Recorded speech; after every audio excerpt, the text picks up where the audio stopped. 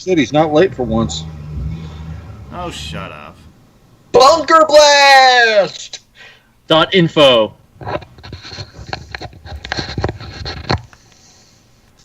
Alright. We made the jump to hyperspace. I'm not really drunk enough for this. No, I don't. You don't sound it. No, he's really not.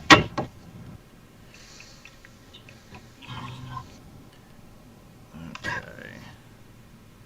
Coming through on YouTube, so I think we're good. Yay! Yay! We're on. We're live. I gotta remember there's a very angry bee on the second cover. A very angry bee. Yeah. Canvas. He was not angry. An angry bee as opposed to an angry beaver. Yeah, exactly.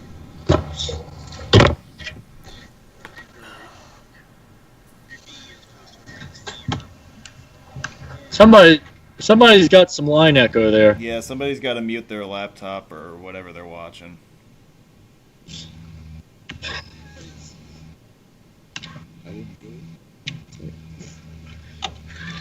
That might have been me. Uh-huh. We're gonna blame you for sure. I can never tell whether YouTube is going to mute the video or not because like it just like stays whatever I was last at. And so if I was actually watching a video and then I unmuted it, it's not going to be muted, is it? Okay. We should be good. We stopped that going? Yeah. I think so. Yeah, Okay. I think you're good, yeah. All right, that one was my bad. All right, well, happy Saturday, everyone. Hope everyone's doing well out there. Welcome to another awesome Saturday presentation. We're going to give people a few minutes to file in here. I know that we started right on time, but we're going to wait a couple minutes just to let people enter so that we don't have to repeat ourselves too much at the beginning. Everyone else who's on roadway whiz time, we're gonna have to wait for them. Right. Well, what does that mean? Well, they're expecting you to be fashionably late, so, you know, they may be doing other things right now. Well, I was fashionably early yesterday. Yeah, you were. I completely missed the drive. Yeah, same. Yeah. And that makes me angry. Not angry either, angry. I'm angry that I saw part of the drive, and legitimately angry. Well, you saw the best part, Steve. I saw you park and turn off the video. Yeah. Yeah. Well, but didn't you start watching a few minutes before that? Right. Yeah. So you saw all like the military signage. No, I just turn it on in the background. I don't pay attention to anything you do. Oh. Well, I'm glad you're not paying attention to what's going on. Nah. Not on a work day, anyway. Oh, okay. Yeah, I mean, I won't lie. Sometimes I'm not watching it either. I'm listening, but... I have you on so that you can earn money. I don't have you on so that I can watch it, because I get paid to do other shit. Well, I mean, I respect your honesty. Yeah, by the way, you're welcome, but...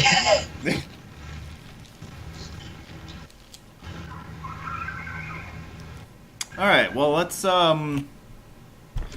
meet our panel that are joining us today.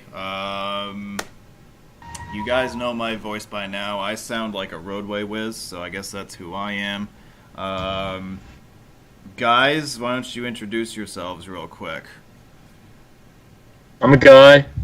All right, that sounds like an Alps. That's From an Alps. That's alpsroads.net for you. Next. I'm also a guy. All right, that sounds like a Bill. Only if poo. All right, that sounds like a ding dong. Better known as Josh. I mean Josh. Flap. Both are right. And I think I just heard an Anthony try to come through there. Yep. Okay. All right, so there are 5 of us right now? To start. Yeah. Okay. So Yeah. we might have more people jump in and leave as the proceedings continue. So we're going to kind of keep this an open forum where there are as many as 15 different people who might chime in at some point today. But so I'm sure we'll be surprised at some point by people who start talking in the background. We've even invited the Queen herself. We what? The Queen, Her Royal Highness. Indeed. We'll see if she makes an appearance. Oh, okay. Yeah, I'm sure she'll take time out of her busy schedule to join us. All right. So today's Cincinnati presentation is obviously a very different one than what you probably would expect from the title. We're doing a virtual road meet today. And what is the best way to do a virtual road meet? You might ask. Let's do a webinar. Haha! So, the interstates and freeways of Cincinnati. Let's do this. Let's see how this goes. Actually, I probably should have put in the title for this, the interstates, freeways, and bridges of Cincinnati, because we're going to be talking about each of the bridges that span the Ohio River in the metro area, in addition to talking about all the freeways that you come to expect us to talk about here. Will there be any viaducts? There will be. All right. Yeah. That pips. Yeah. So, yeah, I guess we're ready to go. Let's jump right into this, right? Announcements. By the way, this photo on the right that you're looking at is probably of myself, Steve, and Josh in our past lives as members of the Ohio Highway Department. I wouldn't be caught dead in Ohio. Relax, it's not Pennsylvania. I have to go through there to get there. Yeah. Well, they're looking way too happy to be holding Interstate 80S shields to not be road geeks. That's just a thought. Okay, no one has anything to add to that. All right. YouTube uploads. What am I doing this week? I started the Streets of Manhattan series on Memorial Day Monday. So as of today, all of the avenues south of 110th Street have been uploaded, and we're starting on cross streets today, and that'll go on for a little while. So we did... The only avenues, or the only north-south streets I haven't covered yet are Riverside Drive and Broadway. Those will be done later. But right now we're going to start working our way through our major cross streets. So today I uploaded 14th Street, and we're going to keep going up the line here with the major streets, right? So 23rd, 34th, 42nd, 57th, and then as you work your way up through Central Park, the cross streets that have transverses through Central Park will also be included. So we'll just keep working our way through that for the next month and change or so. That's what you have to look forward to. 2020 Road Meets update. We have Cincinnati going ahead in person today. We have any updates on when some of these postponed meets are going to be going ahead? We know the deal with AJ's meet, that's going to be next April, but do we know anything about any of the others? Yes. I've got a Morris County meet, still planning that for end of August into September. Just keeping an eye on everything reopening, making sure that people are going to be able to come out there and have an enjoyable time. Yeah, and so of the other two meets that were supposed to be in May, the San Antonio, Texas meet was pushed back to the first weekend of October, and the Utica, New York meet is date is not yet fixed, but looking at doing it sometime in July potentially. Okay. But that's very up in the air right now, so yeah. Well, yes, tentatively. Yeah. Worth emphasizing that part. And then Scott's chiming in that Suck Valley is still gonna happen as planned in June, right? Yeah, that's out in the most Illinoising of all states.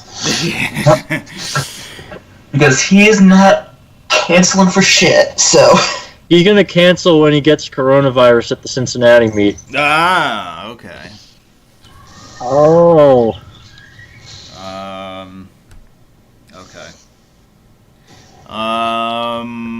Okay, so that's the deal with that. Were there any meets happening in the fall, or was that going to be too early to decide at this point? Scott Onson in chat says San Antonio in October. Yeah, there's a San Antonio in October, Yeah. Kansas City in October, but... Yeah, well, outside of that- Kansas City is 2 weeks after San Antonio. That one's the 17th, whatever weekend in October is closest to the 17th. Okay. Yeah, 17th. And yes, also Wisconsin in August. Yeah, that's that's both okay. going on, as I know. Yeah, that's Scott's one, isn't it? Yes, Okay. All right. which I have plans to go to at this point in time. In fact, that's supposed to be my big trip for the year this year. Yeah. Well, I think a lot of people are eyeing August as a big trip. All right. Who the hell's making all that noise in the Who the background? fuck is... I think. I want to know every time a beer bottle is finished. It's important. Oh, okay. We need like bags of chips to make noise and shit. Yeah. Piss them off. Yeah, I heard that, Bill. Addressing chat, Austin is not happening this year, so... Yeah. No Austin this year. Wasn't there an Austin meet not long ago? Not to my knowledge, but Yeah, I can't... I don't think there was one, no. Okay. Not that I'm advocating for one. I was just curious if there had been one recently. The Austin sit in traffic for 4 hours and see 3 things meet? Nope, hasn't happened. Okay. Yeah. So There was also going to be a Dallas-Fort Worth meet at some point that kind of became vaporware, but may still happen next year. Who knows? Yeah. talk about that. Yeah. But no, but the guy who wants to host it, I don't think anybody even knows him. Nope. Who is it? Brownlee? No, it's... No, People know him, unfortunately. and I hope. Yeah, unfortunately, people know him. Hey, he might be listening right now. Oh, shoot. So that's why we lost a listener in the last few seconds. So as I started to say before, I think August is going to be a big month for travel. I know that a lot of us are looking into things during that month. I certainly am one of them. I'm eyeing the end of August for something big that may or may not involve air travel. So be interesting to see what the climate is like late August. I know that that's a long way away from where we are right now, and where we are today was a long way away from the middle of March when this all started. So who knows what the hell is going to happen in 3 months, but that's Whether kind of what you I'm looking fly- at. Whether or not you fly, is the destination going to be the same? What do you mean? I mean, are you going to go to the same destination whether it's via ground or air? No. Okay, so you have two potential destinations in mind. I have 2 different itineraries in mind, yeah. Itineraries, you mean? Yeah, or however you want to say it, yeah. Itineraries. Yes, you have to use proper language here. I do. Yeah, I apologize for that. But yeah, there are 2 different itineraries. You can call them Plan A and Plan B. Okay. It's not out of the realm of possibility that I could do both, but I'm definitely looking to do at least one of them. Okay. And they would definitely fill in some gaps in coverage. So, All right. I like that too. yeah. So we'll have to see how that plays out. It could be, if I'm feeling ambitious, July 4th, one of those could be knocked off right then. We'll have to see what the situation on the ground is like, because as you know, restrictions and reopenings are varying from state to state, right? So you have to be mindful of what each state along the way is going to be doing and where each state is going to be at in their reopening process. So it throws an added layer of complication into a trip that really isn't complicated at all. That's why I said to the fact that hotels and services are probably going to be a little bit questionable depending on what you choose for a place. Hi, Scott. See the interstates of Cheyenne, Wyoming. Yeah. Hi, Scott. Interstate 180, have fun. Yeah, exactly. 180 coming to a city near you. Yeah. Yeah, I was going to say, why don't you just find a tree? Yeah. Mm-hmm. So that's kind of what I'm looking at for summer plans. I know that all of you guys have different things that you're looking into, but that was nice. Next beer down. Yeah, is that your alarm for your next beer down? Yeah, well, I wanted to make sure that you could hear that. Okay.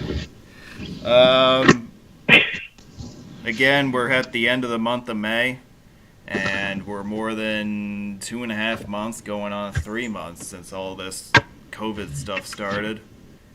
And I wanted to take this opportunity to salute all of you on the Skype call and also all of you in the live chat for being such gracious audience members and contributors ever since we started doing this weekly feature way back in March. You remember I showed you this little write-up on the left every week for 2 months, and we executed this listing pretty much as well as you could have hoped for. We all had to become experts in Skype and live streaming and all that stuff in very short order, and I think we all did pretty well considering the hand we were given. So thank you to all of you. You guys have been way better than I could have ever hoped for. You've just Very welcome. You've just done a tremendous job, and you deserve to be saluted. Well, then, thank you for your contributions in these tough times. Thank you for your service to your country, Dan. I want to thank Lieutenant Bill Governor. for his service to our country. I mean, Bill's the most unsung hero of all of us. I know you. Yeah. Bill, Frontliner. with Bill's line of work, yeah. So And Bill's getting a little bit tired, too, I can Can't blame imagine. you. and angrier than normal. I ain't going to need a new piece of paper, Dan. You could ask my coworkers for confirmation. I've been cursing more than normal lately. So more than a typical New Jerseyan? Oh boy. Yes, and even I'm one of the heavier cursors even at my personal place of employment. Most others try to say something, like along the PG or PG-13 line. I go right in for the F-bomb. I don't even mess around. Oh God. All right, yeah. I mean, that's all I wanted to say to you guys was thank you for, thanks for holding down the fort. Thanks for helping me hold down the fort here. I know it's really been a big help to not only me but also to members of my audience. So, Thanks for keeping my line of work going, Dan. yeah, anytime, bruh. All right. Yeah, I've really been appreciating these afternoon live drives. I won't lie, and the weekly presentations have been absolutely great. I don't necessarily watch them live because of my whacked out sleep schedule, but I can assure you that at some point in time I do watch everything that you put up. Well, yeah, I mean that was the idea behind it all, was that you would have something to help fill in the gap in live entertainment that has been left by this. So at least for those of us, at least for those of us who are road fans, it doesn't solve the whole problem, but it does give you something. So, by the way, you thought this was about Cincinnati. Surprise, this is a Charlotte webinar. We're talking about the Queen City. I thought Cincinnati's nickname was also Queen City. There were 3 Queen Cities. The throne is disputed, huh? Buffalo, Charlotte. Yeah, Buffalo is. Cincinnati definitely is. Charlotte is too. Charlotte very much is. Charlotte's the one I know is the Queen City. Oh. They've got the Crown Shield on Highway 4 through town. Interesting. So yeah. Charlotte, I'll know as Uptown. City of person. All right, let's. I've been in a person. So, We live? Hold on. Cincinnati, aka the Queen City. Population is about 300,000 as of 2018. Metro population is over 2 million. Cincinnati was founded or first settled in the late 1700s as an outpost on the Ohio River. It was settled around the same time as its sister city to the southwest, Louisville. And they both were founded for the same purpose as trading posts along the Ohio River there. And it's also, Cincinnati also rose to prominence in the 1800s during the Industrial Revolution, and it became a major rail hub as well. So we have really all 3 of these transportation modes coming into play here. Rivers, roads, and rails, right? All 3 of which remain very prominent today. I know you all are sports fans, so I'll bring up that for just a second here. Cincinnati has seen all sorts of different results in their on-field play for their sports teams. We have the greatest NFL franchise in history, the Cincinnati Bengals. And then, Who they think gonna beat them Bengals? Yeah, a lot of people do, actually. And you also had the Big Red Machine, the Cincinnati Reds Major League Baseball team, which was most prominent in the mid-'70s. They also have last played in the World Series in 1990. The Bengals have made it to the Super Bowl at least once, but I don't remember. They lost. That was their only appearance, right? The one against the Yeah, that Niners? was back when Boomer and Sam were on the team. Oh, yeah. Boomer, Norman Esiason. Yeah. Yep. Okay, Boomer. Yeah. All right, so that covers that. Cincinnati had an NBA team, or what would nowadays be considered NBA, but that was many, many years ago. They also had good collegiate basketball as well at some point with the Bearcats. Yes, Cincinnati University and also Xavier, I think, is in Cincinnati, isn't it? Dayton. I don't know. Is Somebody look that up, will you? Yeah, well, Dayton is its own thing, yeah. Well, Dayton got... Not that far from Cincinnati, but yeah, it is a separate city. Yeah, well, Dayton got screwed this year because they were being picked to be a Final Four team this year before the tournament got canceled. Yup. Uh-huh. Actually, Xavier is in Cincinnati. It is in Cincinnati. Okay, that's what I thought. Yeah. It is. All right. An aged city with an aged highway system. Well, as I said, this city rose to prominence in the Industrial Revolution, and it developed pretty quickly in the late 1800s. So it's been around a long time. Its infrastructure has been around a long time. As we'll talk about, there's plenty of stuff here that goes back many, many years, and is definitely some of the earlier examples of limited access highways. There's one example in particular that we'll touch on where you can make the argument that the idea of the limited access highway was born with something like the Western Hills Viaduct, which we'll spend some time on later. Dance Party Friday. Anthony, the floor is yours to explain what that is. Yeah, so one of the local TV stations in Cincinnati has had this going for quite a while now. The thing about Cincinnati is that they have a fairly well-built freeway network, and it's not that big of a city comparatively. So they're very often is not much in the way of bad evening rush hour traffic. And so what this local TV station took to doing is that when it was time for on the evening news and to give the traffic report, when there wasn't really any traffic issues to report, they started saying, all right, well, you know what, if it's Friday, we're just going to play some music and have the news anchors dance. And so there are clips of this on elsewhere on YouTube if you care to look it up. It's an amusing thing, but it's a local Cincinnati thing that anyone who's from the area would likely be familiar with.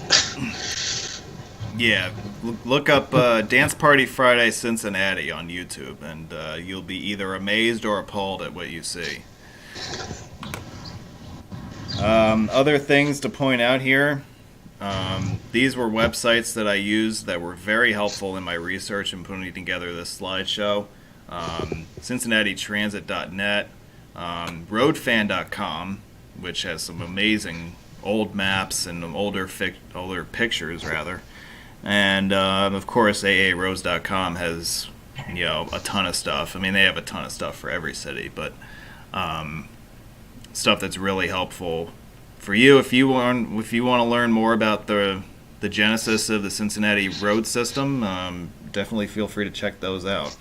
Hey, Dan. What? Daniel. Friend. My friend. What? Buddy. What? Yeah, you're not doing me a solid here. What? Helpful websites, man. Yes, you got absolutely nothing from your website. Well, not to... I only covered every single freeway that you're covering in this webinar. I don't mean to disappoint you, Steve, but I really didn't use your website for anything, so I didn't put it in the slideshow. So this webinar is utter crap, is what you're saying. I'm gonna let you guys be the judge of that, all right? Is the fact that I put a lot of Sondor stuff in here just grounds for it being crap? We'll find out. Okay. This webinar will not be crap. It will only be poo. Ooh. Only if poo. Well, let's talk about the genesis of Ohio's highway system here. So, the two renderings we're looking at right now, the one on the left is from about the late 1940s. And what you notice is the dark lines follow the major U.S. corridors in the states. So you have here US 40 running east-west. You have US 42 and 25 heading north from Cincinnati. And you also have US 20 running east-west across the top of the state. Now, what do you notice about all these dark lines? Well, they correspond more or less with the roads that would be built along the interstate system in Ohio eventually. So you see I-40 is basically where I-70 went. US 42 is where I-71 ended up. US 25 is where I-75 ended up. US 20 is where I-90 ended up. Now, the one exception to this is this corridor here. I believe this is State Routes 18 and 14. This is what would eventually become the Ohio Turnpike in the early 1950s. And speaking of the Ohio Turnpike, I know that the pike that we all know about is technically only one project. Project 1 is the east-west pike connecting Indiana with Pennsylvania, bypassing Cleveland to the south. But the Ohio Turnpike Commission did have plans for additional segments, if you will, of the turnpike system. And one of those segments would have originated down here in the suburbs of Cincinnati and run northeasterly towards Pennsylvania, with yet another arm beginning outside of Columbus and heading north to Toledo. Now, ultimately, the expansion plan got scrapped. Yeah, but this was generally supposed to be I don't know. This generally became Interstate 71. Correct. Yeah. And it was for a short time signed as Ohio State Route 1. 71 to 271 to 90 in particular. Yes. Yeah. Yeah, so the expansion plan for the Ohio Turnpike system got scrapped with the invention of the interstate system, and as you guys mentioned, most of this southwest to northeast leg got built more or less as parts of the interstate system. 71, 271, and 90 heading from Cincinnati on up through Columbus, bypassing Cleveland, and on up towards the New York State Thruway. It's likely that had they built this as a toll road, that Pennsylvania would have built a corresponding segment of the Pennsylvania Turnpike system to connect the New York and Ohio systems. Which Yeah, they and this have is a always- recurring theme you see in a lot of states that that had turnpikes, that they planned to build more, but then once the interstate system came about, they just kind of said, okay, well, a lot of the corridors, most of them really got built anyway, just as free interstates rather than as toll roads. Yeah, and you could say the same thing. Another state that comes to mind is Indiana, where the I-65 corridor was more or less drawn up as another north-south toll road for the Indiana system. Right. Yeah. That's why the Indiana Toll Road was originally known as the Indiana East-West Toll Road, because there Still was is. supposed to be a north-south one too. Yeah. You'll still see the W and E in the little Indiana state outlines in their shield. Yeah, there are still some of those hanging around. Yeah. And May they here's- continue to hang around. Yeah, I think I saw a couple of those when I was out there last year. I know I did the last time I was out there. Yeah, so this is what I was mentioning before. Now, on the previous map, you had the turnpike system plan, and now you see what basically ended up happening was these highways got built, except they're now interstates. They're not toll roads. So you have 70 along the 40 corridor, you have 71 taking shape, you have 75. So basically anything that was planned by the Turnpike Authority did get built eventually as a free interstate. If we want to zoom into the Cincinnati area, this is an early planning map from around the early, I want to say this is roughly around 1960. You can see the different highways listed here by their route number and by their names on the planning maps. One of the things I find interesting about this is an early iteration of 275's loop route. It certainly doesn't do this jog to the west that it does today. This is a different alignment than what ultimately got built. Yeah, and yes, it's on the map. We should. No. Oh, tell me. Adam, Interstate 275 started its life as a northern bypass of Cincinnati, and most of it is a much later addition to the system. One thing I'd like to note that I hadn't seen before on this map is Interstate 471 seems to be going a good deal further than the 275 belt line. Ultimately, it only goes that far now. I'm wondering if they had designs to take I-471 down to Alexandria and hook into the AA highway. Well, is it going further, or is the dashed line for 275 just further north? No, 275, the western line, curves in now. It's pretty obvious if you look at it that But it curves north of the airport instead of south. So that's about the line that got built on the east side. Yeah, we should also note that this shows the current alignment of Interstate 471, which was not the original plan for I-471. But that you can probably talk about later in the show. Yeah, we'll have plenty of time to get into that for sure. So here's some more old maps for you. This will plot the course of development of the system. This map on the left here was from the mid-50s. You can see more or less what they were going for, even at this early date. You have two north-south highways within close proximity of each other on the Ohio side. You have basically a northern bypass here. you have another highway coming in from the northwest. And what's interesting to note here is you have kind of like an inner loop Yes. feature here. Yes, And, that was the original plan for I-471. that is correct. Yep. And the loop. If we jump ahead a few years to the early 60s, which I think is around when this was built, we now have route numbers assigned here. We have 71 going off toward Columbus. We have 75 basically paralleling it by a few miles to the west. We also now have I-74 coming in from the west. It's interesting that they multiplex here. I wonder what that's all about. Planning for the future. Going to North Carolina. Going to North Carolina. Yeah. In your dreams. Yeah. Yeah, we'll talk Stop about that. that. Not so fast, says West Virginia. Yeah. We'll talk Or about Ohio, that. for that matter. West Right. Virginia has signs that say future I-73, I-74 corridor. They're clearly thinking about the future. Oh, what about Virginia then? They're not. Yeah. They don't want that many wrong way currencies. So let's see here. I think this is around the same time as the last map we were looking at. We have the northern bypass starting to take shape. We have I-74 construction. A lot of 75 is complete, both in Ohio and running southward through Kentucky.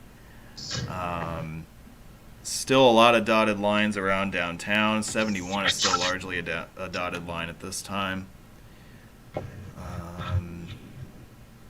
Again, we skip ahead a few more years. We're now into the mid to late 60s. We've got... Well, this might be a little later than that. This might be early 70s now. We've got 75 complete through town. 71 is just about completed at this point. There's still some construction going on within the city limits.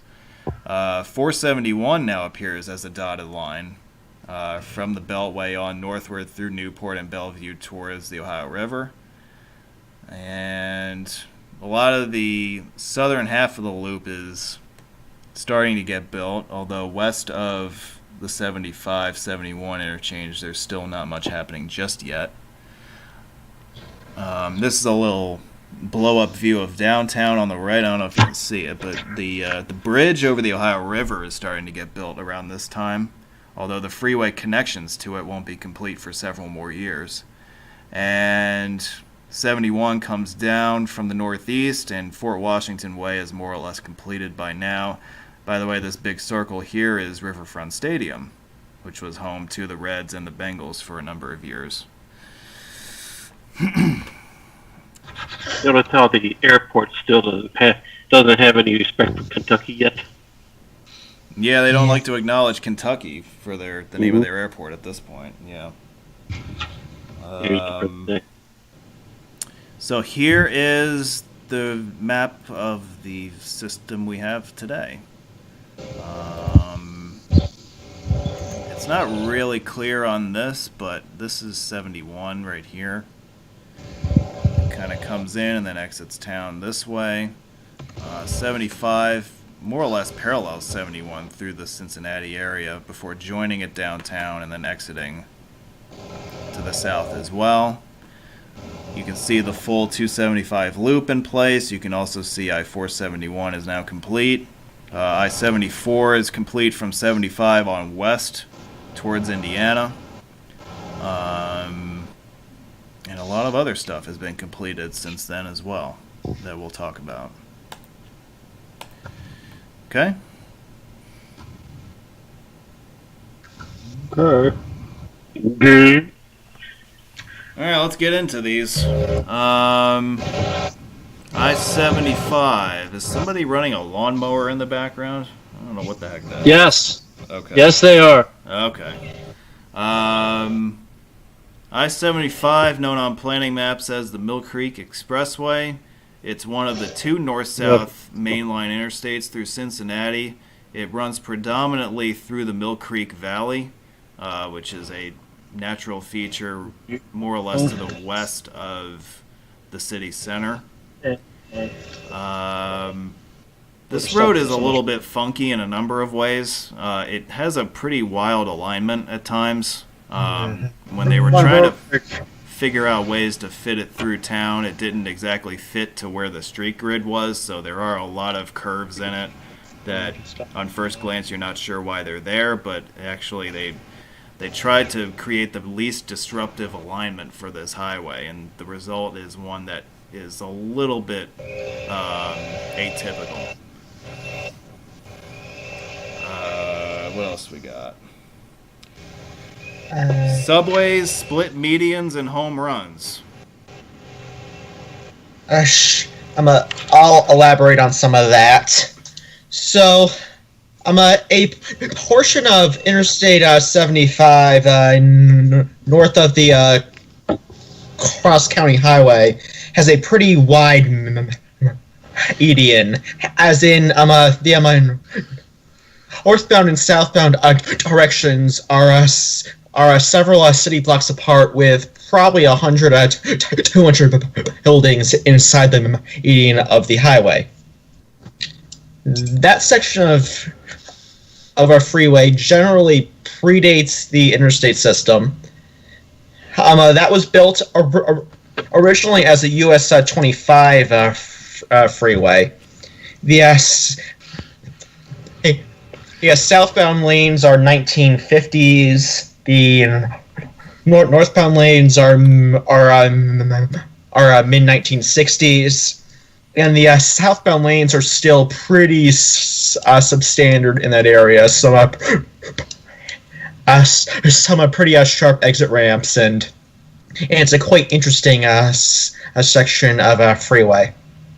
And a left exit from the northbound lanes in order to use the original diamond ramp over there for exit 10.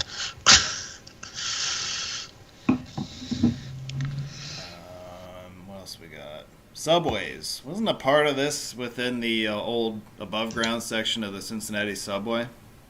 Yeah, and so that's the other thing. So right, so there was construction on a subway system for Cincinnati that was never finished, but a tunnel was dug under downtown, including several station shells. The alignment came out from underground around where Central Parkway finds I-75 now, and north of there.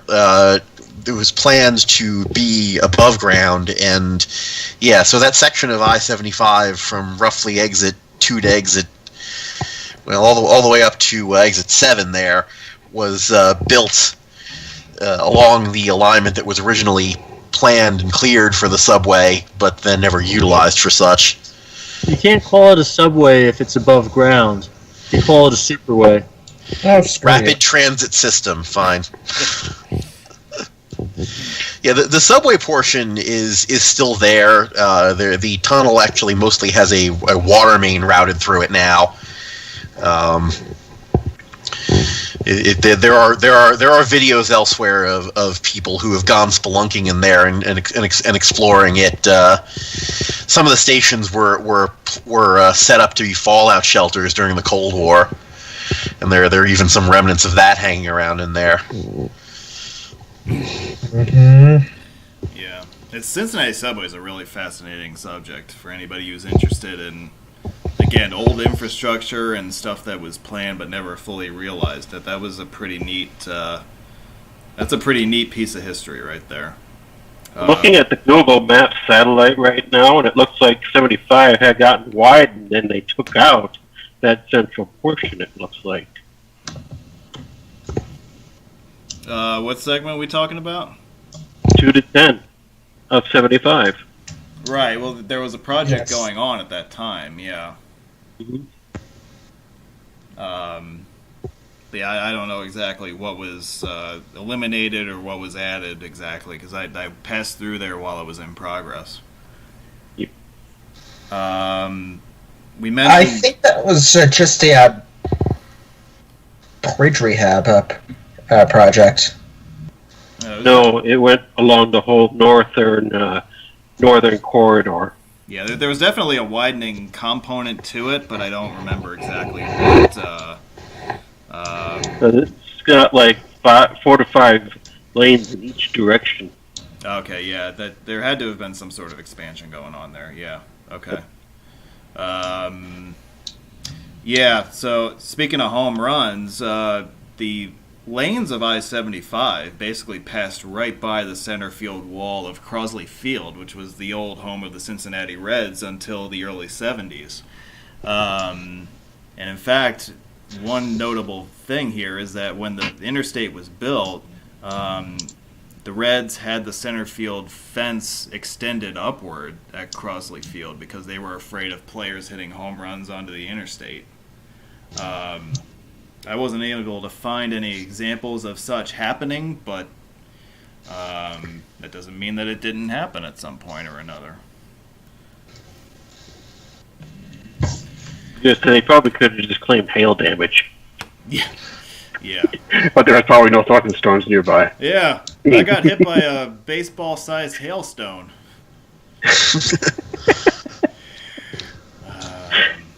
Anyway, so that's 75 for you. Now let's talk 71, which is the other north-south highway.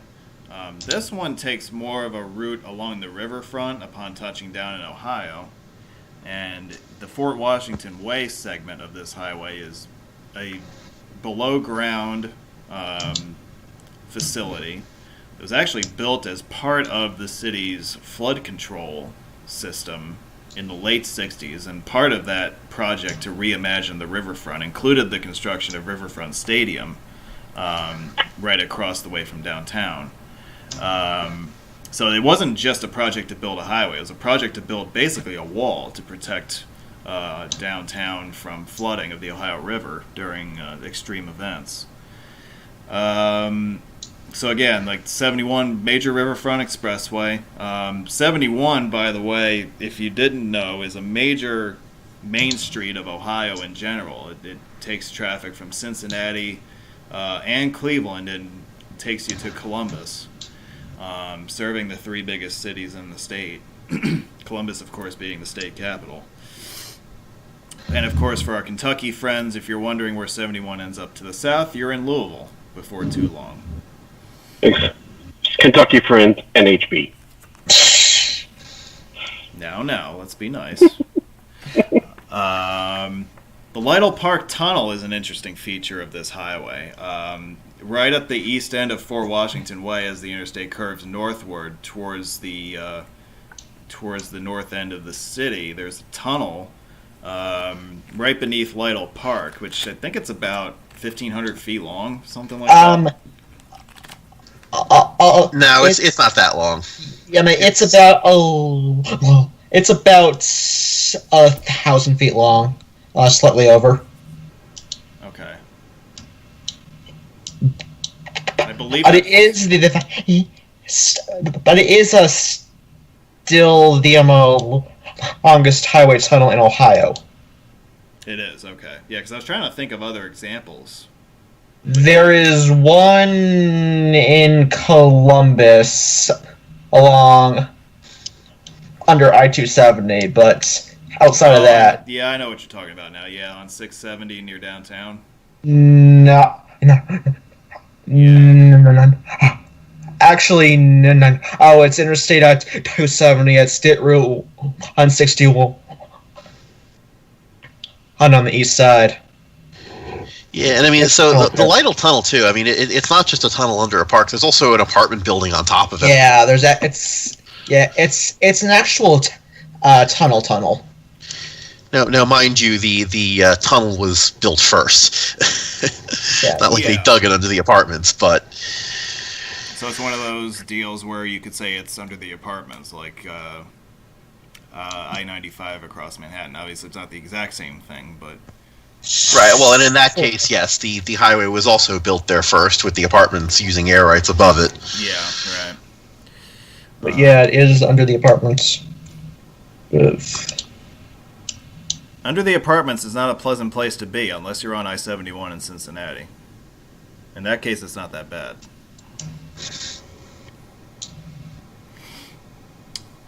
Okay. Now, the only east-west mainline interstate in the Cincinnati area is I-74, which, well, let's deal with what we know first. It's the major corridor connecting the Cincinnati area in southwestern Ohio with Indianapolis. It begins in the Cincinnati area and runs and westward. the Quad Cities. As far west, I was just going to get to that. It runs westward through Indianapolis, through Illinois, and ends up in the Quad Cities area in Iowa. Did you just say through Indianapolis? Yeah, through Indianapolis Metro. No, it doesn't. It goes around. It enters a city limit, so it does pass through in Indianapolis. Okay, technically you're right. On a technicality, but as far as as far as the freeway network there goes, yes, it is a little bit infamously noteworthy that only 70 and 65 actually go through the middle of town. Everything else takes the beltway around, including future I-69. Yeah. And even the state and U.S. routes route, go around. every state route, everything except for I-65 and I-70. Hooray for mileage Indiana caps. 100 is briefly inside the beltway also. Okay, then. Okay, well, this is Cincinnati, not Indianapolis. Yeah. Damn, when are you doing the Indianapolis road meet? Join us next week for our Indianapolis virtual road meet. This is a pretty quiet approach to downtown. It's hard to tell that you're approaching a major American city when you're driving eastbound. It's even more hard to see that you're approaching a major American city when you're driving through it in fog, which is what I did. But it is what it is. All right. It's time for you guys to talk about the Eastern Extension. Oh, boy. Okay. Ready, set, go. I'm going to put this slide up here, and I'm going to put this slide here, and I'm going to let you guys have at it for a few minutes. All right. Basically, Interstate 74 was supposed to connect to the Interstate 74 in North Carolina. That has been perpetually put on hold, but at least in Ohio, it was generally planned to use State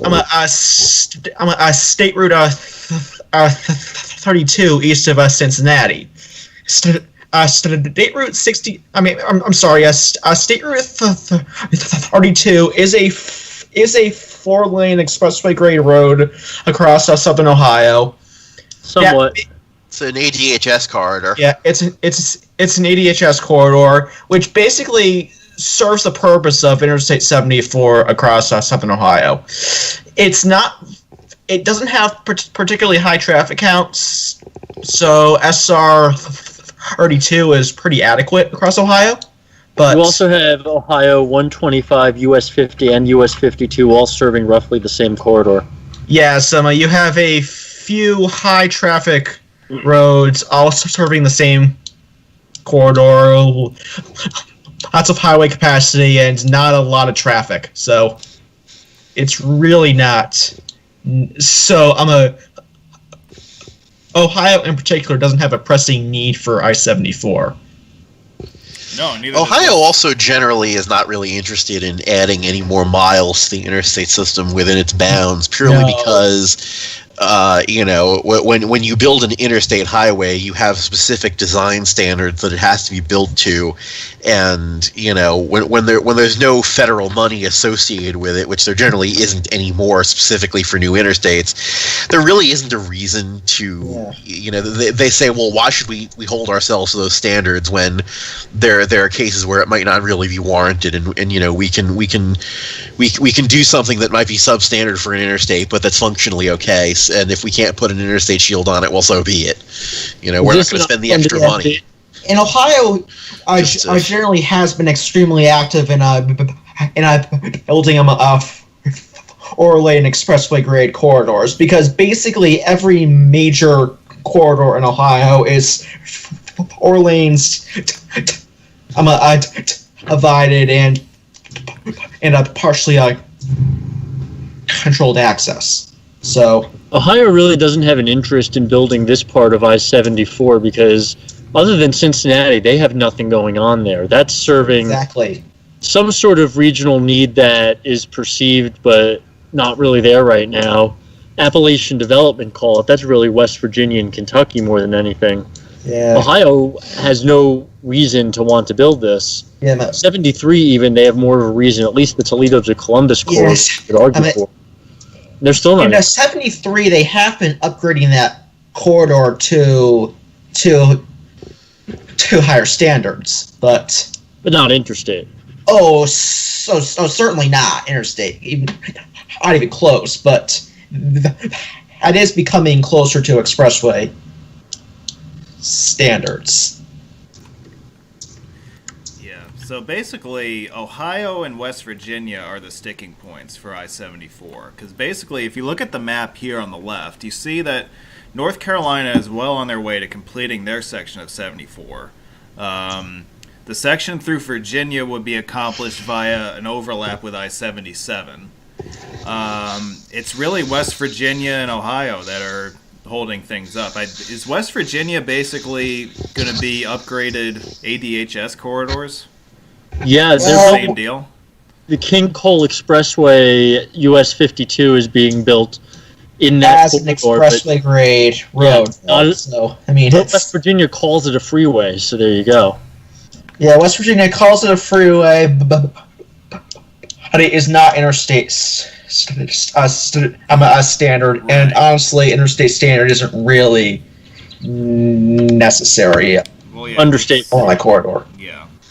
Well, it's kind of like Corridor H across West Virginia. You don't really need a freeway there. Expressway grade works just fine. Yes. You don't need corridor H, but Well, That's different. we could spend an I hour mean- just going back and forth. I mean, with that. having driven parts of US 50 and US 219 and US 33, Corridor H is a very massive improvement. But it's nice, but It's not really necessary. Not serving a whole lot. Yeah. Yeah. Yeah, so again, I mean, will we see I-74 across Ohio and West Virginia in our lifetimes? I doubt it. No. no. Yeah. Good luck on that. But the big Pay me reason... $500 now. I'll pay you $1,000 if it ever gets built. Yeah, I mean, the thing is that, I mean, again, it comes back to need and demand, and there's just no demand It's for not highways necessary. out there. Yeah. I mean, the it is. highways that we have in place right now perfectly serve that purpose. So, I find it North interesting. Carolina may as well just choose new numbers and make them NC routes instead. just make it I-87.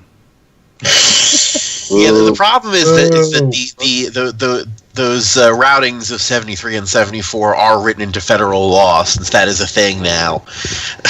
So North Carolina can't change the numbers. Congress would have to. Yeah. That's what happens when Congress sticks their nails into highway infrastructure. Well, that's what happened with I-99 too, right? Exactly. That's why we And had... I-41. Right, well, Well, I-99 was the first. Yeah, well, at least interstate I-41's designation number makes written sense. into law. Yeah, Yes, it was. yeah. It was, but at least I-41 fits. Yeah. Well, And it I-41 also, makes and sense, actually, yeah. technically, that one was state choice for a number. Well, Okay. yeah, Wisconsin had a few choices with that one, I remember. Yeah. Yeah. I think we talked Yeah. about that when we did the Milwaukee webinar last year. Yeah. So, Yes, we Yeah. did. how about that? I shared a link for the ADHS map in the chat there. What's interesting is you won't find I-73 or I-74 on that map. These corridors were conceived entirely independently of anything that was thought to have utility to the region. Yeah, I'm a I-74 would have used about half of a quarter to E, and I-73 would have been a quarter C, but outside Not of really. that, yes. A little bit, not really that much. What? And I was dealing with this in my next website update. I was dealing with some road meets in eastern Kentucky, and we were looking at US 52 improvements in that area. I was certainly on the highway, Yeah, and I was surprised that it was called King Cole Highway, and it wasn't called an Appalachian Development Corridor because Nope, it's built to Yeah. those standards. Okay. And Nope. No, it's not one at all, and that would be the future 73, 74 to Yep. West Virginia. Now, one final thing I want to bring up with 73 and 74 is that if, by some act of God, we end up with these two highways across Ohio and West Virginia and then Virginia, it would create a very unique situation because we would have, in all likelihood, our first ever four-way concurrency of interstates in Virginia. Oh, No, I-73 had have used a separate alignment through Virginia. So it's not going to follow 74 all the way through West Virginia and Virginia? No, it's supposed to. I-73 is supposed to go to Roanoke. Yeah. Yeah, I'm gonna. Oh, is that the deal? Yeah, us. I think Yeah, in fact, they 73 is even have supposed to be signs up that on 581, I think. on what is it, US 220 there, where it says future I-73. So it takes off at 581 and then heads south from there? And it was us. Yeah, There's no complete I-73 for- was supposed to serve Blacksburg and. Oh, it's supposed to use the smart highway, right? Yes. Okay. Yes. That's supposed to be I-73. Okay. Gotcha. All right. Well, now that you got your yayas out on I-74 for a few minutes, let's jump back to the highways we do know exist.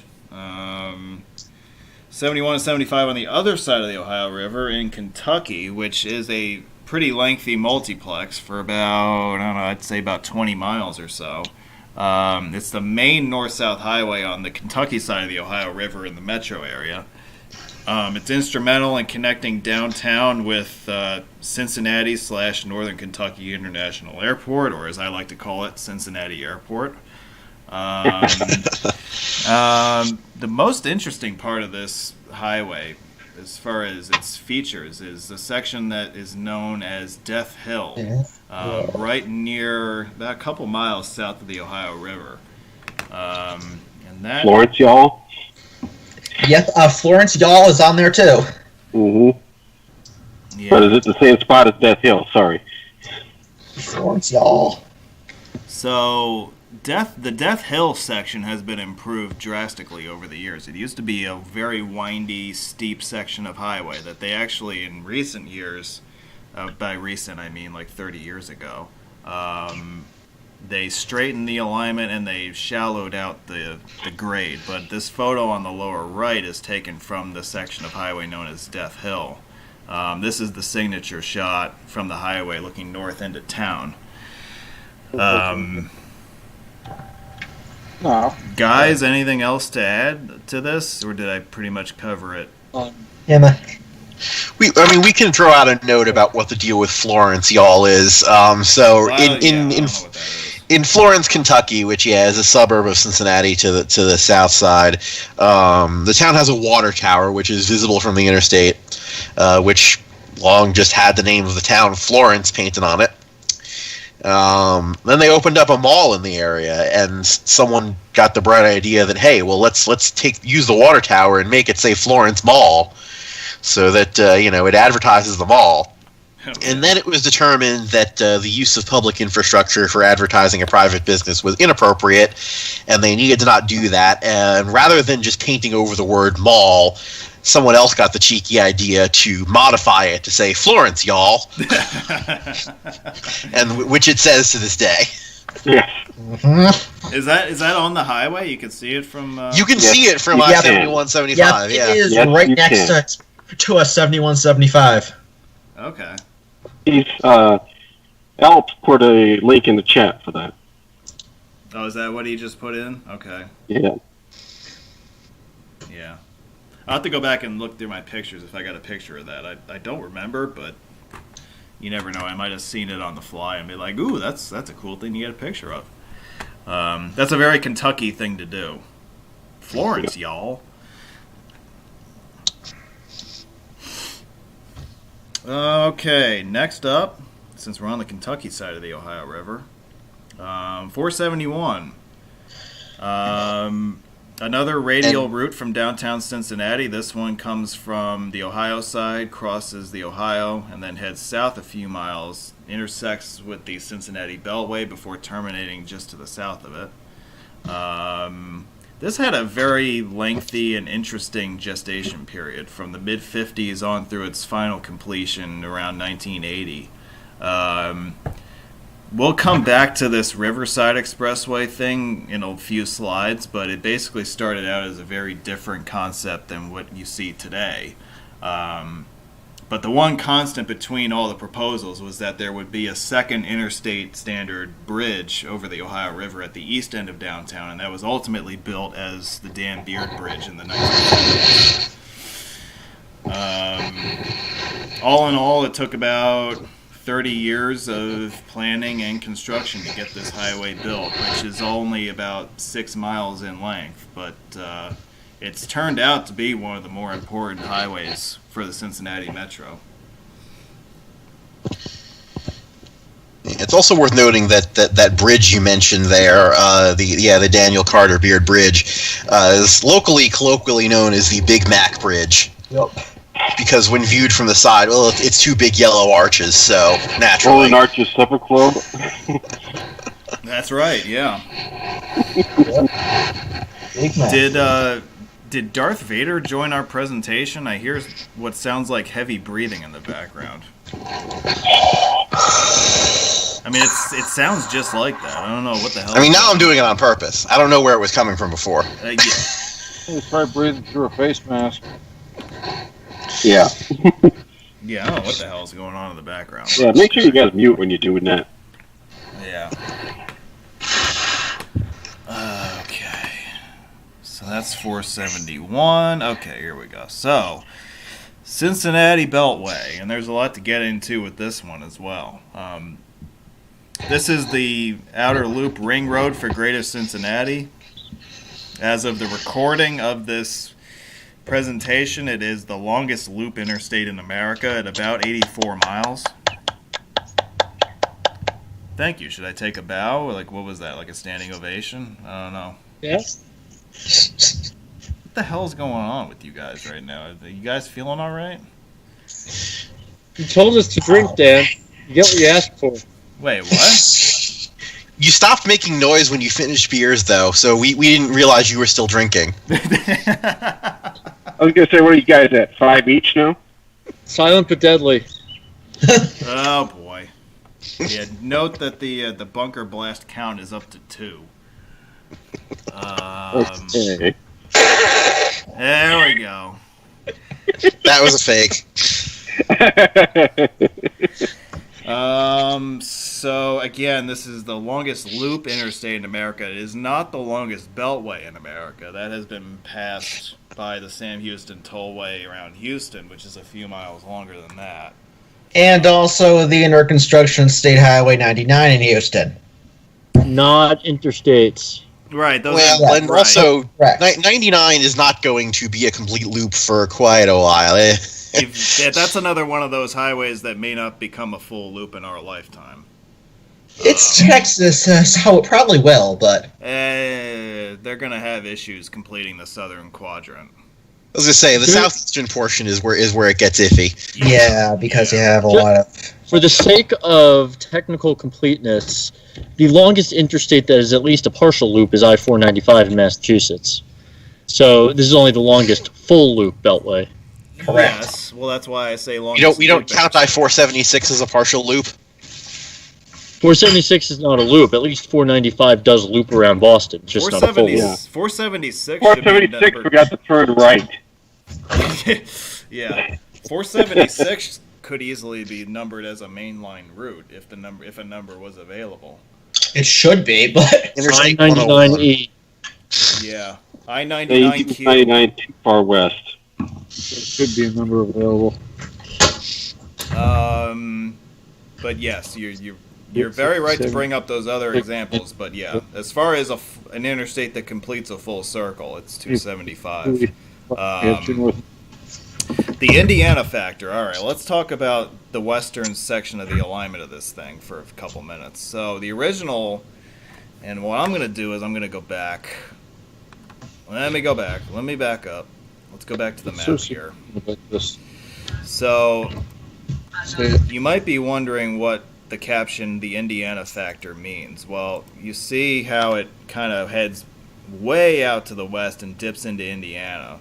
Now, the original plan for 275 was actually to bring it a lot closer to Cincinnati on its pass to the west. So you would have actually had an Ohio River bridge somewhere in here before it reconnects like that. Now, the problem is that Indiana pitched a fit, and their suburbs of Cincinnati wanted access to the interstate system and the interstate beltway that was being conceived.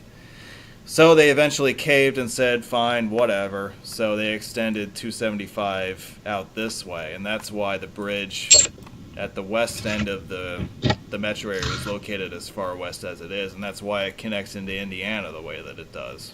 Those are suburbs. They Look seem more like Joliet to me. well, Yeah, it's like a. Well, you've got a couple of them. You've got Lawrenceburg, and you've also got Aurora. Meow. yeah. They certainly seem like to think a they're that important. Satellite city to me. Yeah, they're like satellite cities. They're Yeah. not suburbs. There is a decent amount of farmland east of them. Yeah. You've also got the home of ranch dressing, Hidden Valley. Okay. I can say with certainty that there is a commuting presence from Greendale on east, a lot of whom use US 50 as opposed to the interstate system to get to downtown. Oh yeah, yeah. Like, yeah, it's a lot more. That section does get a lot of traffic. Yeah. And 275's reasonably busy between Greendale and I-74. There's a decent amount of traffic for that. Even though the section from 74 going over the Ohio River and into Kentucky, at least as far east as the airport, is still 4 lanes. Certainly the Ohio River Bridge was built as 4 lanes, and that has not been expanded since then. But yeah, there's a decent amount of traffic out here. Yeah, even though it kind of loops way out of the way, somebody's using it. But yeah, so you notice the difference between what was originally planned and what was ultimately built, right? So that's what we're talking about when we mention the Indiana factor. Right, and for a long time, this was the only 3-digit interstate that entered 3 different states. With the completion of the I-95 project in Pennsylvania, the extension of Interstate 295 has had it join that club. But that was only last year. Do we really want to make Steve mad and talk about cardinal directions on I-295? I-295 southbound, Princeton. Yeah. Yeah. Oh boy. I noticed Steve has gotten awfully quiet. I don't know if he's gone to go kill somebody or not, but anyway. He probably made about another beer run. He might have after hearing me bring that up. He was like, man, I gotta have another drink. That's like the equivalent of saying Shapilov. Drink. Yep, drink. Okay. We had to make a Shapilov reference on this virtual road meet, so there it is. All right, let's get off the interstate system here and talk about the non-interstate expressways in Cincy. We start off with probably the most recognizable, the most prominent one, which is the Norwood lateral. It's an east-west highway for the north suburbs, but it also provides an important connection between Interstate 71 and 75 north of town. It's one of the only direct routes between the two north of downtown, not including the Beltway, which is way out, beyond the city limit. Again, the Cincinnati subway comes into play here that we mentioned when we talked about I-75 because, again, part of the Cincinnati subway right-of-way was used for the construction of this highway. Yes, this highway that sounds like a flag on the play. That's a Norwood lateral. Yeah. Yeah. Also, along this route, there's a pretty sizable freight rail corridor that parallels it for the most part.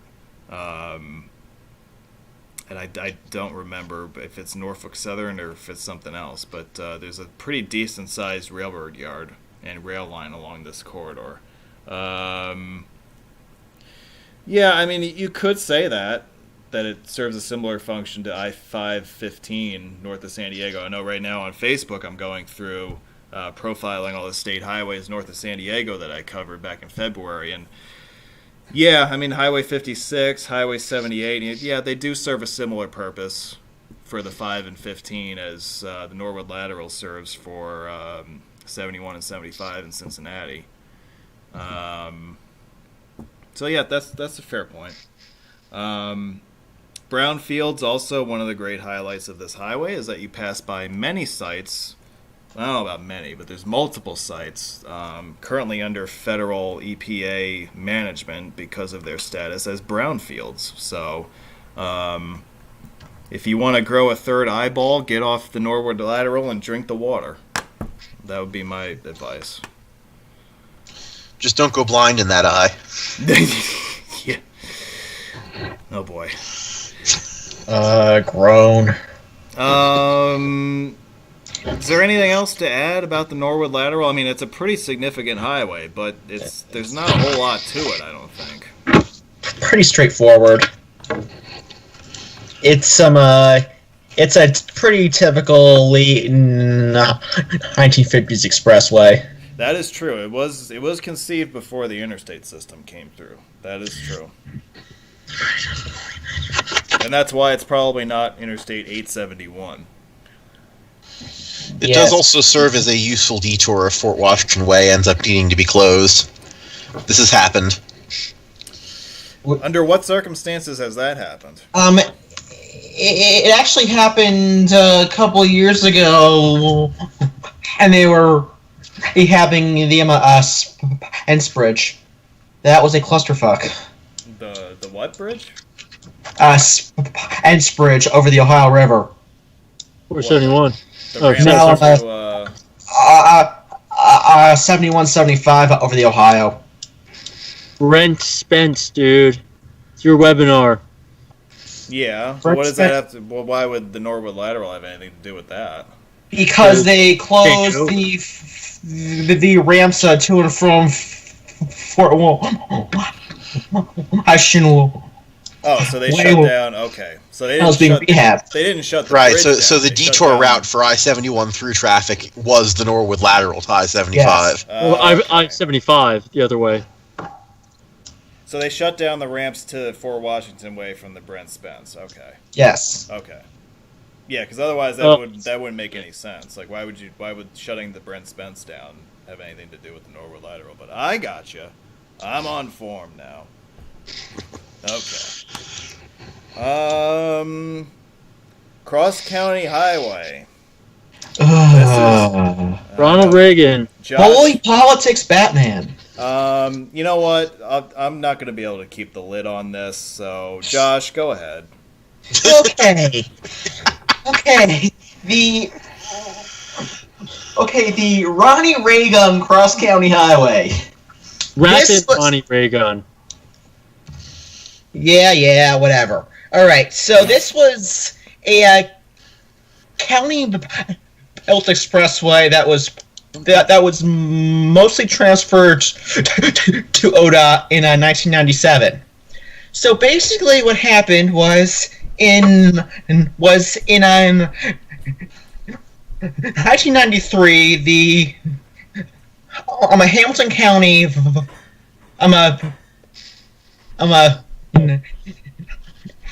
Ainsley Road after Ronald Reagan.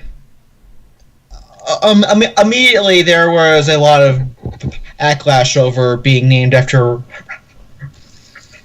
Ronald Reagan. Who at that point would have only been 4 years out of office. Exactly. In 1997, ODOT took over the road, and as is ODOT policy, they generally do not sign the names of roads on signs. So as part of a project to he placed all signage on the road to meet us state standards. ODOT was planning to take down every sign that said Reagan Highway. The state GOP threw a fit, and to this day, the Ronald Reagan Highway is the only highway actually signed by name in Ohio outside of the Ohio Turnpike. These parties need to get a grip. But yeah. I'll bet if the highway was named for JFK, they would have been lobbying for the signs to be removed. But that's another. Right. Well, then the state Democratic Party would have thrown a fit. But basically, almost every sign for State Route 126 says Ronald Reagan Highway. Yeah. Instead of a. Right. Yeah. All right. And when it was county maintained, did it have a signed number, or was it just Ronald Reagan Highway? It was just. It started off as the Cross County Highway. It was renamed as the Ronald Reagan Highway, and it was transferred to the state and became a part of Ohio on 26 4 years. Right. Well, and you can also see where this becomes part of the issue here too. Is that when it wasn't a state highway, it didn't have a number. So when there's no number, either you got to have some name to sign it as. But it was cross county. Yes, well, all right. But the point is that there was nothing wrong with it having a name. It's the Cross County Highway. It didn't have a number. But the interesting fact about this one, if you can hear me over the lawn equipment, is Ohio 126 was signed north-south, and when they extended it onto the Ronald Reagan, the expressway signed east-west. So 126 changes directions partway through because they ended up choosing that number for it. Yep. Well, that's weird. Well, and then it looks like actually the western most couple miles still don't have a number. Yes, the westernmost 2 miles or so are unnumbered, and it is still county maintenance west of US 27. Okay, so it's mostly now in ODOT hands, but there is still a part of it that's in its But there original is county route. Still a small county route section, yes. Okay. You also then got the East End, where it has a not complete freeway-to-freeway interchange with I-71. Instead, you have traffic lights. Yeah, that's visible in this picture in the lower right. On this slide, I backed up a slide for you.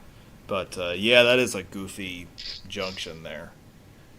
I think it's the only spot on the Cross County Highway where there's still a traffic light. Is at I-71. Yeah. It's interesting too that so up in Connecticut, one of the proposals that was floated for finishing the interchange between US 7 and the Merritt Parkway, involved putting traffic lights on US 7, which a lot of people are looking at going, what is this? You're taking what is otherwise a freeway and you're putting traffic lights on it.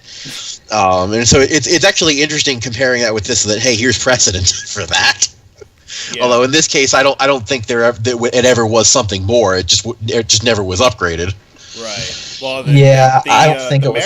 The Merritt US 7 interchange was originally supposed to be a full stack, right? Yeah. Kind of like 84 yeah, the problem with that interchange, every time they want to do anything with it, is that there are complaints up and down about how it just destroys the character of the parkway. Yep. So No way. Had a couple of instances in Wisconsin. One instance in Wisconsin where there was it's not an interstate right now, nor will it be, but it was freeway to freeway ending at a traffic light.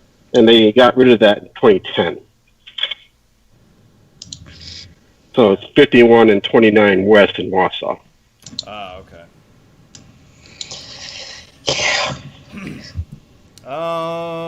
Moving right along, we have the US 50 corridor making an appearance tonight.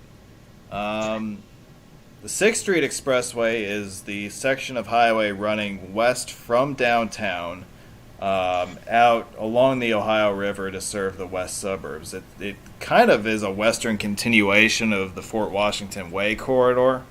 It's all part of the same general east-west highway corridor, if you will. Galloping across Mill Creek Valley. So there are a number of overpasses along this short route, and after each overpass, the freeway tends to return to ground level. So you have this constant feeling of going continuously up and down over a pretty short distance. This includes the structure that replaced the old Waldvogel viaduct, and I'm sure I mispronounced that. This was an older structure that dated to around the time of the Western Hills Viaduct, which we'll cover in a few slides. But it was dated and needed to be replaced, and that replacement project was carried out, I believe, within the last 10 years. Feel free I know I've got the date up on my website or something reasonable, because I was on the old one shortly before they took it down, and the old viaduct did not gallop at all. That was up in the air the whole way. Yeah, they definitely brought a lot more of this highway down to ground level recently. Because the elevated structure that's there today is merely just an overpass, but there used to be a pretty sizable viaduct there.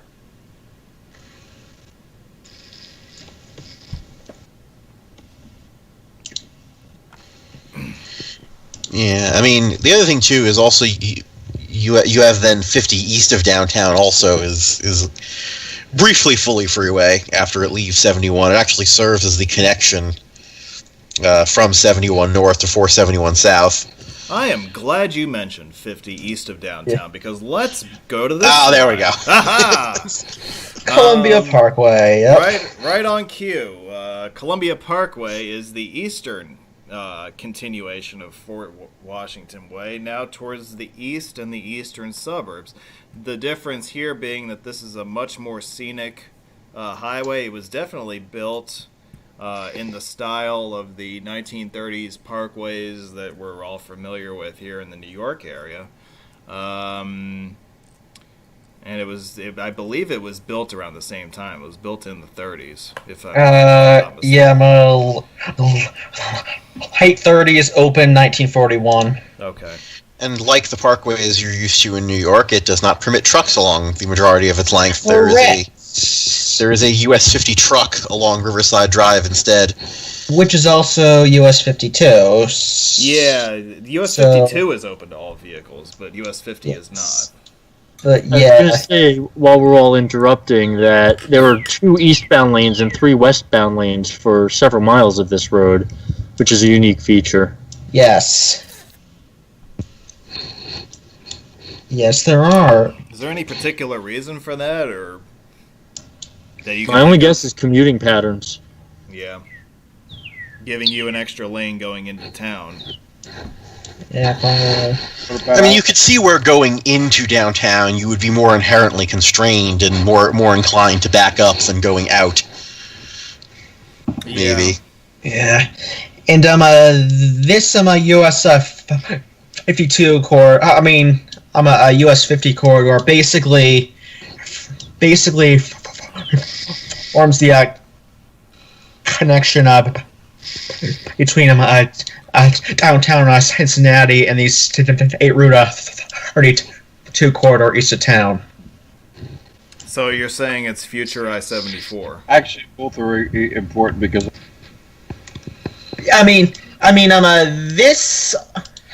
all of this as the predecessor to State Route 32 once upon a time, but it was a continuous designation from downtown Cincinnati to the east, but yeah. Interesting road to drive. One of the more exciting parts of the Columbia Parkway is the Elms Park curve, which is a greater than 90-degree curve along the cliffside right above the Ohio River. That's always fun to take at highway speed. Oh, yes. That one took me by surprise when I was driving it for the first time. I won't lie.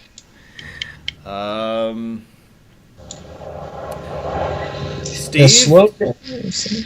do you want to lead off the coverage here of the Western Hills Viaduct? I know you've mentioned it more than once since we started. I just love viaducts. That's all. Viaduct. Yeah, as your Why not a chicken? As your photos show here, you have the interesting case where the express part of the viaduct is above, and there's local service beneath it. And replacement has been a priority for as long as since I first visited Cincinnati. So we're talking more than 10 years that they've been trying to get rid of this thing. It does its job okay. I gather that the local part can get overwhelmed during commuting hours, and it's just reaching the end of its life from a structural standpoint. But with the Waldvogel Viaduct gone, it's a lot of people in that area surprisingly care about their old viaducts, and I feel like there's some attachment to this. Yeah, the big issue that they're going to have is that the viaduct is city maintained. So ODOT doesn't have anything to do with it. So securing money to replace it is going to be a chore. And of course, as we know, the city of Cincinnati doesn't have any goddamn money. So I would imagine the state would take it over. They would if they funded it. Well, that would be the only way that you could do it. There would have to be some sort of state agreement. Yeah. I mean, there is precedent in Ohio for a similar what happens here? Ohio builds a bridge, and the society takes it back over. There is precedent for that. Yeah. But, yeah, I mean, the thing with these city-state agreements is that they oftentimes take a long time to come to fruition. So if you're a fan of replacing this viaduct, I would say that it would be an interesting wager. Get off this webinar. What did he say? He said get off the webinar. Oh. Well, no, I was just going to make the point that it might be an interesting wager in Vegas. You know, what happens first? The Western Hills Viaduct gets replaced, or the Cincinnati Bengals win the Super Bowl? Viaduct. I kind of agree. yeah, I mean, it might be 100 years from now, but yeah, you might be right. Yeah. Well, all right. We're specifying specifically replaced. So if it just falls down and doesn't get replaced, that doesn't count. No, but here's the thing: the Western Hills Viaduct will be in Cincinnati at least as long as the Bengals will. So it's a fair bet.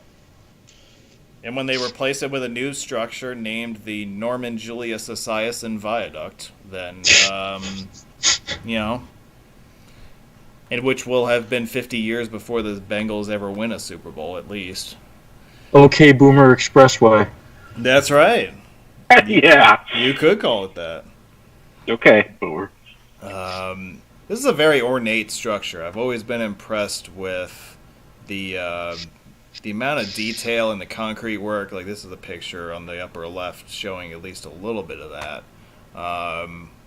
You can see why the locals have such an attachment to it, because it's a very artistic-looking structure. But again, like as we mentioned before, it is getting close to the end of its useful life, and we do have to start thinking about these things as engineers and planners. Nothing that ever gets built lasts forever. And when we come time to talk about the bridges of the Ohio River, there's a pretty notable example of this that we'll be getting into.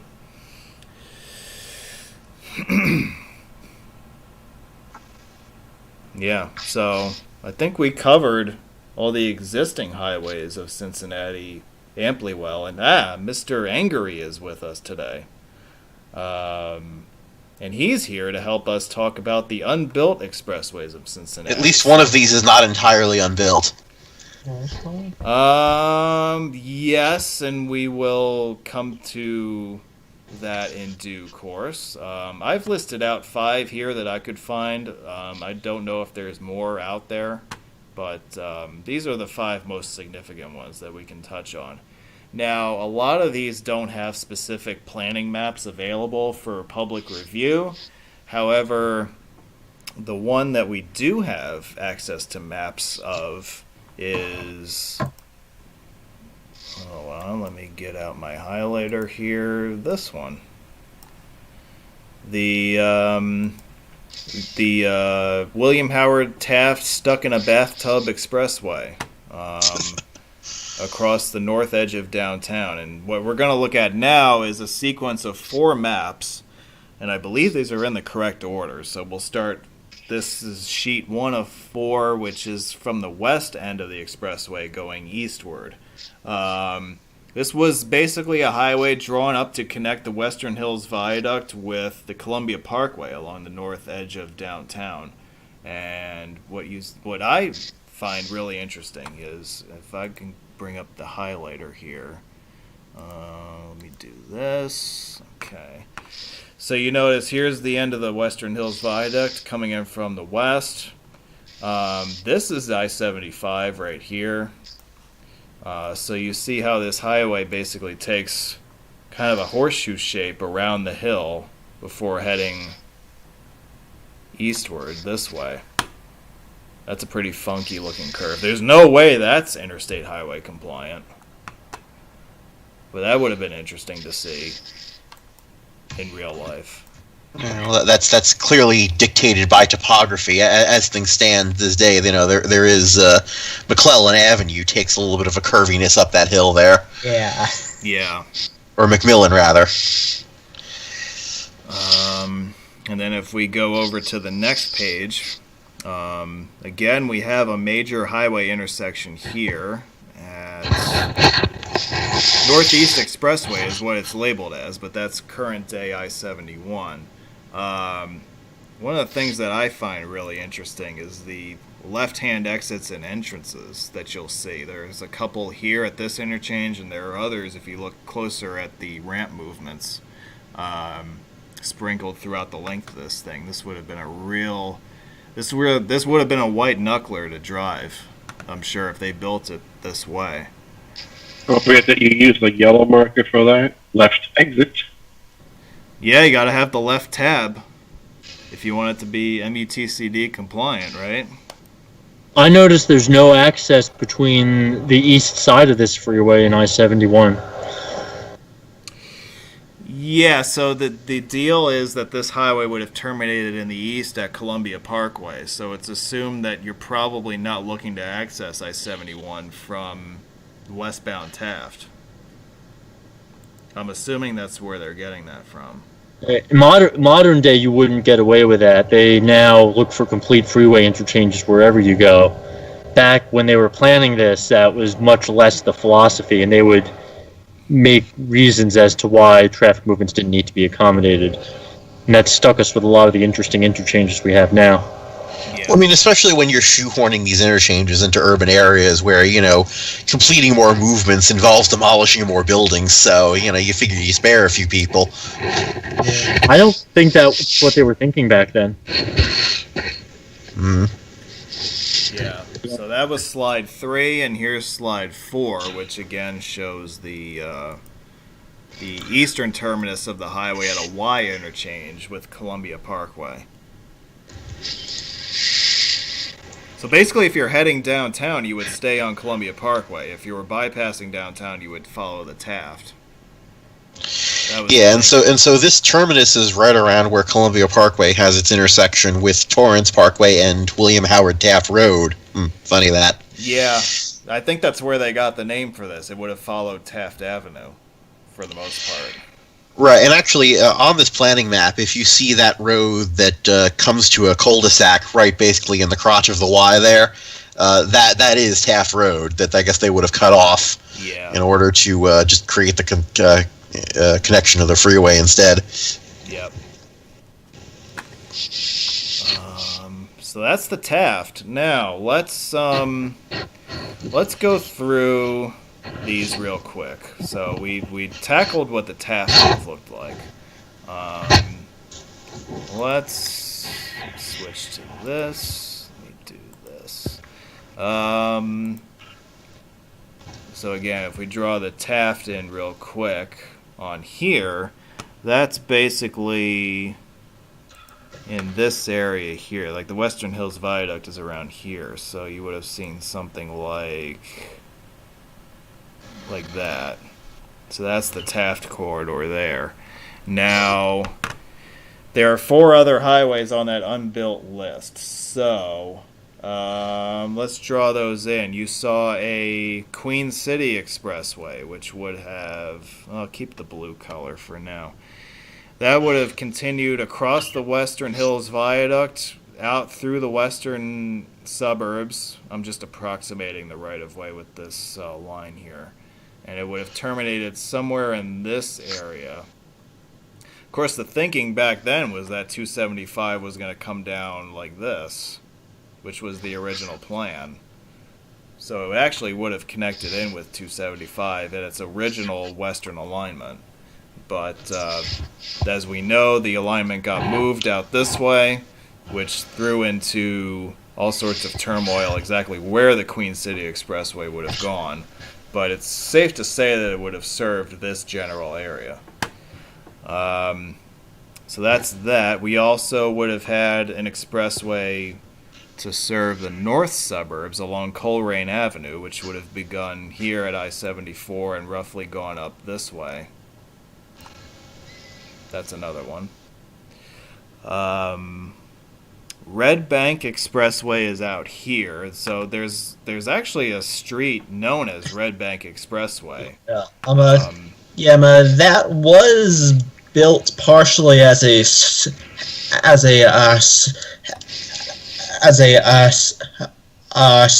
surface road. Yeah. But yeah, that was meant as a connector between 71 and Columbia Parkway east of town. There was a directional T 3-level interchange built on 71 for this expressway. That's about the only part of it that it was actually completed in full. Yeah, exit 9, and then the northernmost, maybe not quite half a mile of the freeway was built before it hits an intersection and ceases being a freeway. Right. Yeah. And then lastly, we have the Riverside Expressway, which, again, we kind of teased when we were talking about 471, but you would have had something of an inner loop through Covington and Newport.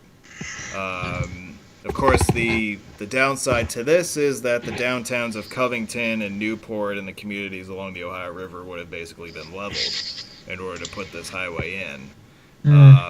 Which is why it was canceled, basically. Yeah, that's why it wasn't very popular. But the bridge over the Ohio River continued to remain on plans, and all they basically did was shifted 471 to a more southerly alignment in order to meet the bridge. So the Riverside Expressway was a no-go, but the Ohio River Bridge was very much still a part of the plan and was eventually constructed as originally proposed in the 1970s. Okay, that was all 5, I think. I think we hit them all. All right. All right. Bridges of Cincinnati, but you know what? Before that, let's take a 5-minute break or so to regroup here. No. Before we dive into the bridges. No.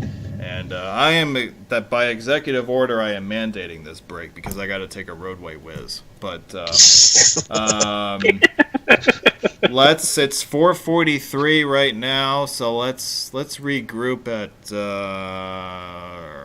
let's see 4:50. Let's host some don't get Cincinnati fired, road Steve. trivia while you're gone. You're gonna what? Okay, fire. I didn't hear you. What'd you say? That's it. Let's host some Cincinnati road trivia while you're gone. You can certainly do that. We'll reconvene at 4:50. Ready, set, go. All right. Dan's going PP. 450 Oh, sing ET, along. is it going to phone home? No, this is not unusual at all. Just no. All right. 10 points to the first person who can correctly propose where the outer beltway of Cincinnati should go.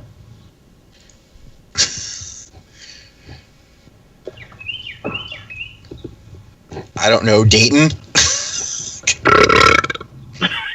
That's a no. Let's try again. Outer. So there's a singular outer that this is not. Yeah, that's correct. Ohio 129 would be part of the outer beltway. That's what I was about. That's what I was looking at. Yeah. Yeah. By the way, you cannot ask trivia questions about stuff that will be featured in future slides. You're featuring an outer beltway that I just made up on the spot. There's a slide for it. We just haven't gotten there yet. We're angry about that. I'm angry that you said 450 and you're already back at your computer. Well, while I was, doing my thing over there, I heard you guys, so I had to chime in. We see. Now go take your pee-pee. I think your bird wins the trivia.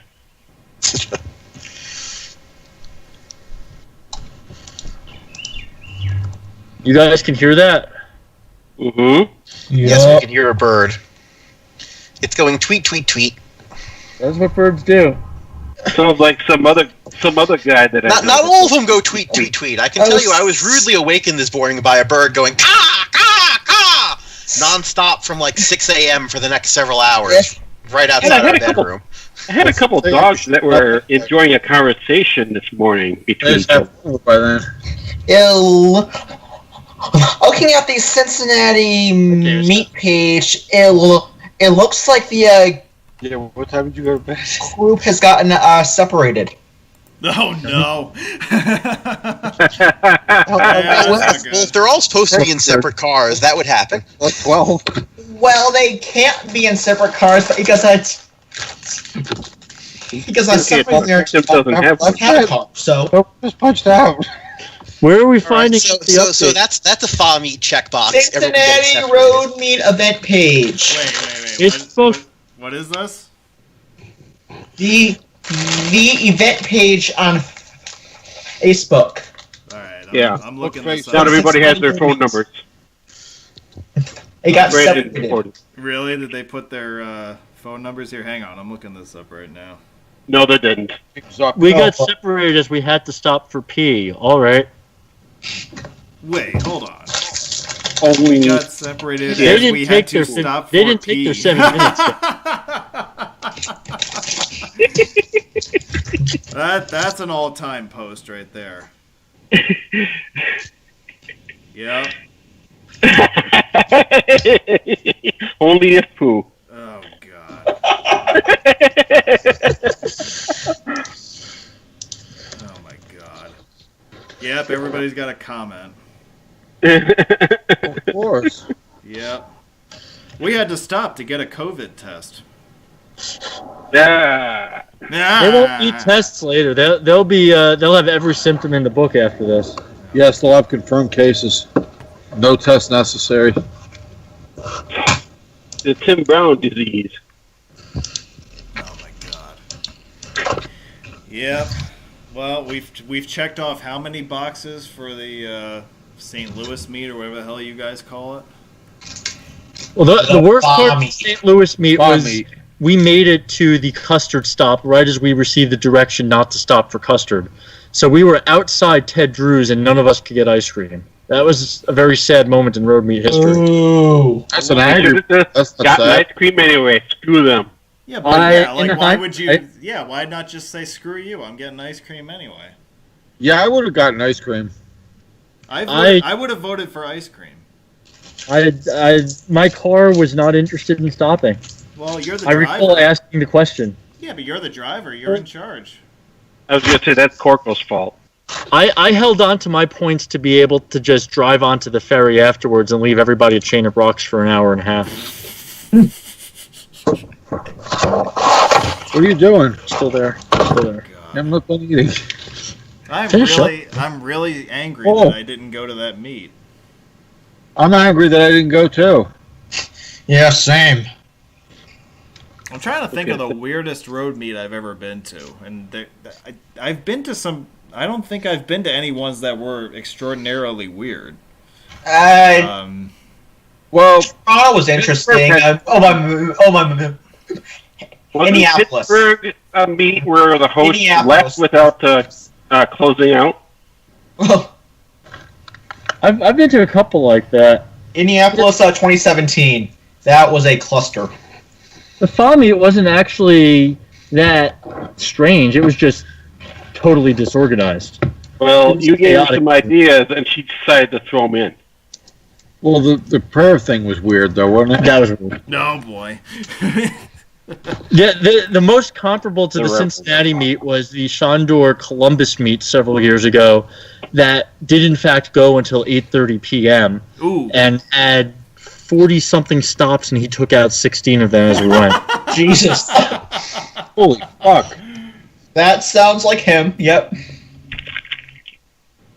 Wasn't there another meet transpiring on that day as well? Oh yeah, there was I think it was a Dan Garnell meet or Richie Kennedy meet, and the Columbus meet both started earlier and finished later than that meet. Oh boy. Yeah, I think we're gonna start later and finish earlier than them today too, but you never know. Well, that's not hard to do. No, we're going slow. Like we're 2 hours in and we're still on the PowerPoint. And I'll bet you they're just getting started with their tour right now. I was going to say, they're probably still, getting on finishing lunch. They're trying to get out They're roadway whizzing. They're trying to get out of the freaking bathroom. Yeah. So I was going to say, they're still on the poop point. Oh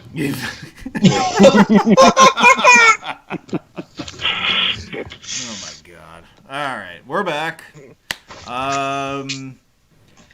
We know that Cincinnati is obviously a very interesting city for its freeways, but because it is on the Ohio River, we also have some pretty important bridges to talk about, and this civil engineer, yours truly, would like to spend a few minutes talking about them, and I'm sure that those of us in the Skype chat and in the live chat would love to spend a few minutes on them as well.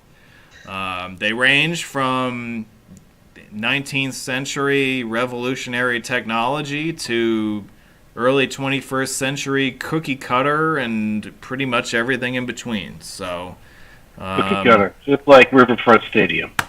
Yeah, and as it's perhaps appropriate that the most cookie cutter of these bridges is right where Riverfront Stadium used to sit, but we'll come back to that. I suppose the most logical place to start here, if we're going to talk about bridges, is to talk about the two that are on the 275 loop. So we have one obviously to the east of the metro area, and we have one to the west of the metro area, and we'll tackle them both at once here. Their locations were determined by, and perhaps this isn't surprising, but their locations were determined by the agreements on the alignment for the Beltway in general. So, for example, the Carroll Lee Cropper Bridge, which connects Kentucky with Indiana, no, it does not connect Kentucky with Ohio, was only decided on after Indiana had successfully petitioned for the Beltway to swing out further to the west that we made reference to earlier. Both these bridges are, while the Cropper Bridge isn't that unique in terms of its design, the Combs-Hell Bridge on the east side of the town, the east side of the metro area, is kind of unusual. It's a two-span truss, and it's a twin span as well, which gives a unique appearance. Can't hell just buzz its hair short so it doesn't need a comb? Hey! What the hell, Anthony?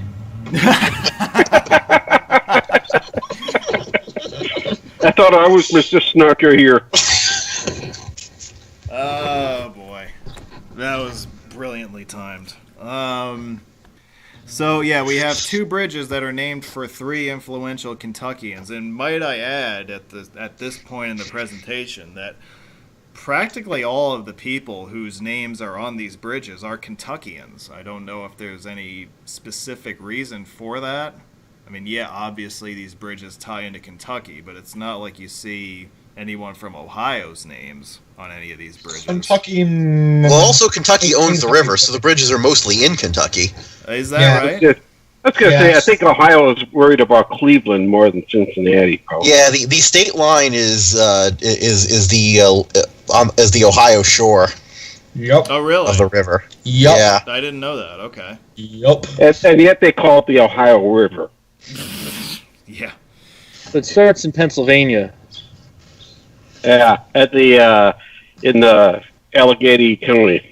It has its source at in CPZ's favorite county, Allegheny. Next to the Allegheny County football team's stadium. That is Yeah. correct. This is also part of how I-75 manages to go up to exit 1G so easily because, mile 0 is not in the middle of the Brent Spence Bridge. It's near the Ohio side landing of it. And since Ohio won't do exit 0, they have a lot of exit 1s there. Okay. Yeah, Well, I didn't know that about the Ohio, that most of it, the river basically belongs to Kentucky. Is that for its entire length through Kentucky? Yep. I have been finding, as I'm doing a lot of the bridges from the Ashland and Pikeville meets right now for my website, the border does vary from the shore, but it tends to be on the Ohio side of the shoreline. Maybe it's a low water mark, but it's the Ohio low. yeah. Right. Well, you also have to realize here that over the years there have been flood control structures put in place along the river that have in some places raised the water line above a little bit where it might normally be. Yep. So wherever you're seeing the state border not actually matching the shore, that is likely the reason why. Yep. But for the most part, the state line seems to follow the opposing shore from the Kentucky side. Or put it this way, it follows where the shore was when it was surveyed. Yeah. Correct. Yeah. Right, yeah. Obviously that changes a lot over time, but yeah. So these two bridges are named for three influential Kentuckians. The Combs-Hell Bridge, which is in the upper left of this slide, was named for Burt Combs, who was most notable as the 50th governor of Kentucky from 1959 to 63. He's also got a parkway named after him. He used to. They took his name off of it? I think they did. Oh. Which one is He's this? got a Sesame Street character named after him. Yeah, I'm sure. He was also. Well, this also actually this ties into the observation that Kentucky might be the only state that has had both an Ernie and a Byrd as governors. Yeah, actually, I take that back, Anthony. It is still named after him. Okay. State Route 9009. The Bart T. Combs Mountain Parkway. Yeah.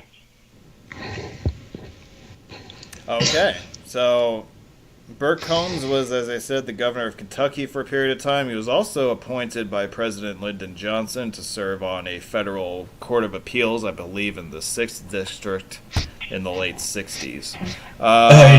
Jumbo Johnson. Yeah, well. Lambert, and the other name here is Lambert Hell, who was a executive judge for Campbell County, Kentucky in the 60s. So both of their names adorn this bridge, which is, again, the twin span that I was talking about before. Carroll Lee Cropper Bridge, connecting Kentucky and Indiana, is named for Carroll Lee Cropper, you guessed it, the executive judge of Boone County, Kentucky, which is where this bridge touches down on that other side of the river. Served in that role for about 20 years, which is a pretty sizable length of time for someone of that position. And you might say that this bridge was quite a boon to that county. Oh, yeah. I would say that. Would not say that, no. I would say that Anthony's remark was quite a boo. Anyway. Anthony's, I like what he's doing. He's coming out swinging. I like that. He definitely wants to leave a memorable impression on all of us. All right. The Golden Arch Bridge. We were mentioning the Golden Arches before. I think when we were talking about I-471. But here you go. Here's your chance to elaborate on that further.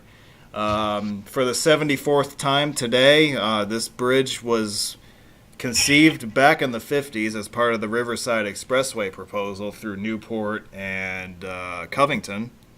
The plan to build an interstate standard bridge across the Ohio River at the east end of downtown Cincinnati was part of the original plan in the 50s, and it eventually did become a reality in the mid-70s with the bridge you see today. All right, so did we touch on the Big Mac Golden Arches nickname sufficiently, or do we want to rehash that? Yeah, I mean, it's self-explanatory. The bridge is a couple of golden arches, so they call it a Big Mac. They call it a Big Mac bridge. I'm loving it. And people in this part of the country are naturally fat and prone to ordering from fast food restaurants. There are a few exceptions, Tim. We're not recording this, right? Yeah. Daniel Carter Beard, real quickly, was a Kentucky native and resident. I believe he was born in Cincinnati, but he lived predominantly in Kentucky. He was one of the founders of the society that went on to become the Boy Scouts of America, which I'm sure you've heard Scouts of. BSA. Did he actually have a beard? There are pictures of him on the internets with him in a full beard. Yeah, that is true. Now, was he the person or was he just the beard? I think the person was Daniel Carter. Well, I think his beard was always a little larger than life, if you look at it on pictures. But Daniel Carter's beard was definitely very impressive. We're Googling as we speak. Yeah, it's not much of a beard. I've got better. Well, Steve, you've got a very impressive one with your quarantine version. I have to say, you look like you should be moving down to Lancaster, Pennsylvania, to hang out with the Amish people. It's Lancaster. Lancaster. Yeah, get it right, man. Lancaster. You know, when I went to college up in Buffalo, everybody used to give me the stink eye when I pronounced it Lancaster, because they pronounced it that way up that way, too. How do you pronounce my state? That's how it's pronounced. Okay. How do you pronounce my state? You're going to Lancaster to see the Amish. Dan. Fucking New Yorker. How do you pronounce my state? Let's say it one more time in English. What? How do you pronounce my state's name? Your Scanson. state's name? Jeez. Well, I would say that somebody already went before me, so I don't have to. Yeah, I think that Josh. Cheese and beer. Yeah. Taxidermy. 4 more beers. 4 more beers. 4 more beers. No, that's what Orange Fur is saying. Well, how did Wisconsin? He stole a Minnesota. Ooh. No, that's the. We're at the end of our 2 hours, folks. Thank you all for tuning in. Okay, have a good day. You know, for some reason, we still have 22 people watching us 2 hours into this thing. So, for those of you who are still watching, I would strongly advise that you seek medical help. But having to listen to us for 2 hours ought to be enough to put you in the asylum by itself. Or no, 18. Excuse me. 4 of the attendees are people that are on the chat right now. Yeah, well, This is definitely going to end all webinars. No one's going to want to tune in after this. I agree. Oh my god. All right. One-eyed, one-horned. Are we there now? Let's see. All right. Sweet. What's next on the list here? The Purple People Bridge. This is Cincinnati's first Ohio River span for rail traffic. And I, for some reason, did not write down on my notes here what year it was built, but maybe somebody else here has that. Let me check the website that you should have been using. Oh, yeah, okay. All right, you can do that. Thank you. While we wait for the verdict on that, this is a bridge that has carried all different modes of travel throughout its lifespan. It was built for rail originally. 1872. 1872, okay. Obviously built for rail use, but it's also been used for pedestrian use over the years. It also was used for automobile use in the 20th century. I have 1896, dude. 1896. Whoa. That's the expansion. Yep, modified to its current format. Okay. Because there's another bridge we're going to talk about in another slide or two that might have been built around then as well. But, okay. So again, built for all modes of travel, road, rail, and foot traffic.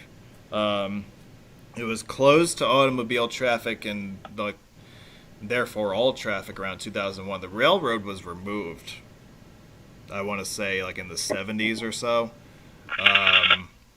So when the automobile portion of it was shut down, it was therefore shut down to all traffic, and it was supposedly supposed to be demolished. But a last-ditch redevelopment effort was made by a few local organizations. They don't happen to be Vikings fans by now, don't they? I mean, they must be, because the choices went out to these organizations as far as what they wanted the bridge to look like, as far as its paint scheme, and everybody unanimously picked purple. Cool. And so it became known as the Purple People Bridge, which is really a tribute name to the people who helped bring it back to life as a pedestrian bridge, a role that it currently serves to this day. It was an interesting anecdote here. I walked over this bridge in 2011 when my dad and I did our baseball trip to Cincinnati. This bridge will always stick in my mind because the time I walked over it, some group had organized some awareness thing about cervical cancer, and so there were a whole bunch of women's underwear strung up along the entire length of the bridge. I'm sure that turned you on. So that was interesting. I never got to do this, but there was a program that was put in place around when the bridge was reopened to pedestrian traffic, where you could actually slap on a harness and walk the top chord of all the trusses. But they weren't offering that in 2017 when I was out there. Seems like a short-term, sort of gimmicky kind of thing, but I wouldn't have minded doing that. Very happy now. Happy. Good. You guys bickering over there? Yes. Yeah. Okay, get back to work. You two sound like the perfect husband and wife. Who's the wife? I'm not getting involved that deeply. You guys can figure that out. Listen, I've got the bigger beard. We're going to start with that. Ooh, yeah, but neither of you have no hair. On your head, that is. Neither one of us have any hair on our heads. Yeah, that's a pretty even contest right there. Yeah. Anyway, moving forward. These are pictures I found off of. You just keep quiet, Wisconsinite. Yeah. Okay, Millennial. What did you call me? No, I seriously didn't hear you. What'd you say? I didn't say anything. That's right. You're full of shit. Exactly. Oh, hey, look at these photos. Yeah. Yeah, these are photos that were taken. I forget if it was Pete or Dan who took these photos. These were taken around 2000. This shows the bridge in its automobile configuration. As you can see, it's a very tight roadway here. So you still were only able to drive over the half of it. Yeah, right. The other one was railroad. He's from Ohio. Hey. Yeah, I think the whole thing was railroad, and then the section on the half on the left here was converted for road traffic, while the right-hand side was a single-track railroad, and then the section in the middle was for pedestrians, if I'm not mistaken. Yes. Makes sense. Yeah, that's kind of an interesting setup. And I believe still is. Yes. Well, yeah. I think if we go back a couple of slides, yeah, you can walk the central and leftmost sections of it. The right-hand section was never a deck put on that once they removed the railroad. But yeah, so this, if we go back to this slide from the Road Fan website, you can see what it looked like when it was open exclusively to road traffic. And then if we go to the next slide, these are my pictures from 2017, and this shows what it looks like now in its full pedestrian setup. Notice in the photo on the upper left, you still have some of the remnants of the centerline stripe running down the middle. So you can see how narrow and how tight of a drive it was. But no state flowers as opposed to the previous slide.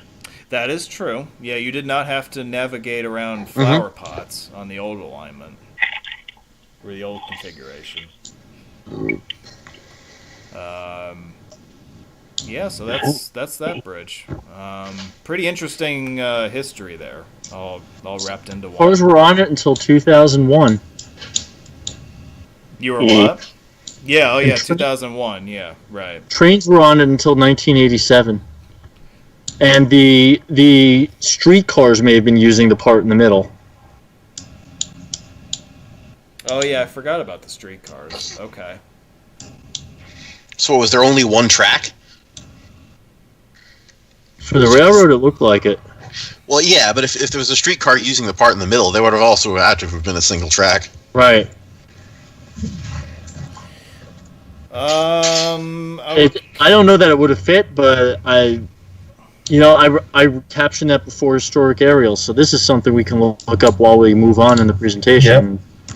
Real quick. Yeah, we can come back. Let's check this.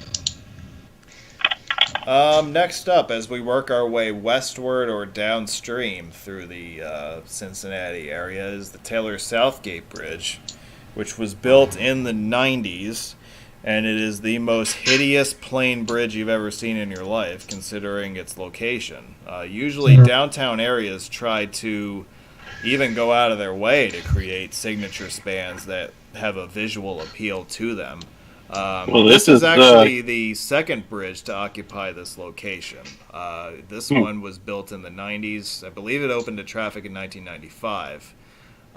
In the 90s? Yeah, this one was built in the 90s, 95. Yeah, it is rather new for a steel truss structure, but There are a few steel trusses of a similar vintage across the Ohio River. But Yeah. yeah. Yeah, where this bridge ended up in Cincinnati was right across the street from Riverfront Stadium, which is one of the more cookie-cutter stadiums in America. So we have a cookie-cutter bridge to connect with the cookie-cutter stadium. Yes. Exactly. So it is named for the families of two prominent individuals, James Taylor and Richard Southgate, who are largely considered to be the fathers of Newport, Kentucky. They were the earliest known settlers of the south bank of the Ohio River across from Cincinnati, whenever the heck that happened. So their families' names are mentioned in the name of this bridge. Now, as we look at a couple of photos of the bridge that stands today, of course, again, this was built in the 90s, and the original plaques for the old bridge were relocated to this bridge. So you can find them on the truss work that stands today.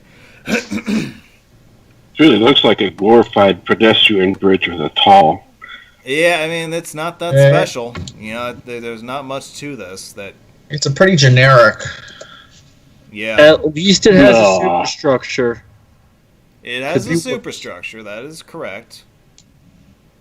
And I've done my research, and as far as I can tell from historic aerials, it's possible the streetcar did go down the middle. It's tough to tell if it is a track, but there is something that looks like it goes down that way. So, strong maybe. So if you're wondering what the original bridge at this location looked like, this is it. And it was built in the late 1890s. It was officially known as the Cincinnati Newport Bridge. However, most locals referred to it as the Central Bridge. Very visually appealing cantilever truss design here. However, it met the end of its useful life, and it was decided that the best option was to replace it. So we graduated from this beautifully ornate structure that was built over 100 years ago to this piece of shit. So Yeah, that's about right. You went from the Queensboro to a standard pedestrian bridge. yeah, so you can see why people were not exactly all that happy with the design of the bridge that we got. Boring. Yeah. I'm a civil engineer, and that looks beautiful. Well, I mean, look, I'm a Not civil exactly engineer civil, too, in my and opinion. yeah, I mean, I can. From a structural point. Yeah. I can understand why people would not be very happy with that design.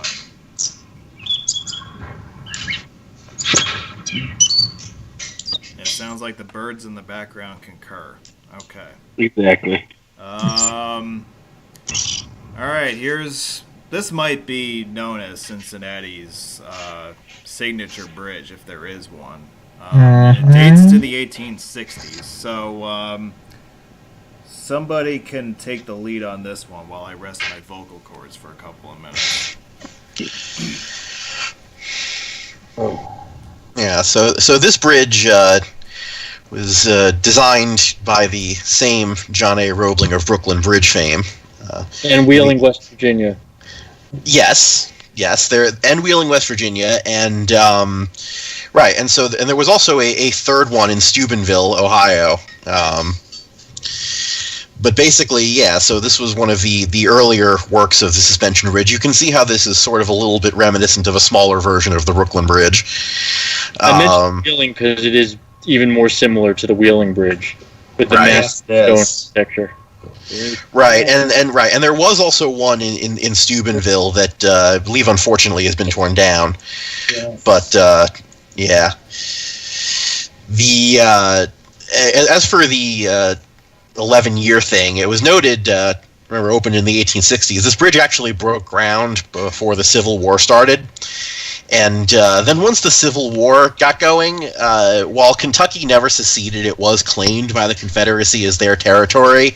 And so this kind of put this bridge in the awkward position of the Union possibly building an international bridge to the Confederacy to the enemy territory. So why would you do that? So they stopped construction until the Civil War ended, and then they picked it back up.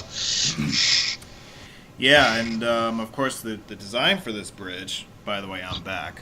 The design is... yeah, woohoo! I'm back. So the design of this bridge is brought to us by John Roebling. However, his son, Colonel Washington Roebling, who served in the Union Army during the Civil War, returned to Cincinnati after the war to complete the bridge, while his father worked on the design for the bridge that would eventually cross the East River between Manhattan and Brooklyn.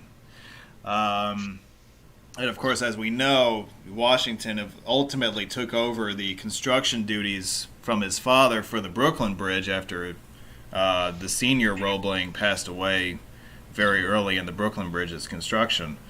By the way, Washington Roebling is a very fascinating figure for me because he not only oversaw the construction of this bridge at Cincinnati and also the one in Brooklyn, but also he's a very prominent figure in the Union Army throughout the Civil War. So I would really encourage a lot of you to check out his biography, and if you're really into the Civil War like I am, definitely take a look at some of the historical record on his life and his contributions. He was at Gettysburg. He was at all the big battles that the Union Army fought in.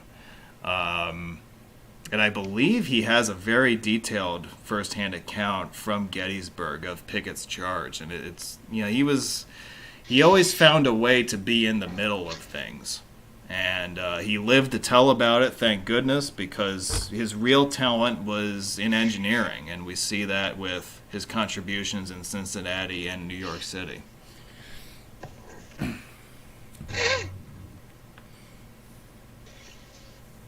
I see none of you have anything to add to that, but one thing I will mention is, the Roebling legacy. Look, these guys really started it as far as modern suspension bridge construction is concerned. Pretty much all the big bridges that were built in America, the first half of the 20th century, any suspension bridge you can think of, utilized technology that was invented by the Roeblings. So without it kind them, of there's intrigues me that and the Brooklyn Bridge kind of follows the same pattern as this one, is how they have the steel girders in a combination with suspension here. It was a redundant system because at the time they didn't know how suspension bridges really functioned, and there was enough uncertainty about that they felt it was best to have multiple redundancies so that if any of the calculations proved to be wrong, they had additional level of safety that something else would be right. And so all of the early suspension bridges were vastly overbuilt for that reason. At that point in time. And then by 1940, we got to the opposite point where we thought we knew everything and then built Tacoma Narrows and the Whitestone Bridge and then realized we far the other way. Right, and you'll note that issue with the Whitestone was corrected for many years by adding truss work to it. That only was removed about not quite 20 years ago, after they used modern technology to come up with something else instead, which is actually another fascinating engineering thing, although not in Cincinnati. Cable design here is different than what modern suspension bridges have too. I mean, you notice how the cables on this and the Brooklyn Bridge are angled from the tower, whereas like the Golden Gate or the Tacoma Narrows, they're down from the big cable that comes up across the top. You stepped into a trap there. Both this and the Brooklyn Bridge have three systems, one being the deck truss, which is obvious, Yep. two being a standard suspension bridge, and if you look at this photo, you'll see the vertical cables, Yep. and three being cable stayed, which, as you noted, also have the angled. All three systems are in play here. Yeah, so Steve brings up an Triple interesting thing. point here. So let's play around with the highlighter here for a second, because this is a good angle to do this with. So, Steve, you were mentioning the different suspension systems, if you will. So if we just isolate the main span here, right? So let me just do this. This isn't good enough here. Let's do this. So if we isolate this, right?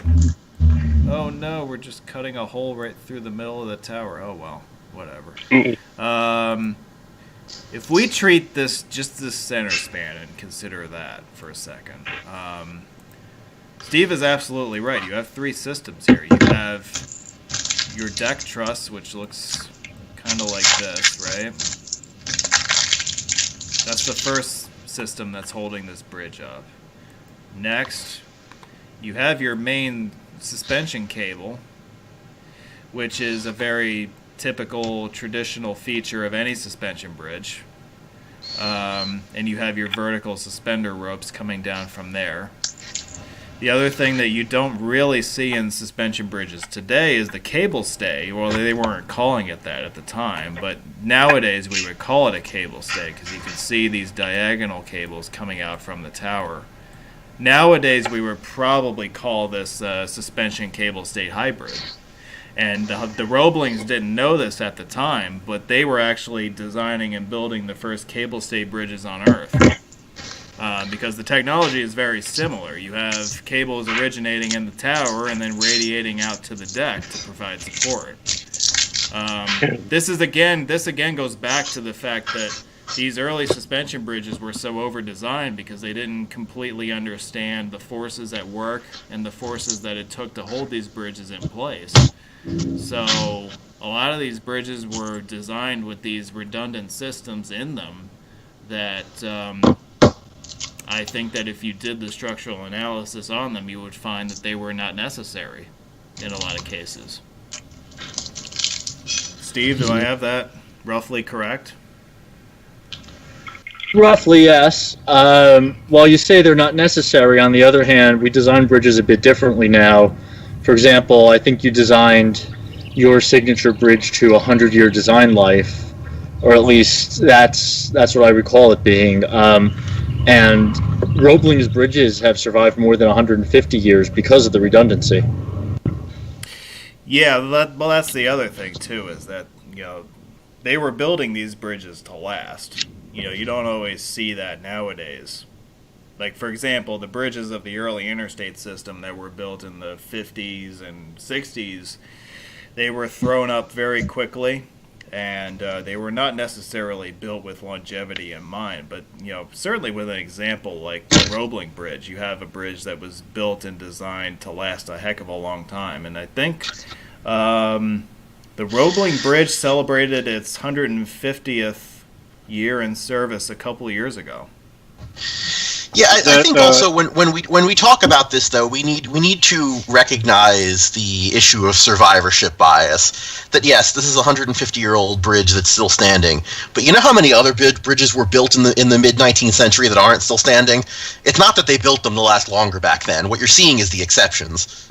Kind of like the bridge that goes between Nyack and Tarrytown. Yes, that bridge that refuses to be named. Yeah. Capiche? No, it's not bias. The Roebling's bridges in particular have lasted much longer than most other historic bridges, and it's because of the over-design.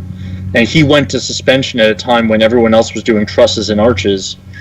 You still see some arches, like the National Road, for example, but the trusses from that era are pretty much all wiped out at this point. Yeah, and if I might add one thing about the Roebling design, if for instance his bridge had been allowed to stand longer and was not replaced immediately, I believe that his suspension bridge at Niagara Falls would still be with us. That was replaced more because of demand than the actual service life of the bridge. Yes. Same with the Allegheny Bridge, which was Washington Roebling's third signature project. Which one was that? That I'm not sure of. I have not found a good source for which one the Allegheny was, but clearly it was replaced by one of the ones that's there now. Was it a Pittsburgh bridge? I would have to think. 6th Street. 6th Street in Pittsburgh. Yeah. Okay. So Well, apparently there's one there now, and that replaced the one that Roebling built. Also, as I see as a historic photo of it, also a truss suspension and cable stay. Right, which fits the description of what we have here in Cincinnati, yeah. And that fell victim to vehicular traffic and had to be replaced with something wider. Yeah.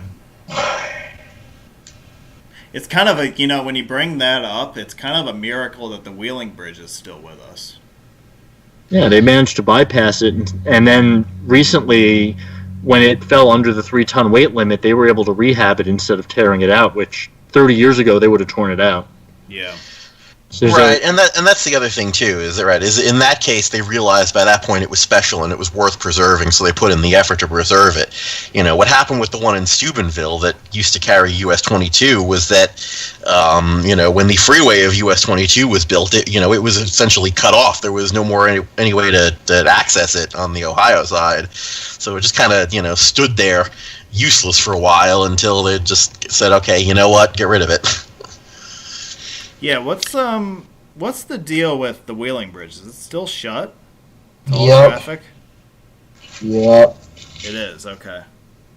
Because I know that was a big story, was it last summer? But weight limits. Well, yeah. It's shut to vehicular traffic. I think you can still walk over it, right? Yeah, I think that's right, yeah. But yeah, I mean, that was only within, right. I remember I drove over that bridge actually on the same trip that I went to Cincinnati. Yeah, I drove over it in 2018. And now looking back, I'm glad that I did, because I might not get another chance to drive it. But yeah, that's another one of those special engineering landmarks, the Wheeling Bridge. The Wheeling Bridge, by the way, which, if we're going to its original construction, it predates the Cincinnati Bridge by almost 20 years. Mhm. Yep. Yeah, so I mean, we could spend hours and hours just talking about the history of suspension bridges in America. It's a really fascinating subject. Yeah, I mean, and that one was freaky too, because they actually had traffic signals up on either ends to reduce the number of vehicles that could be on the bridge at once, and it was, it was so not stocky a bridge that you actually could see the deck bending as vehicles crossed it. Yeah, you could. I remember that. Which, yeah, that probably freaked a few people out. This is the sort of thing that if you're someone like me, I look at it and go, ooh, that's fun. Yeah. I stayed in a hotel next to that bridge, and I remember the evening that we checked in, just watching that happen for a good half an hour, back and forth. Yeah. Okay. Yeah, it definitely, when you watch that, it makes you wonder how the hell you're able to get from one side to the other without ending up in the river. By the way, while we're on this, elastic deformation. Yeah, while we're on this subject of elastic deformation, somebody put up a video a few years back. I forget who it was, but it was kind of a time-lapse-y kind of thing, because it's not immediately visible to the naked eye. But somebody put up a camera of the deck of the Manhattan Bridge when subway trains were going over it. And you can see the whole thing sag to one side. You can see the deck tilt. You can see its, the deformation in it. It's really freaky to look at. The Manhattan Bridge? The Manhattan Bridge, yeah, which has several New York City subway lines crossing the tracks on it. Yeah, and the reason this happens is because, suspension bridges are great at handling evenly attributed loads, but, fundamentally, the deck, it's just kind of hanging there. When you put a concentrated point load on it, that spot is going to sag. One of the interesting principles about a suspension bridge cable is that, because it is purely a cable and it cannot carry any shear, the shape of the cable matches the shape of the moment diagram. I did notice in your video on there about the Brooklyn Bridge how every time when you cross the two towers, it kind of had a sag at the two towers.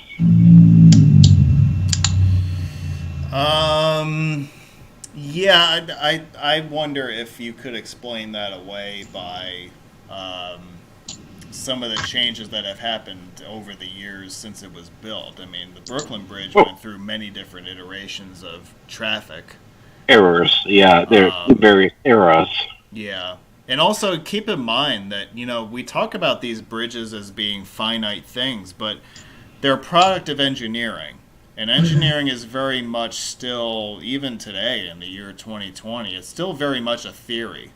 So we developed these designs for these bridges, and even the bridge that connects Nyack to Tarrytown, New York is an example of this, where we had a theoretical design for where our deck would end up when our cables were stressed. But if you look at the actual versus the theoretical, you'll find some pretty significant differences between the two. So it just goes to show that, even though these bridges look like they're, masterfully created and there's these great concepts behind them, engineering is very much a science, and that there is still a significant percentage of it that is, hypothetical or experimental even.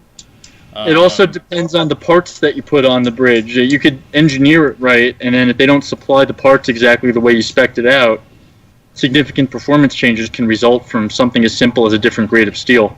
Yeah, that is true too. But nowadays we have the advantage of computer modeling and all sorts of other stuff that can kind of reduce that margin of error. But you still end up with differences in your finished product as opposed to your proposed product. And I know, Steve, you've seen examples of that in your work. Mm-hmm. So yeah, it goes back to my point of, listen, engineering is a science, and with science, there's still some unknowns, even in the year 2020. So if there are unknowns today in 2020, we know for sure that there were unknowns 150 years ago. I think that's one thing that people really don't fully understand about the engineering business, and is that we're still, as much as we know about it today, there's still an awful lot of stuff that we don't know. And we base our designs and our hypotheses on what we know, and we take it from there. We build in our factors of safety, and we do the best with the designs that we come up with. Mhm.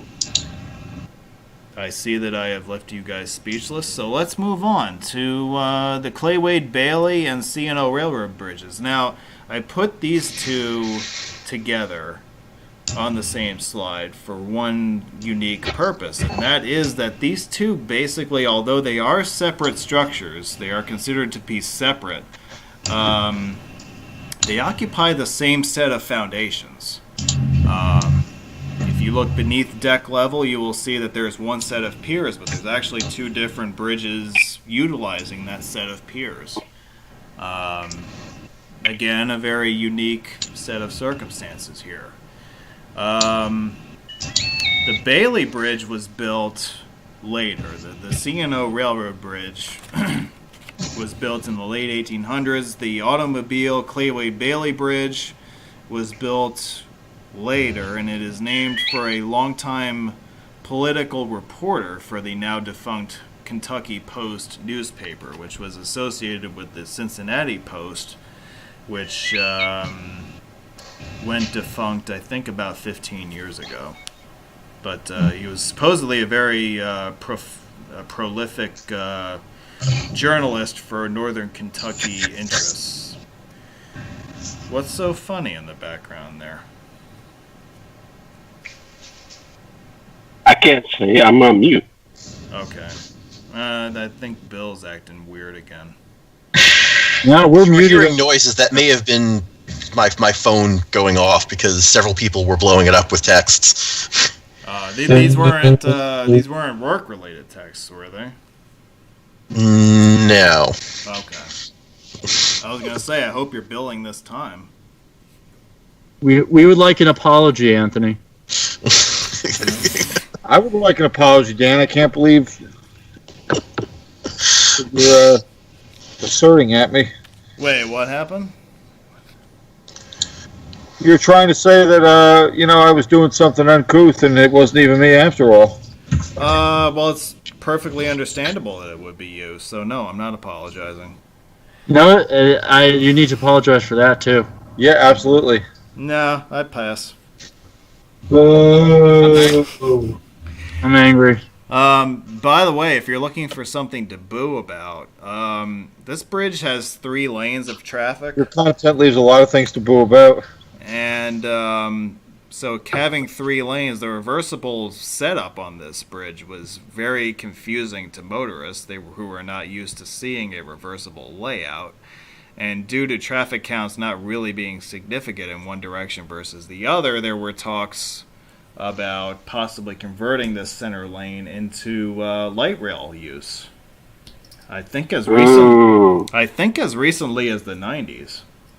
But those plans did fall through eventually. So we are still left with the 3-lane deck with the center lane being reversible. Sounds like a Lions Gate or Liberty Bridge problem. Yeah, I mean, as far as bridges that are 3 lanes with the center lane being reversible, the one that I always think about is my friendly neighborhood bridge, which is the Mid-Hudson Bridge in Poughkeepsie. Yeah. But yeah, Lions Gate is one of the more dramatic examples of that. Yep. I remember crossing that thing last year as it was switching. No, really? That must have been fun. Yeah. I managed to get off the bridge before they let the other traffic through. So yeah, again, it may not be that obvious from this picture, this side view, but again, you have a single set of main span foundations that support two different bridges. One of which represents the awkward north end of US 25. Yup. Which is another thing worth noting here is that Ohio decommissioned US 25 in entirety. However, since the state of Kentucky maintains this entire bridge, the north end of US 25 is at the north end of the bridge, which is actually in Ohio. So technically, US 25 does still enter Ohio, in spite of the fact that ODOT has nothing to do with it. Yup. What are you talking about, ODOT? Yeah, because US 25, that was truncated, wasn't it? Like, it used to go all the way up through Ohio. It used to go all the way up through Michigan, too. Okay. So it Seems was like a truncated. California effect here. Yeah. Yeah,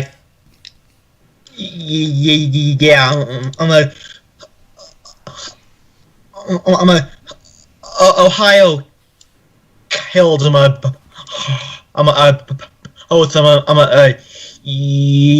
US 21 and US 25, and the interstates were constructed. Yeah, I was gonna say it had to do with the creation of the interstate system, right? I mean, some of these U.S. routes survive. Like 42 does, 40 obviously does, 27 does, but obviously we know 20 does. Yeah. Right. Well, I think a lot has to do both with, how much it spent parallel to the interstate, and also, whether it has a need to continue out the other side. I mean, Ohio could never kill 40 because, it still exists in other states, both east and west of Ohio. But, since 21 ended in Ohio, they could kill 21 easily enough. And 25, well, as long as Michigan killed it, Ohio could then go ahead and kill it too, since it didn't have any other states to the north. Michigan was also quite active in killing parallel routes. So, yeah. Where did US 21 go? That ended in Cleveland. It went all the way up that far. Okay. Yeah. So it was replaced by I-77. Oh, okay. I gotcha. Part of it is Ohio State Route 21 now. Oh, is that where that comes from? Okay. Yep. I see. All right. See, you know what? Even the roadway whiz himself learns things on these webinars. Because I don't know shit. So that's why I bring these guys from Skype on to help me figure out what the hell I'm talking about. Well, always trust people you meet on the internet. I don't trust you, Steve.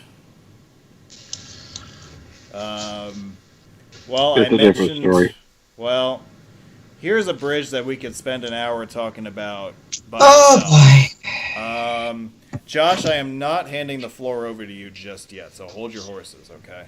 Brent Spence Bridge was built in 1963. It is named for Kentucky's longest-serving congressman, who's held office from 1931 to 1963. In case you're wondering and you want to do the math, that is 32 years. Yeah. I don't believe anybody in contemporary years has surpassed that. Although, our friend, Moscow Mitch. yeah, our friend from Kentucky might surpass that at some point. And I'm not talking about who you think I'm talking about. The Congressman Spence left office in early 1963, and the bridge was opened in November of that year. He really didn't like the fact that this bridge was being named for him. He really didn't want it named for him at all. And this only further intensified because this bridge was dedicated and open to traffic 3 days after the assassination of President Kennedy in Dallas, Texas. And he lobbied heavily for this bridge to be named in Kennedy's honor. However, Spence's pleased to have this bridge named for someone else, did not come to fruition in Cincinnati. Now, the bridge that carries I-65 over the Ohio in Louisville was eventually named for Kennedy. That bridge opened around the same time as the Brent Spence. So Kennedy's name was attached eventually to an Ohio River bridge in a major city, but it just wasn't this particular one. But it wasn't attached to a bridge that crossed into Ohio. Well, that's true. They had to settle for a Kentucky to Indiana bridge, but yeah. But Kennedy's name does adorn the bridge on I-65 southbound into Louisville from Indiana. So that's Brent Spence's story for you. Now, this bridge is also interesting because it's the only dual-level bridge on the... is this the only double-deck bridge on the Ohio River in general? Yeah, because the bridge over in Pittsburgh crossed the other two rivers that make the Ohio. Yes. So I just thought of that, and I'm wondering if Yeah, that's... I think it's the only bi-level on a technicality. Yeah. What's the technicality? Pittsburgh. Yes. Because it's so close. Well, but that's not the Ohio River yet. It's not, Exactly. but it's like right flipping there. Exactly. I mean, you Tributaries thereof. You can... They yeah. cross the Allegheny and Monongahela bridges, not the Ohio.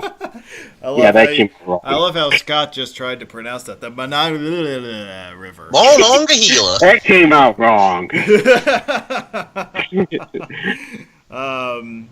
Yeah, I believe it is the only dual-level bridge on the Ohio River. I mean, yes, from the Fort Pitt Bridge you can see the Ohio River from it, but that's not what we're talking about, right? Fort Duquesne Bridge 2. Fort Duquesne's another one, yep. I've got one that the Sherman-Minton Bridge is dual level, I-64. Oh, that's right. Oh, yes. Oh, that's not this. I forgot about that one, yep. God damn it. Yep. How could Yep, I there we forget go. that one? Yep. Yeah, what's All right. interesting about the Sherman Minton is that has fewer lanes than the Brent Spence. The Spence has 8 lanes, whereas the Minton Bridge has Right. only 6. Since he's bigger than Louisville. I mean, I have not done preparations for a Louisville webinar, but yeah, I would think so. Louisville's not as large as you would think it is. But Dan, you have to do Hampton Roads next anyway. Well, I think I probably have to because I know you'll come my house if I don't. So. Scooby Lick. Bratz movie? All right, so I think we tackled that development substantially. Now, one of the things that you will hear about from time to time with this bridge is that, like the Western Hills Viaduct, which is under the jurisdiction of the city of Cincinnati, this bridge is also nearing the end of its useful life. And I've gone ahead and nicknamed this bridge the Tappan Zee of Ohio, which, if you know my professional background, you know very much that I have been involved with the Tappan Zee corridor for many years now. That corridor being, of course, located north of New York City. It's basically, we can draw a lot of parallels between those two bridges. This is a bridge that was thrown up very quickly for the purposes of getting the interstate system off the ground, and it wasn't exactly built for longevity. And now officials in Ohio and Kentucky are wondering what the heck they're going to do about it. So, guys, feel free to have a field day with this for a few minutes. Okay. Yeah, they've been talking about replacing this bridge for at least 20 years now. Because it really is in crappy shape. It is overwhelmed by current traffic levels. But replacing it will be a very expensive undertaking. Challenging too because of nearby structures. Yeah, there are some replacement proposals that are quite interesting, and I still have a two-level bridge. However, these have Interstate 75 on the upper level and Interstate 71 on the lower level. Are And you talking about lane reductions here? No. There won't be lane reductions, but they are talking about having Interstate 71 downstairs and Interstate 75 upstairs. Okay. Well, So basically, rather than having the merge between the two being right at the north end of the bridge as it currently is, that they would cross the river separately and then merge once south of the river. Yes. well, clean up that would clean up downtown Cincinnati a little bit, but still, Yeah. they have to have the cluster somewhere. Yeah. Well, yeah. And it's like Cincinnati's like, screw you, Kentucky. But yeah, the plan does make it, I think, a 14-lane structure instead of a 8-lane structure. So it will add lanes. It will. Yeah, I think the idea behind these proposals is to not get rid of the existing bridge, but it's to build another bridge to relieve the volume on the existing. They have to reconstruct. What would they use the existing one for? The existing one would be northbound I-71 and northbound local traffic. Yeah, and then the new bridge would be exclusively I-75. They've also been floating things as radical as rip out I-71 in downtown and reroute it to I-471. So until they have a design, anything be on the table. Yeah, there have been proposals for that. There have been proposals for putting I-71 on a new southeast bypass of Cincinnati. There's been a lot of floated here. Yeah, so I do want to call your attention to these two renderings that you see in this slide. These are the two most popular options at this juncture as far as what a new companion span for the Brent spence would look like. You'll notice that even though we are talking about a new replacement bridge, we are talking about building a new dual-level structure. So we're adding a lot of lanes to this corridor. Entering downtown from Kentucky. You can see that in the upper left we have an arch proposal, which to me seems to work the best for the location. You also have a cable stay signature span option being floated, which would be interesting because there aren't that many cable stays in America that are dual. The Ohio River's already full of them. Yeah, the Ohio River has a crap ton of cable stays. Cable stays that were built to replace truss bridges, yeah. And suspension bridges. And suspension bridges, yeah. The U.S. Grand So Bridge. neither of these two proposals rip out the downtown I-71. No. No, this is just the bridge. Yeah, this keeps 71, makes the interchange on the north side a tad simpler, but yeah. This would be the extreme. So yeah, you have a lot of different things going on here. You have the different proposals for what the hell is going on in the background right now. Bill, Steve, Bill. Boo. Boo. Bill's gone. Did Bill leave? Gone. He said Not goodbye critical. without. He did not say goodbye before leaving. well, you said drop in and out whenever. Well, I mean, he was with us from the beginning. I thought he would have said something, but okay. Whatever. Boo. Boo. Earns. Back to work. We obviously have the different renderings for the bridge, right, that we looked at on the last slide, but one of the interesting back and forth that's going on is, should we invest all this money on a new downtown Cincinnati bridge when we can invest money in building a new bypass? And if you were wondering when I was going to bring up the outer bypass, here it is. Sounds like this would bypass both 71 and 75 at the extreme. Yeah, so you have several different options for a new bypass, which, if you build it within the Cincinnati Metro, like I'm zeroing in on the rendering to the right and Concept 3, which is the line in yellow, beginning from the 71-75 merge and linking up with the existing 275, you have a new Ohio River Bridge in the metro area. Now, engineers like me are very weird in that we like redundancy. So this would serve a redundant purpose in giving you another Ohio River Bridge in the metro area. It would also utilize a section of I-275 that is not overloaded to this point and can handle additional traffic. And it also basically gives through traffic along the I-71 corridor a convenient way to bypass central Cincinnati without having to navigate Fort Washington Way and the Brent Spence Bridge. Period. Because they don't care about Cincinnati, they just want to get to Louisville. I mean, yeah, listen, if I had my choice, I would go to Louisville each time. So, They have some good sluggers. They do. That they do. Anthony with another zinger right there.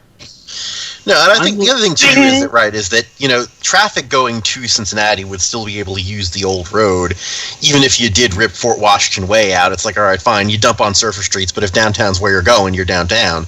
The challenge with a plan like that, is that while long distance through traffic can take that route and sure whatever, if you're coming from one of the suburbs on one side, that if you need to get from somewhere along 71 inside of 275 to Louisville, well then then you're the person that's really hurt by that section being ripped out. Well, yeah, but... Right, yeah. If you're gonna rip it out, you got to replace it with something. I mean, that's my thought process going back, as long as I've been an engineer, but.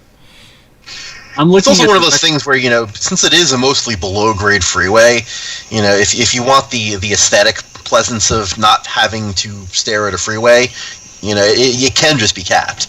Yes. No, yeah. Which is what they have been doing elsewhere in Ohio as well. I-95 in Philly, anyone? I-670 in Columbus. Yeah, I mean, and also I-71 in Columbus, though. Yeah, I mean, there are discussions about whether they're freeways in the past that have been capped or freeways that might be capped in the future. I mean, I know that 95 through Wilmington, Delaware, is a prime candidate for a cap. That's just one of those things that just seems to make a lot of sense. Right, when you look at the specifics of it, and I think Fort Washington Way would be the same deal. It'd be very easy to put a cap over that without having to remove it. But for the purposes of the Brent Spence study and the Brent Spence corridor in general, you do hear from time to time that the idea of an eastern bypass around the metro area, and I know that was brought up. I think as recently as about 10 years ago as a serious thing that they were looking into, but I know that nothing came of it. Might be one of those corridors that we may see sometime in our lifetime, but maybe not. They've been talking about this for a long time. Now, what does Indiana think about this? Oh, wait. Well, Indiana doesn't get a say in this one, I don't think. No, they don't. Which I might have actually linked benefit. the project website to the chat there, showing the current preferred alternative. Not a guarantee that that's what they'll build, but they're looking at 3 parallel double-deck bridges, and So I think if they built that, there would be no need for any other corridors to be studied. They would keep it all within the existing corridors. Well, if you're going to send all that traffic through downtown and build the extra lanes in order to accommodate it, then absolutely there's no reason for an eastern bypass to be studied. But I think that a lot of these corridors were developed as alternatives in the event that they could not agree on a Brent Spence replacement other than replacing it with the same lane totals that it has right now. I think that's where a lot of this bypass chatter started, was the idea that, well, we may not know what the hell we're doing with the Brent Spence corridor, so let's develop contingency options in case we don't get a solution for Brent Spence in the near term. That seems to be where a lot of this is coming from, and I think, again, this is part of the engineer coming out in that you're planning for redundancies, you're planning for long-term down the road, and I think that something like this would come up logically in these discussions.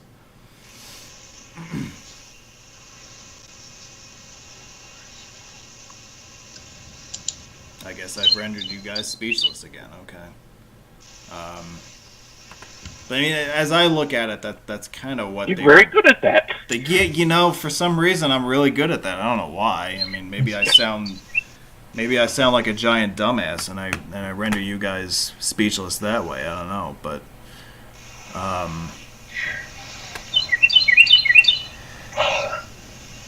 anyway, so that's the Brent Spence corridor, and possibly some of the things that they might be thinking about doing in response to it.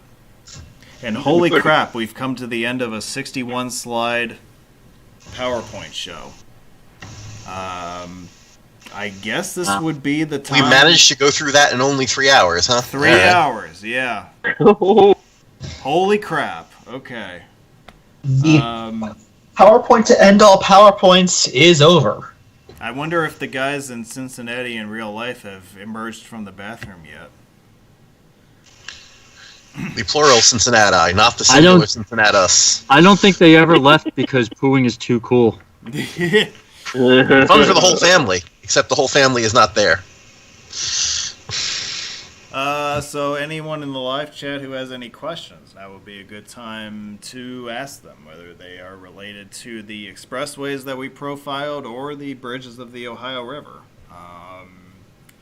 Feel free to leave them in the chat below, and we'll be happy to go through them. I think that, this is the end of the PowerPoint presentation, so what is left to do is, again, this is a virtual road meet, so there's got to be some sort of driving tour involved. So what's going to follow is a virtual driving tour. So we'll get into that. We'll do another break here. Let's see, what time is it now? It's 6:02. So 5:02. Oh wait. Well, it might be 5:02 where you are. Exactly. It's 5:02 somewhere. Yep. It's 5 o'clock somewhere. Let's reconvene at 6:10 Eastern. Works for me. Okay. Time to go to a roadway whiz. I think we're all due for one of those. So. All right, ready? Why don't we watch some videos? Woohoo!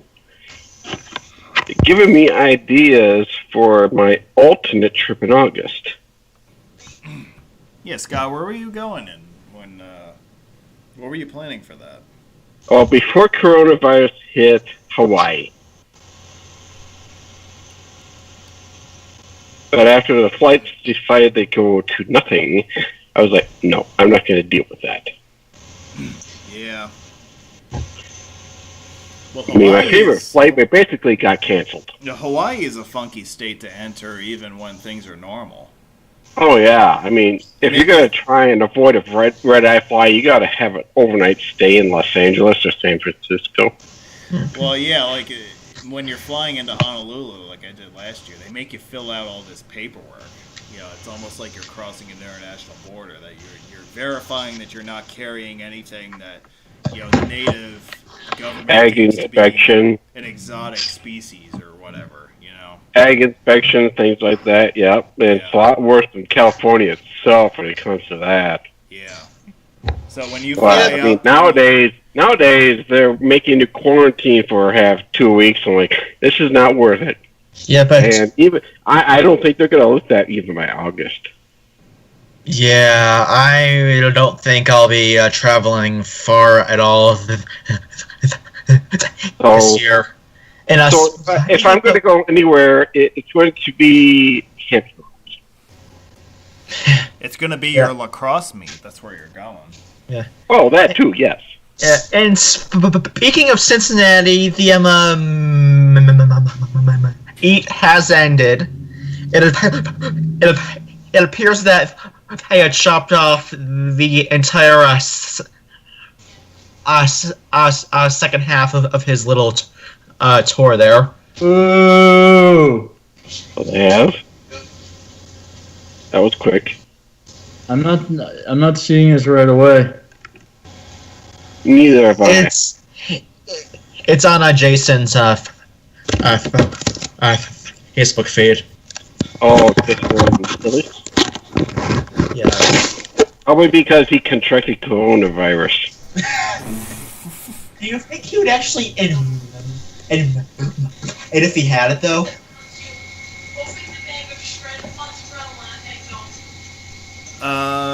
Okay, so let's see here. Yeah, it looks like he's done. Yeah, I mean, Did they actually finish the tour super early? Like it was only 5 hours versus 10? Well, they probably were planning for probably traffic. chopped off half the tour, so. Yeah, they probably planned for traffic or planned for probably give Tim a piece of his mind. That's my. Yeah, I thought is that they went through his first part and said "F you." Well, yeah. To the second part. I think when he posted it, we all knew that there was no way in hell that they were going to actually get to that. Oh no! No. The plan that he had was extremely long, even for it. I mean, I could tell that he was not understanding what a road meets length should be. No, it shouldn't be 10 hours. It should be 20. No, 2.5 hours, ideally. 4 hours. 3 hours, yay! I look forward to driving the entire road meet in half the time he anticipated. Exactly.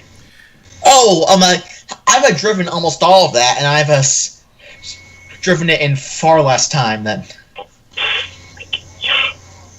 And there was a lot of things that weren't involved in there that really didn't need to be shown. I don't need to see every button copy sign in Cincinnati. It's Ohio.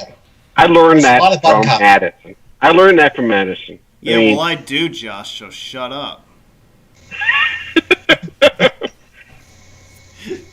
If you're enjoying, if people like AJ were talking about why do we need to see all these button copies like that, I was like, okay, yeah, that's a hint.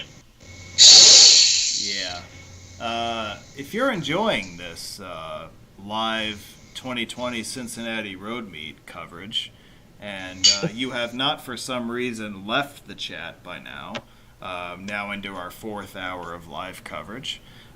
Be sure to click on the like button of this video and let us know that you're enjoying it. Done. You haven't done that yet, and we've been here for over 3 hours, and you of all people didn't think to do it? Oh, I did it 3 hours ago. Well, you just said done. Like, what are you talking about? You talked about 3 hours ago. Holy crap! They confirmed a tornado in Glens Falls last night. Oh my god! Oh, really? No. That was official? Yeah, that's official. EF1. Wow. It passed about a mile south of the house I grew up in. Wow. Oh my god! A mile south and 30 years too late. Boo! Josh, if Oh, you're it's worried not about too if you're worried about tornadoes passing by a past house, a tornado passed a half a mile of where I was living at the time, Yeah. and if it had passed a half a mile further south, I'd be dead. Yeah. Because they had no So warning. out in the They had no warning for that. you don't have tornadoes out here, so Well, yeah. Well, sure they do. Well, yeah, like an EF1 tornado in the Albany area is an event. yeah, but Like, that doesn't happen very it's often. on. Yeah, but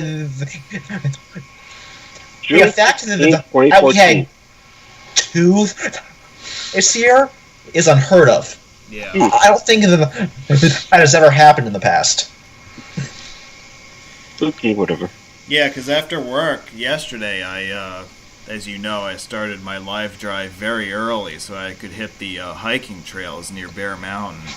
And it ended up working out pretty perfectly because I did that, and then I went back up to Munda Viaduct outside of Newburgh and touched up on some of the pictures I took of that. Got home, and within 10 minutes, the first line of storms came roaring through, so I was able to make it just in time. But that same line that went through my area was the line that spawned the tornado up by Glens Falls that Josh is talking about. So we didn't get it as bad down here in the Hudson Valley, but yeah, up in the Albany area, I remember looking at the radar last night, and it was pretty fierce up that way. He got slammed last night. It was Roos were cracked. lots of roos cracked. That is true. Lots. Meanwhile, down here along the coast of Connecticut, it was not much happened. There was not any audible ruining. There was some rain. Lucky you. All right, it's 6:10. Welcome back from break.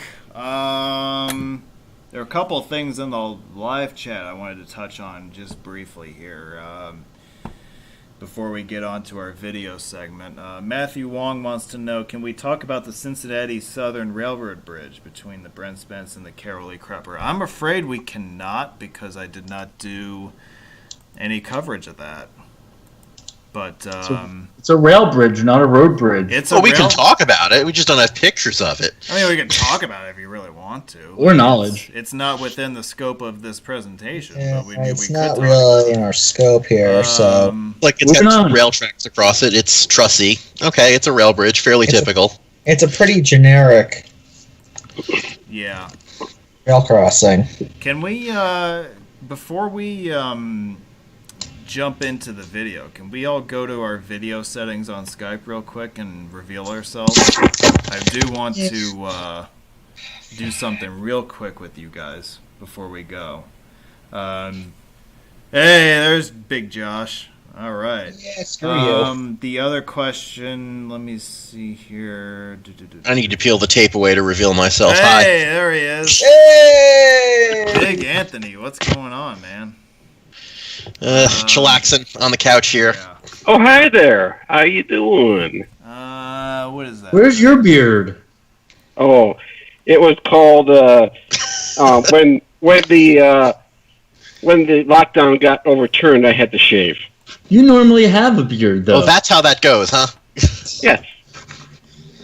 Yes, I figured that since this is a live stream and this is a virtual road meet, that I would. Holy crap! You don't have a beard, Scott. Yeah, I used to. I got sick of this. Well, this is a virtual road meet that we're doing, and Steve, I see you've migrated inside. So, were you scared off by another bee, or what was the story with that? Oh, it's all the fur. Yeah, BILL is what scared me off.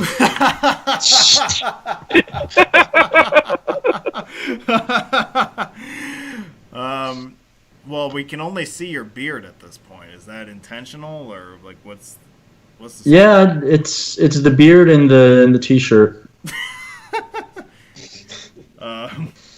What does the rest of your t-shirt say? I can only. Oh, okay. Now I see it. What do those include? All right.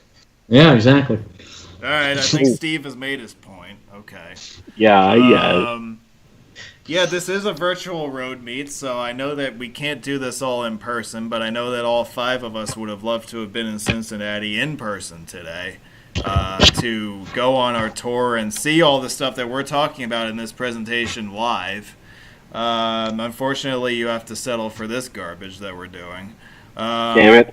But, yeah, since you guys are here in spirit in my place here in New York, I would just like to say that it's great to see you guys on screen.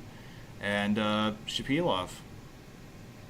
Shapilov. You guys, oh, come on. You guys don't all have alcoholic beverages at your side at this point? I mean, I finished all of them. Yeah. That's like required for our get-togethers nowadays.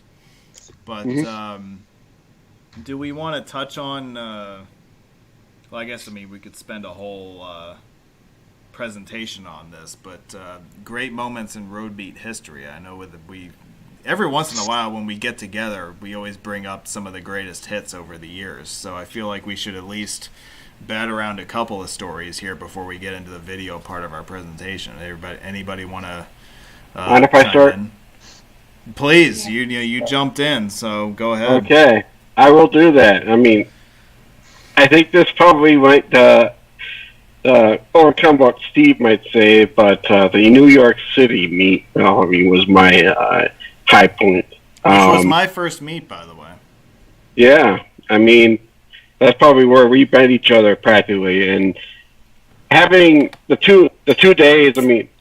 First day was actually awesome and like that, and the fact that we managed to catch all the favorite New York City bridges, regardless of traffic, even though some people had to split off at some points, and be able to do things despite the New York traffic. It still worked out, but still, and at the same time, still getting all the New Jersey stuff on the second day. It was just awesome on that one. Also involved driving on the sidewalk. You're welcome for that, kid. The 59th Street sidewalk, yes.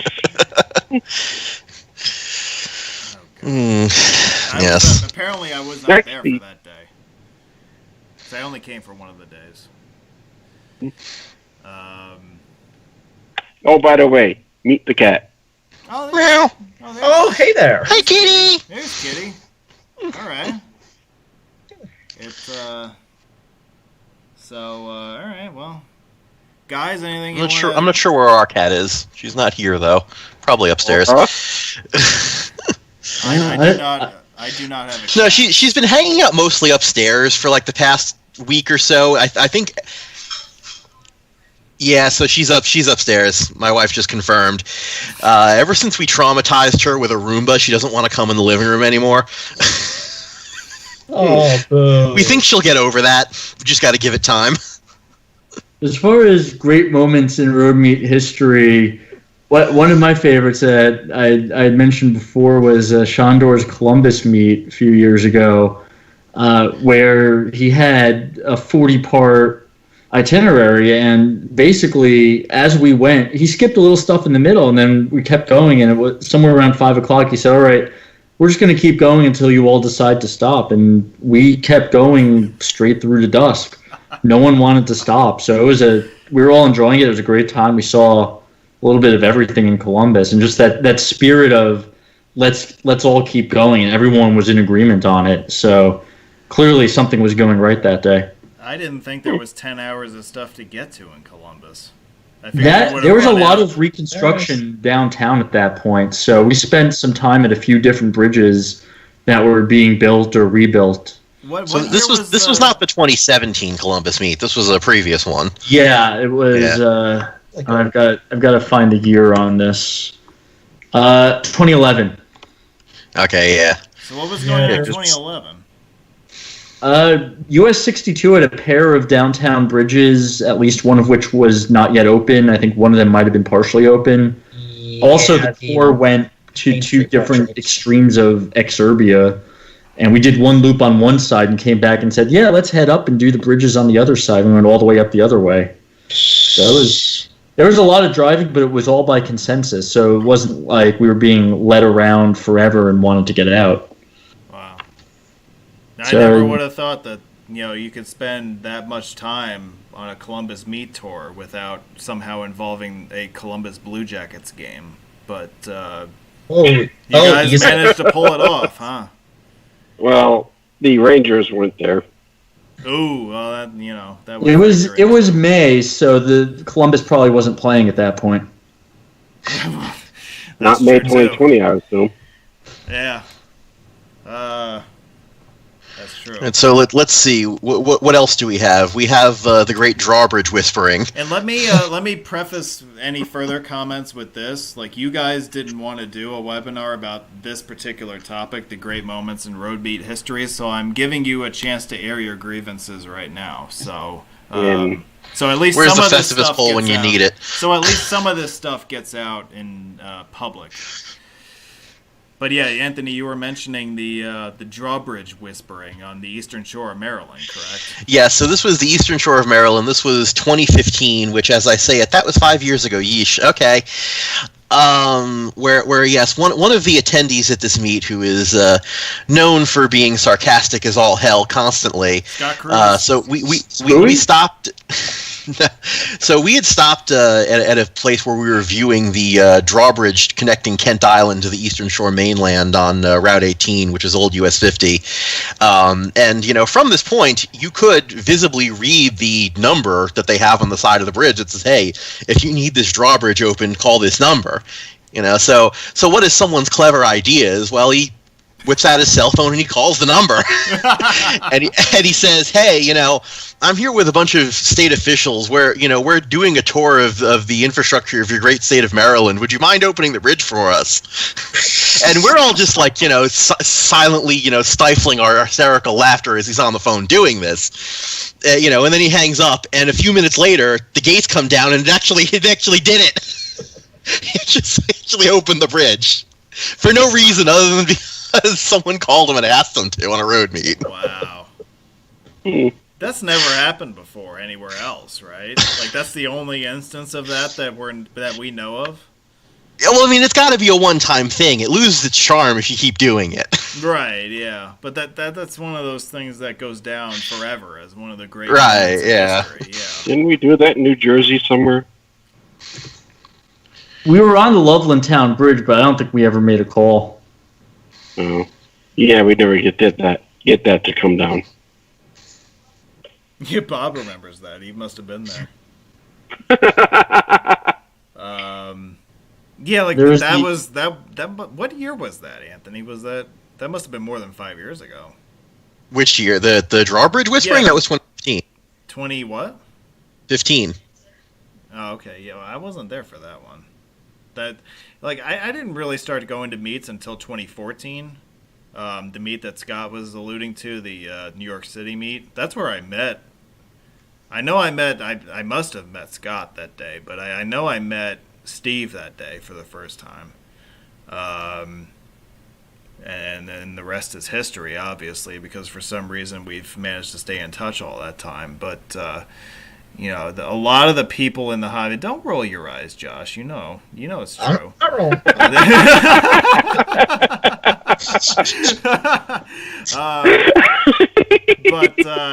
No, I know I met a lot of people who are significant in the hobby that day, so that was definitely a watershed moment for me. Steve, you look like you're about to say something. I've been rounding up some seminal meet moments while we were talking, so I've got 3 of them all set to go now. Please. I'm gonna go probably from the most serious to the least serious. The first one that stuck out at me was the November 2009 Washington D.C. meet, which was led by Adam Froehlich, who we all know as Froggy. As far as I know, that was the pioneer of handing out route directions to every car, so that if someone got lost, they could just follow the directions instead of having to try to call someone. Was that where that started? That is, as far as I know, that is where that started. And I was in the stages of planning my first meet at that point. And when he did that, I said, I need to do this in my own meet because it worked so well that if we get stuck at a red light and half the cars made it through, instead of everybody waiting at the next parking lot, just keep going. You'll meet up at the next stop, and everyone knows where they're going.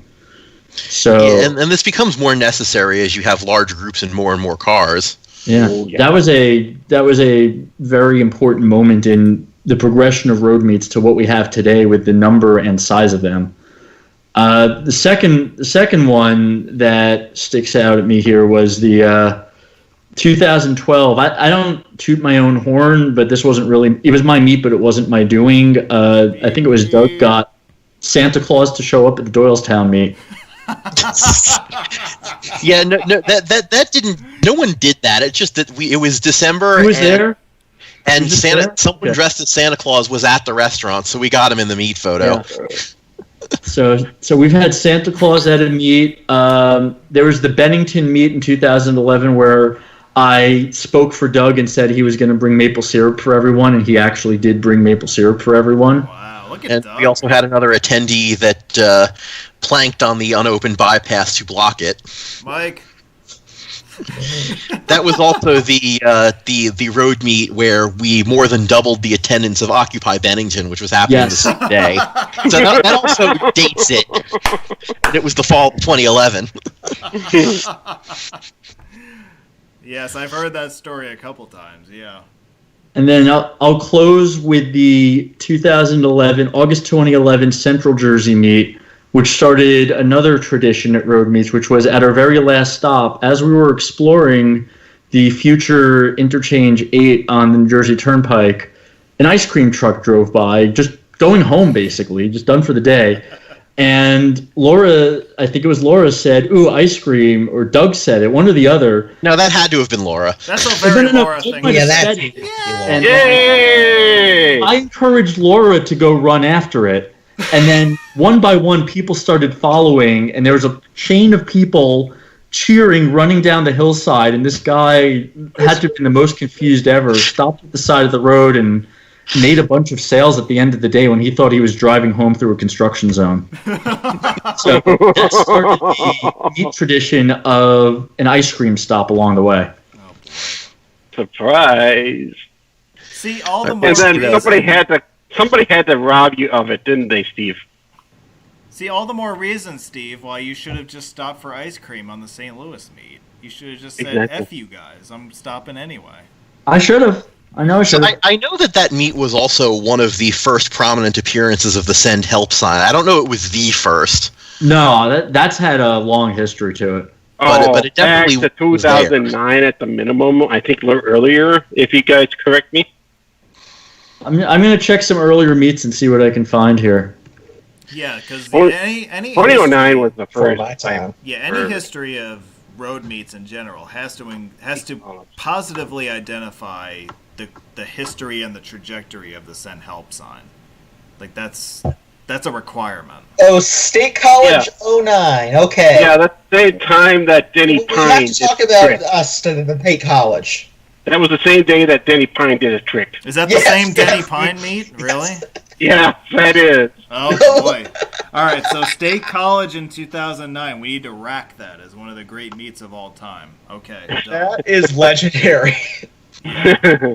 It's achieved the two things necessary for sainthood: the Send Help sign and Denny Pine. Okay. Yeah. It also had the Adam Froehlich frog on Jeff Kitsko's shoulder. Oh, yeah. What's the story behind that? His name is Froggy, so he was... I don't see him in this... Oh, no, he was. He was there. Somebody brought a frog. Maybe he brought the frog. I think he brought the did. frog with him, and the meet host had to have it on him for the meet photo. Yeah, and think that was his a thing tradition. for a while that kind of got phased out as the Send Help sign got phased in as a meet photo thing instead. Mhm. And Adam stopped going to as many meets. Yeah. Yeah, last time I seen Adam in a meet, he was kind of like a drill sergeant. Oh, Well, I mean, he kind of Minneapolis was. 2017. Minneapolis. That Anyone? meet was a mess. Josh, you went to that one? I was at Minneapolis 2017. How did I miss Yeah. that one? I don't remember ever being invited to that, but I guess that's because no one likes me. Well. It happens, you know. Yeah, there was like one a couple of weeks before solar eclipse. Anyone? Yes. Oh, okay. Yeah. You know what's interesting was that around when that eclipse happened, it was towards the end of August, right?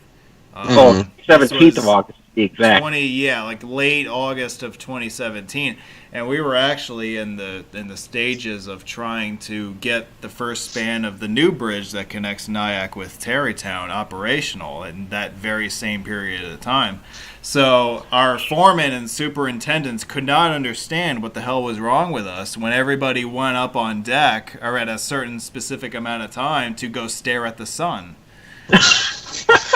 You were not the only one staring at the sun. You were not. Apparently I wasn't, because the whole freaking project shut down for 5 minutes to go look at the sun for some ungodly reason. But to look at 60% of an eclipse where at was peak. everybody at the time that the sun crossed across as a total? And we weren't anywhere close to totality, as Anthony says. No. Like, we weren't anywhere near the path of totality. But, everybody had to go look at the sun for whatever friggin' reason. Right. I was in Grand Island at the time that totality crossed, and Grand Island is in the path. And that was actually, and this is interesting too, because this is actually ties into the road meet subject. So my then fiance, now wife, and I were in McMinnville, Tennessee, where we witnessed the full eclipse. We actually met up with a couple other road geek couples there that we had plotted out. So this was might have been the largest gathering of road geeks that day, and it was fun too, because we actually picked up a seventh person that we weren't even intending to pick up. It just happened by coincidence that someone else had been going to see the eclipse in that town, and posted on Facebook that he was in, this town at this shopping center. And I said, oh, okay, so this means he's here. And I spotted him across the parking lot and yelled out his name. And he jumped. Like, what? We invited him over to join us. Because he was just going there thinking he was going there alone. He didn't realize. It was completely by chance. I met up completely with by Pruitts. chance. Wow. I met up with the Pruitts in Columbus the night before. They went to Beatrice. I went to Grand Island. Oh, really? Okay. Yeah. Cool. Yeah, I was unfortunately busy trying to get a bridge open, so I couldn't take the day off. But Damn it. It was it was obviously the talk of the hobby for a long time, because everybody couldn't wait to post where they were, what what hotel they stayed at, what highway they were parked on the side of the road of. I mean, it was the talk of the hobby for about 10 days or so. Oh, I just parked outside the hotel for the solar eclipse. Yeah. Well, the one that I'm really getting my schedule in line for is the next one, which is 2024, and that the totality for that one is going to go through. The next one is in December. That's in April. Well, it's the one that's going to, the totality is going to go through Buffalo, right? Yep. All right, so the point of contention here is that 2024 is the next eclipse which will be visible in totality from the United States. Yes, if you were willing to travel the globe, there are at least a couple others before that. 3 others. Oh yeah. I'm sure Steve is all over that. Which Steve I'm going to see 2 of the 3, hopefully. Mr. Antarctica there. South America is involved, right? Oh, he's been there as well. The one this December is visible from primarily Chile, I believe. Chile and Argentina, same as the previous one. Mm-hmm. Different belt. Okay. And then there's the one that's Australia. going to barely clip a tiny corner of Australia and mostly be visible from Indonesia. And then what's the third one? There's one that's in the South Pacific, I think, but not really crossing any land. You'd have to take a special cruise to see it. Okay. Oh, in that case. Well, Doug will be on that. That'll be a sub for his Alaska cruise that got axed. He'll be there with his mom. Yeah, some nice mother-son bonding time, Yep. By the way, where is Doug today? He's in Cincinnati somewhere. Chasing waterfalls. Yeah, he's in Cincinnati, He might New have York. the singular version. He's in Cincinnati. Us. I see. Okay. Speaking of chasing waterfalls, time to move on. Yeah, probably. Did we cover everything in the best of road history? You guys have anything else to add? covered This is everything. basically the equivalent of our pre-meet lunch, what we're having right now. So Yeah, without Doug here, there's a lot of history that we're not covering. Yeah, Oh, yeah. he's the. He was the ultimate Cleveland Browns fan. If you want to know what I'm talking about, look at my Flickr page for the 2009 State College feed. yeah, well, I don't go back. Bag overhead with send help sign in hand. Doug, the Atlanta Thrashers super fan. All right, well, I will assume that this pre-meet lunch is over. I'm glad that we got this FaceTime in that we usually get, to take advantage of when we're all meeting in person, but obviously the circumstances are a little different. But, I'm glad that you guys were able to turn on your video. Anthony, I'm glad you were able to remove the tape from your webcam so that we could actually see you. Listen, it's the cybersecurity thing. Yeah. What do you got to worry about this time? What are you talking about? If hackers get into my webcam and there's tape over it, they can't see anything. Exactly. That's true. Yeah. What are they going to do? Draw another fake mustache over your face or something? Like, I don't know. It could be worse. Face. There might be other things visible that you could garner information from. Oh, you know what what I found on Friday that I've been rolling on the floor laughing about ever since that you guys should look at as far as pranks are concerned? TFLOL? What? RTFLOL? Or whatever it is, yeah. Wherever you spell it. You You guys, I'm sure, are familiar with prank calls to sports talk radio stations, right? Well, yeah. Well, if you think those are good and if you think those are fun, Google C-SPAN prank calls, and you'll be in for a whole treat. Because the difference between sports radio stations and C-SPAN is that C-SPAN doesn't run on delay. So all the goofy shit that gets said unedited, like unblacked out, all that stuff. So, I mean, you go back. So you get to actually hear Moscow Mitch swearing. No, but you do get, for whatever reason, there's this great obsession with Howard Stern on C-SPAN. Like whenever somebody calls in with a prank call, one of the common, pickup lines on C-SPAN is like you'll get some caller like, all right, let's go to HB in Kentucky. What's up, HB? Hey, thanks for taking my call. My question to you is, do you respect Howard Stern's penis? Okay, we're getting a lot of prank calls in here today. Okay, let's try to keep it civil here. Okay, Okay, Google C-SPAN prank calls. You'll have a night full of entertainment. Okay, just right there. And again, it's not edited because they don't run on a 7-second delay like most sports stations do. So it's they don't want to have any wardrobe malfunctions. Oh God, could you imagine? Yeah. Oh. Should we also Google C-SPAN wardrobe malfunctions? Spare time. You can. I'm not sure that you'll get anything, but yeah, you could do that. Okay, video off at 5, 4, 3, 2. All right, well, I'm going to minimize this window. Guys, it was great seeing you. That was our little FaceTime for today's meet. So I hope you enjoyed that. Now, what do we got here? Hey, Dan, I think you said we'd be done with the videos by 6:30. Yeah, well, you see how well that went. We're going to be a little behind the real meet because apparently they're done. It's the stream to end all streams. It has to run as long as the actual meet, so... Yes, Steve.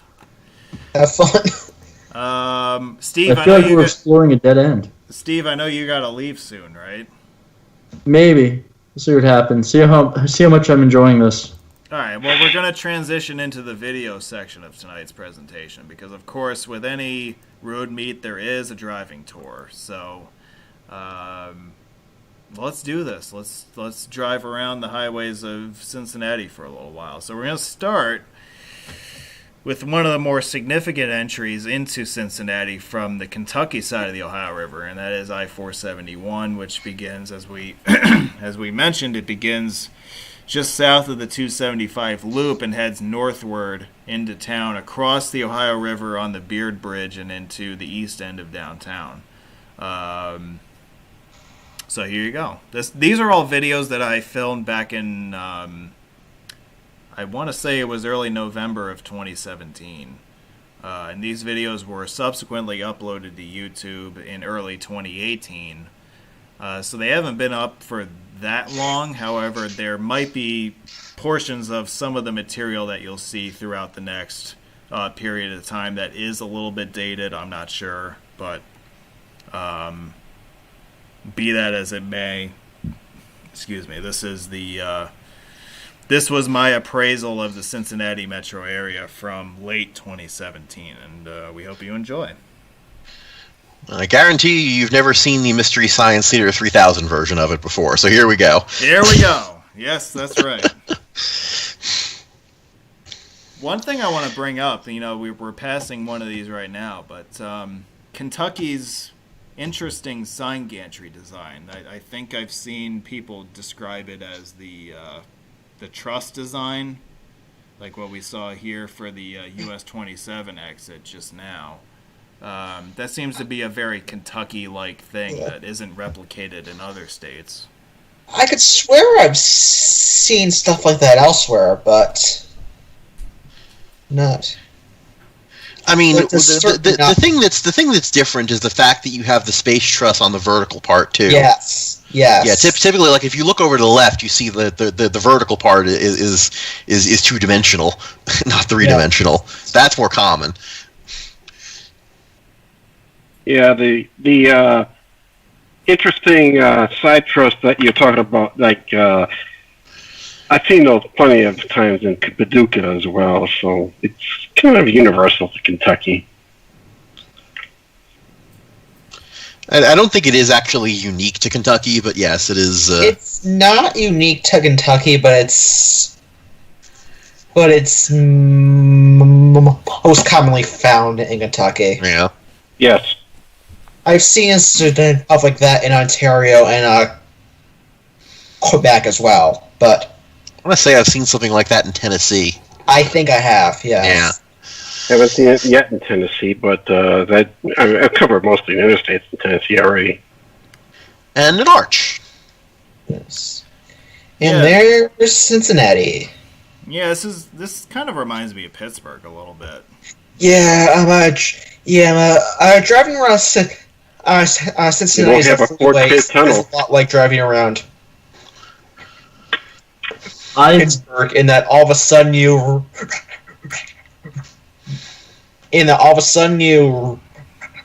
out the corner and you see arch buildings. It's not. I mean, nothing rivals the front door experience with Pittsburgh. Oh no, but it's more than just the roads. It's the culture of the city. It's former Rust Belt, struggling to establish an identity. A lot of old established sports teams and culture there. The more time I spend there, it really feels like a slightly smaller Pittsburgh in so many ways. Oh yeah, definitely. Oh yeah, I get the same feeling with a lot of the cities on the Ohio River. Yeah, Louisville kind of fits that same mold as well. Though Louisville obviously doesn't have the professional sports connection, but I mean, they had the Colonels once upon a time. They did, yeah. But I guess my point is that Louisville and Cincinnati feel very similar to each other, at least as I see it. I don't get that as much, but we can disagree. Cincinnati feels more. Louisville sort of feels more Midwestern. I've found. Louisville feels like a larger version of all those other Rust Belt cities like Ashland, Portsmouth, Huntington, everything else along the Ohio River. Louisville's just larger. Cincinnati really feels like a metro area. Yeah, I can't speak for those cities that Steve mentions. I agree. Cincinnati feels like a city in a way Louisville is not. Yeah. Well, I think about the fact that these two cities were settled around the same time, and they kind of had similar, growth patterns. they're both rail hubs. They're both port cities on the Ohio River. There's a lot that's similar between the two of them. You might have, different paths taken between the two cities at different intervals. Some debris netting going there. Yeah. It also really hid the Welcome to Ohio sign. Just a tiny little thing. Yeah, oh, by the way, welcome to Ohio. Yeah. I'm just going to say, you did miss the Golden Arches while you were talking. Good morning, everyone. Exactly. Poor dead in Ohio. Speak of Louisville and like that, and it's like, yeah, you can speak of somebody that really hates Louisville for certain reasons, but I won't name names.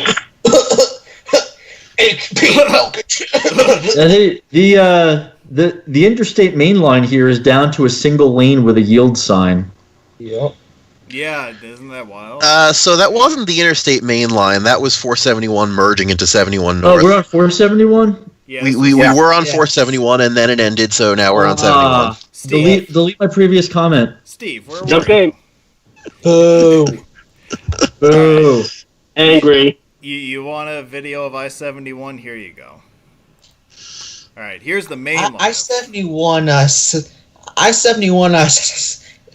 entering Cincinnati for both sides is almost as good as entering Pittsburgh, in my humble opinion. Yeah, 71 northbound into Cincinnati is pretty dramatic, that's for sure. And I paused the video at this point just to make you guys aware of the fact that not only is this the 275 interchange, but look, there's a 2 I-471 sign here for no particular reason at all. And a plane.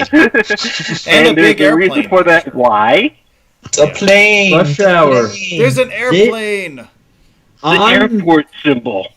On 275, they actually have travel times west of this interchange at, say, downtown or Cincinnati via 71, 75, and via 471. So they look at it as a viable alternate. Yes. Oh, yes, they do. Yeah, so that'd be the thinking there, even though, right, ultimately 471 primarily carries you back into 71. Yeah. It's seen as an alternate if this spence bridge has... Well, when the Spence has Bridge... an issue, which is extremely common. When the Spence Bridge collapses, that's a viable alternate. Right, and this is also the interchange where you can go the other way to get to Covington Airport. Covington Airport. Well, that's why the code is CVG. It's the Cincinnati Airport. Don't think about Kentucky. Well, what Anthony was saying about the CVG, is that where it comes from? Yes. Yeah, it's Covington. Yes, Really? that is why it is CVG. And then that goes all the way back to the airport's creation, I guess? Yup. Yeah, those codes rarely change. There are some exceptions, but... Yeah. Everybody thinks of KC Airport as KCI, right? No. That's MCI. MCI. Yeah. Mid-Continent International. Tell that to DIA. You mean DEN? Everyone calls it EIA, though. Everyone is wrong. That is not the code. Steve, of course, knows I'm passionate about this subject and is deliberately getting me started about it. Yeah. Yes, we know. That is why. There you go. So this is 7175 through suburban Kentucky, a few miles south of the Ohio River. So you get to see the death drop. We get to what? What did you call that? The death drop or what? Death Hill. Death Hill. Thank you. Yeah, that's still coming up, yeah. Yeah, we're not quite there yet. No. It is also now less deadly than it once was. Right, yeah. Yeah. They've made significant improvements to it since it was first built. Here we have an exit for a highway named after a maker of paper cups. That's right.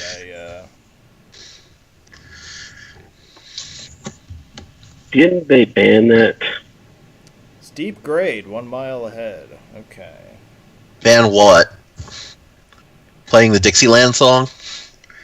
Dixie Highway. I thought they meant to rename that at some point. No. Imagine Leaf that Highway would has be been renamed, but motions of individual municipalities, not the state. yeah, but I mean, I also well, actually, no. I think it was in Florida actually that name was gone after. Not up here. Yeah, well. Mark safe from Florida man today.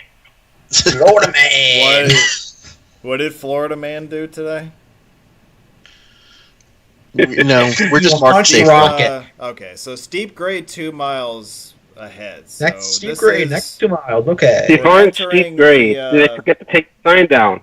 We're This is entering Death we're entering the section of highway known as Death Hill at this point. Again, most of this has been straightened out and shallowed out, but the advisory signs of steep grade ahead are still very relevant to this day. Well, they're also the other thing too is you notice the steep grade symbol features a truck on a hill, and there's a reason for that. Is because when you have a large amount of mass and therefore a large amount of inertia, steep hills are something you need to worry about a little bit more. Hey, be careful with big words like inertia and all that stuff. We don't know those words very well around here, so you gotta spell those out for us. And here's I got to spell out inertia, but when I was talking about moment diagrams before, you didn't stop me then. Yeah, I wasn't paying attention. I didn't think of it. But here's the money Likely shot. story. And the They were skyline. West Cincinnati. Here's the money shot. Ooh. Yep. Boom. Coming down the hill from northern Kentucky, and as we round the bend, we enter the approach to the Brent Spence Bridge. Cincinnati downtown and stadium is the traffic for the Cincinnati Bungles Stadium is advised to follow the Spence Bridge onto 71 northbound. I don't know why you would want to leave the freeway to watch a football team perennially lose, but if you wanted to, and if that was on your bucket list for some ungodly reason, then yes, People you do would. it in New Jersey all the time. Well, yeah, those of us who That's are true. lifelong Jets fans, Or Chicago. Well, the Bears have won a Super Bowl way more recently than the Jets have. Yeah, but they only won one. That's Oh, true. Bears. They have as many Super Bowl wins as the Jets do. That's for sure. Yeah, that's true. But long story short, you talk about just stadium as a point of interest. Green Bay had that before they rebuilt 41, where they just had Stadium Arena next right.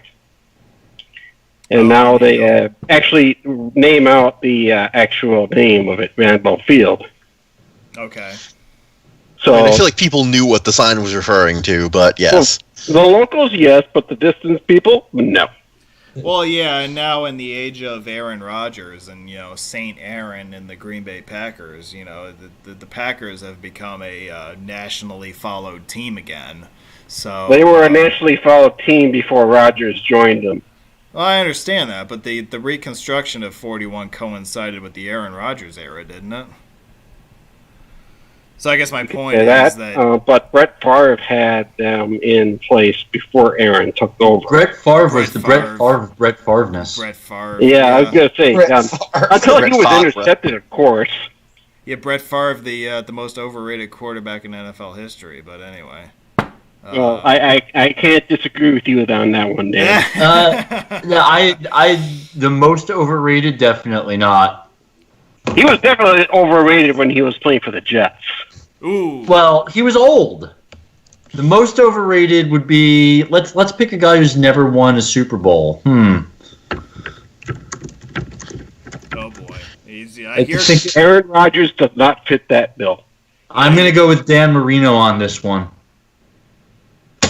Well, see that's the weird, situation that you get yourself into when you start comparing the quarterbacks to each other and the Super Bowls that they've won and the Super Bowls they've played in and all that jazz. like, well, Dan Marino never won a Super Bowl, therefore he's not a great quarterback. And that's not always an accurate parameter when judging the legacy of a quarterback. We all know Eli Manning is a way better quarterback than Tom Brady. That case closed. is true. Yes, he's 2-0 against him in the Super Bowl. I agree. Oh, That's yeah. all you need to know. That's because of that giant snatch. Yeah, because David Tyree is the greatest wide receiver in the history of the NFL. Yeah, he's good at snatching footballs. In discrete moments, yes. Yeah. So where are we now? Still on 75? Where the hell No, we're on 71. No, we Yeah, turned on okay. 71 north of Cincinnati. Yeah, while That we makes sense. They had the tunnel. Yeah, while we were talking about Brett Favre, we turned on to I-71 and we passed Yeah. through Fort Washington Way and the Lytle Park Tunnel. And there's now we're on 471 coming in. Yeah, 471. Right, and now we're merges- back where we ended the previous video. Yeah. Yeah. So 471 merges in from the right, and we're now on the Northeast Expressway section of I-71 as we head towards The left exit that do not make MUTCD compliance.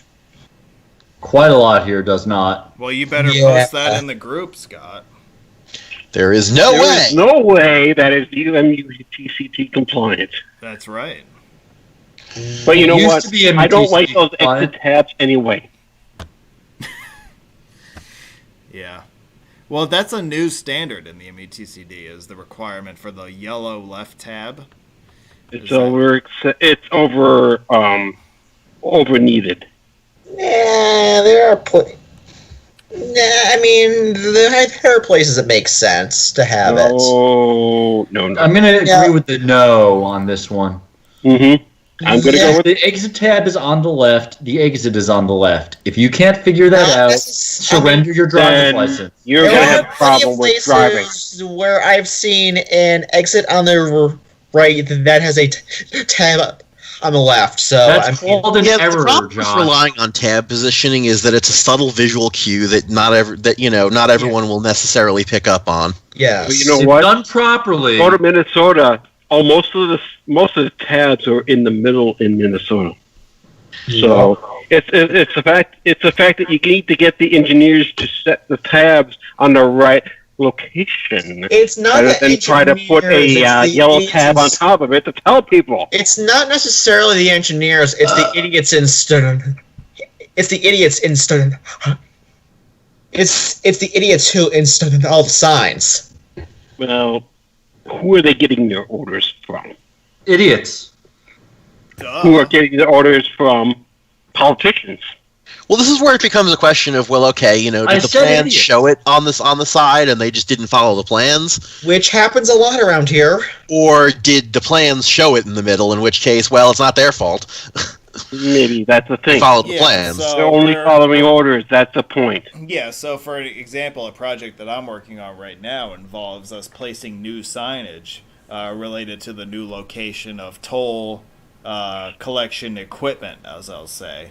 And, some of the signage location doesn't make a whole lot of sense from an intuitive perspective, but yet we are required to follow the locations that are demarked on the plans.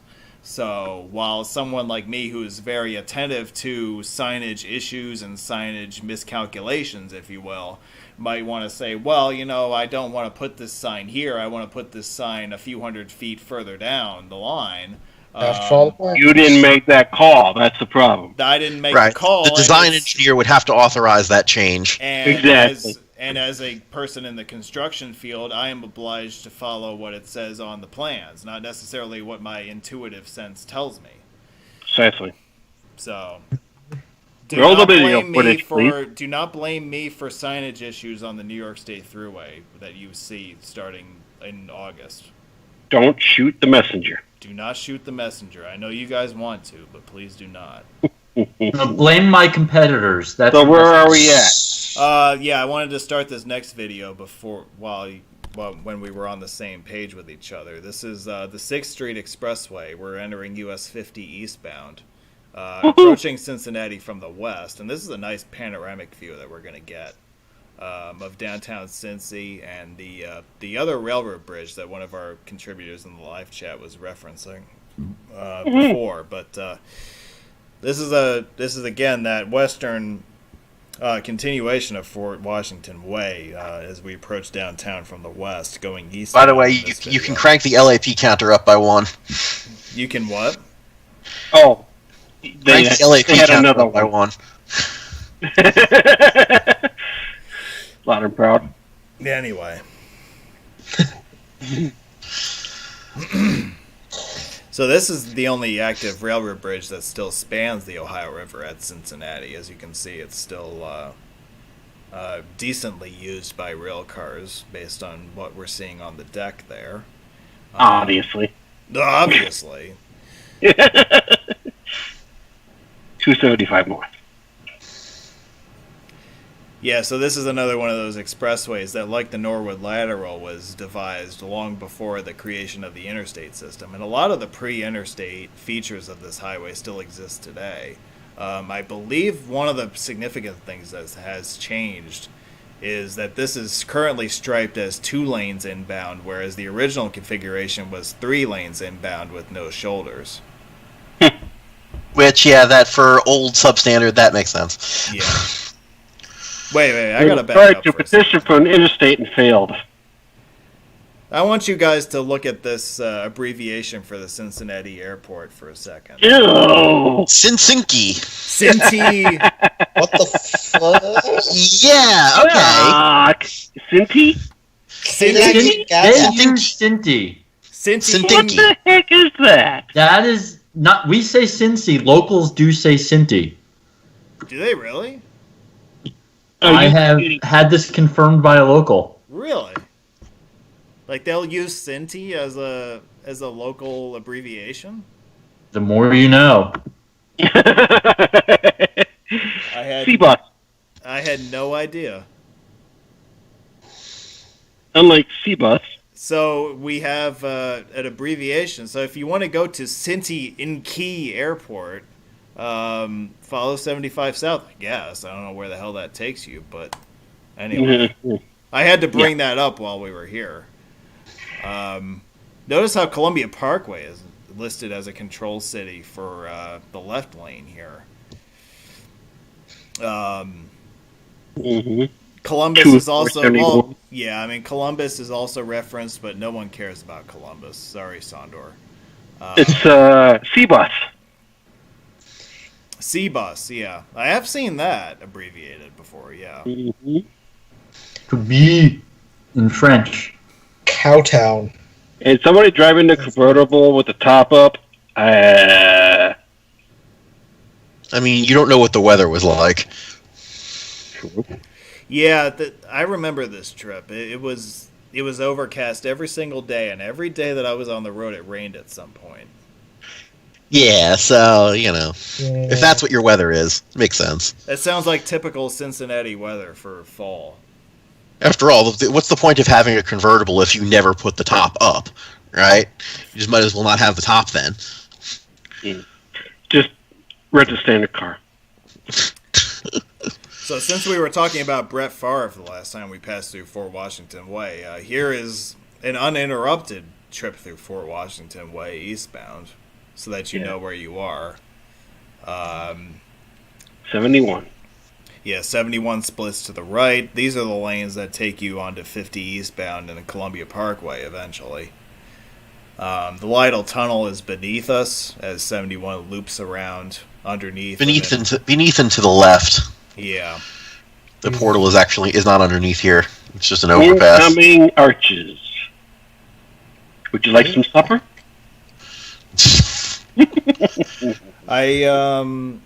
I forget what happens in this video. Do I take a right here? Yeah, I guess I do. Okay. You're in the middle lane, so you have a choice. Did you take a poo? Well, I must have waited until I was in Kentucky to do so. Oh, you were waiting for that point where you almost crashed into the already destroyed fence. Okay, so now we're doing 471 south. Yeah, so here's the bridge southbound. Okay. Notice how the Kentucky sign is at the beginning of the arches? Yes, well, yeah. By the time you're under that gantry, you're in Kentucky. Exactly. Yeah, well, it's the Great Pooh Bridge. Because we touched down in Bellevue, so. The Great Mighty Pooh Bridge. Yeah. What's What's interesting about over here this ramp somewhere, is so that you have immediate access to the. I think this is the right ramp that I'm thinking of, but yeah, you can just randomly turn off onto the local streets here. yeah, this ramp here was intended to be temporary, but as you can see, it is not temporary. It became permanent. It became permanent. It became what I call in my profession or my line of work major temporary, which is we'll leave it in temporarily with the intention of hopefully replacing it someday, but then again, maybe not. We'll just leave it as it is. Yes. What was the Sometime in intent the to next replace this ramp? century. Accidental the permanence. original plan for that ramp was to have it loop around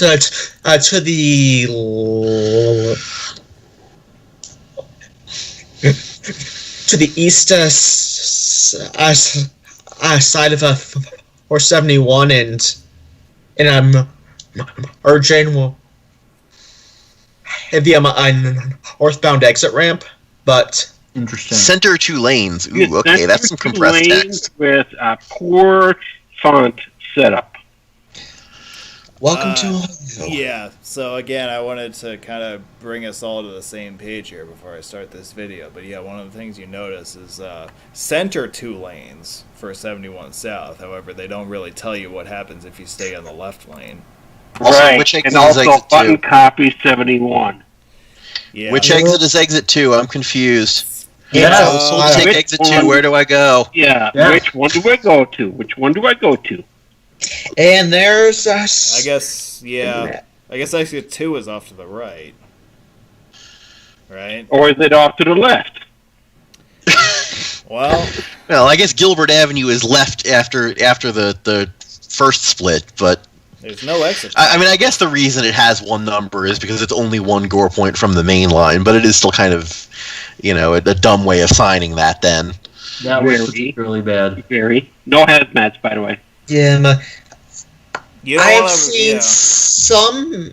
Yeah, I've seen some maps that I'm gonna show the exit for I-471 as exit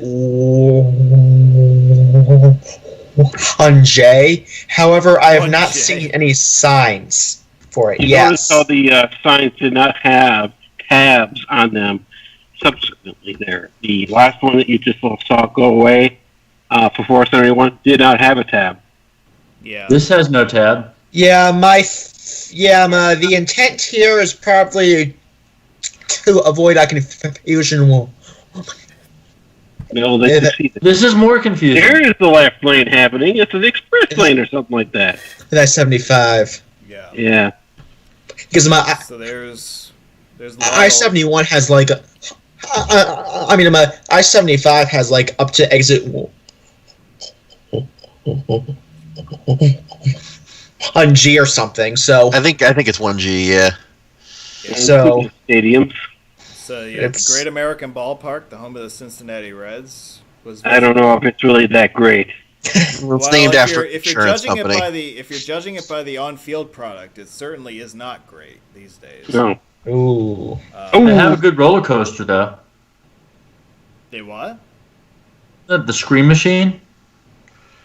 Well, you're thinking of a different thing. The Great American. No, you said Great American. Well. All right. No, all right, no, funny no, boy. no. We're talking about the Great American Ah. Ballpark. Hardy har har. So And anyway, they did have a Shockwave roller coaster at the time. But whatever. Let's get back to That's a road. little bit of a merge there on the right. I'm pretty Yeah. sure there are 6 flags over the Ohio River if I count the different states. Used to be worse too. yeah, you want to go on a roller coaster ride? Try merging into the Brent Spence towards Kentucky at rush hour. It's Yeah.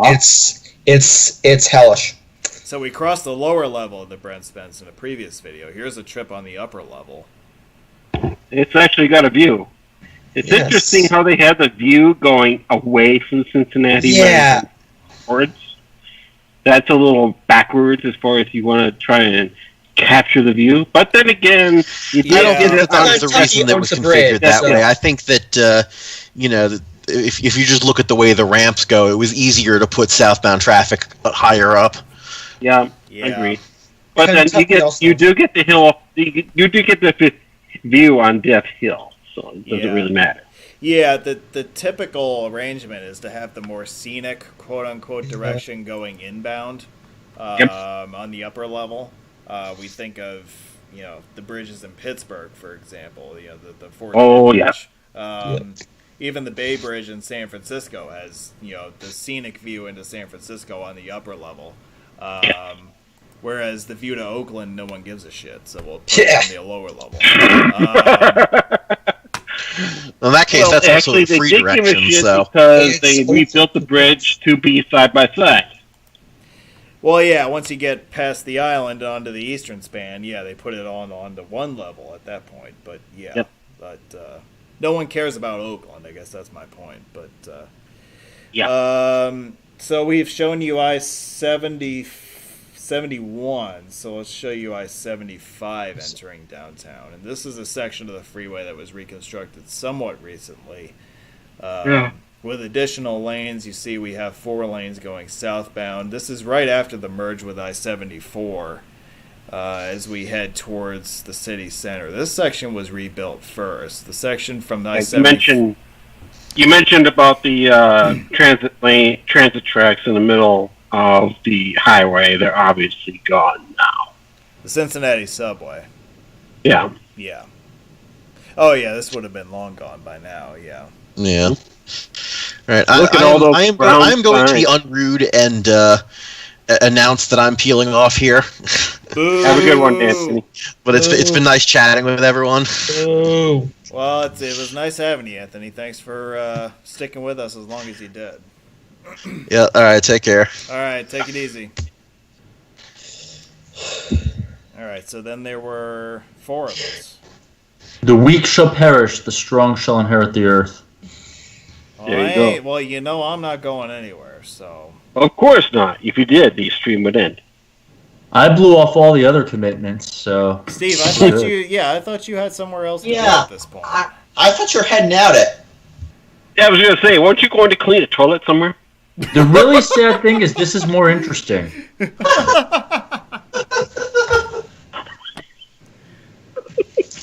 Steve, I don't know how you managed to do it, but you chased Bill away, yet you managed to stay live with us all this time. I'm just a better person than he is. Well, we know that already, but I was wondering if you had any secrets to the trade or whatever that you were willing to share with us. Probably not on YouTube. I just have a way of making people leave. Hey, Steve, thanks for taking my call. My question is, do you respect Howard Stern's penis? I respect it as an art form. I respect all contributions to the world of art. No, Yes. God. Oh, my gosh. Help me! Now, you see, this is a classic example of the stuff we would be talking about on the driving tour of the real Cincinnati meet had we all been able to be present in person. Yup. Thank you, coronavirus. I really hope we wouldn't be talking about men's penises on a road meet. I don't think that's really happened before. Thanks, Tim. But you'd be talking about poo, and it's all Tim. And lots of bunker blasts. There'd be a lot more poo talk, yes. There's the middle one! Who let loose a bunker blast? We'd only be one state away from where pooing is illegal also. What, I've seen a bunker blast! Okay, Josh, we get the point. Steve, what were you saying about pooing being illegal? What was that? Pooing is cool, funny, and a great American pastime and legal in 49 states. Sorry, Tennessee.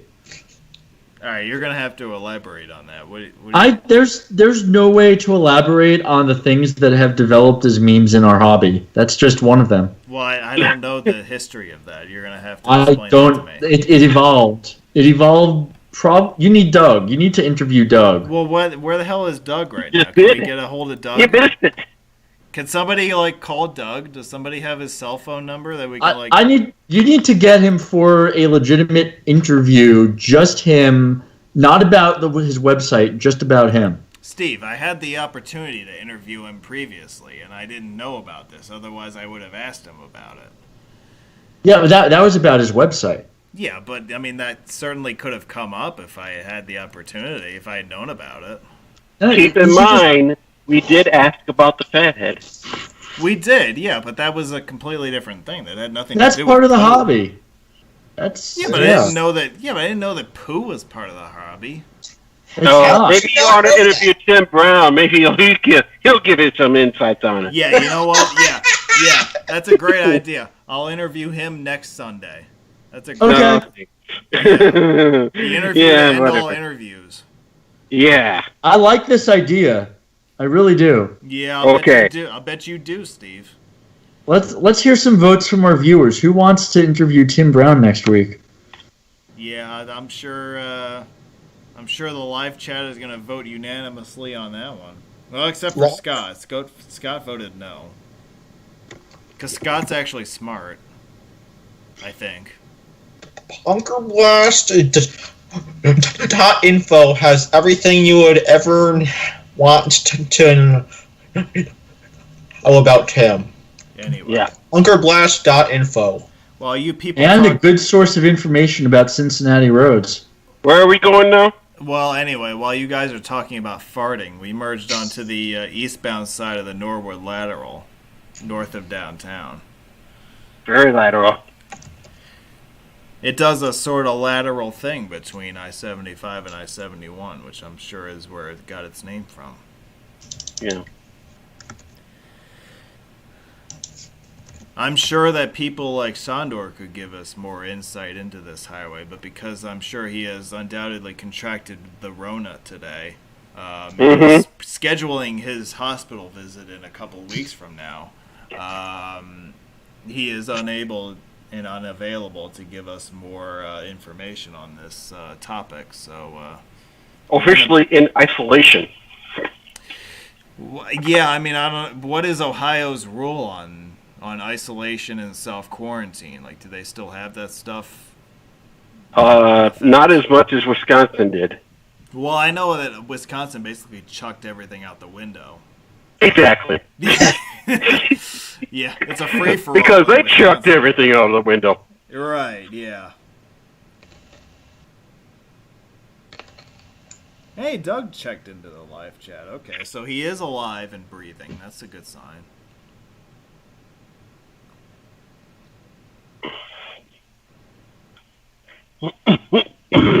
Yeah, I'm waiting for clarification on those Tennessee poo rules. Pooing is whatever. Because I've never heard of that. Like, when I was at the Titans game in Nashville at the end of 2018, I basically saw fans pooing outside the stadium, and I never thought twice about it. So I just assumed it was legal. But, You should have turned them in.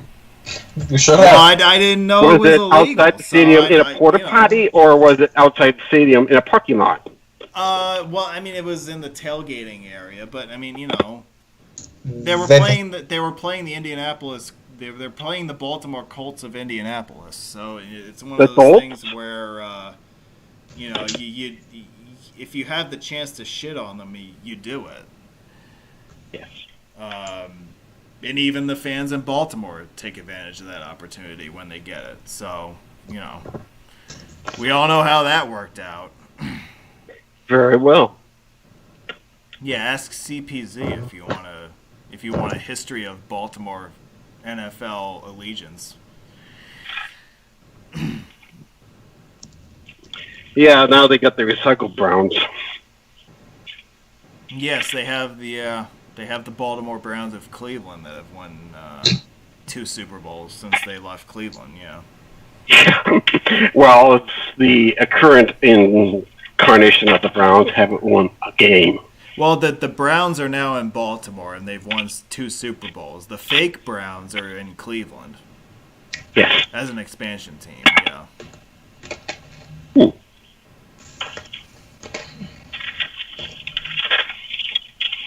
But yet they stole the history from the real Browns.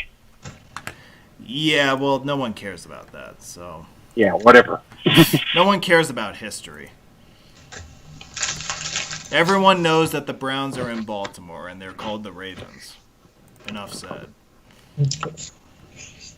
Well, anyway, somewhere in all that mess, we merged in with I-71, and that's fine, because no one cares about the Norwood lateral. So let's merge onto I-74 eastbound. Now, one thing that I should point out, let me back up a few seconds here. The ramp that we are traversing right now was built originally as part of the unbuilt Coleraine Expressway, which was meant to follow I-7 or Coleraine Avenue up into the north suburbs. This is the main line for the Coleraine Expressway, which was converted into the ramps for I-74 eastbound. With that little historical feature out of the way, I'll shut up and let you enjoy this forthcoming video.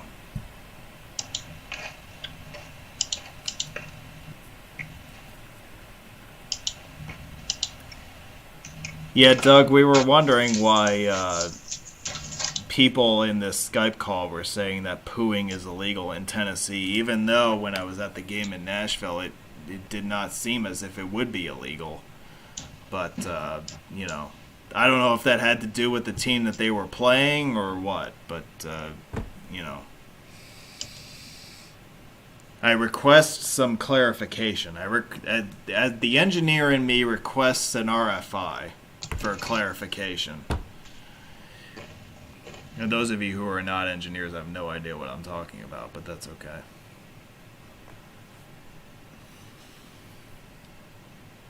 Request for inquiry.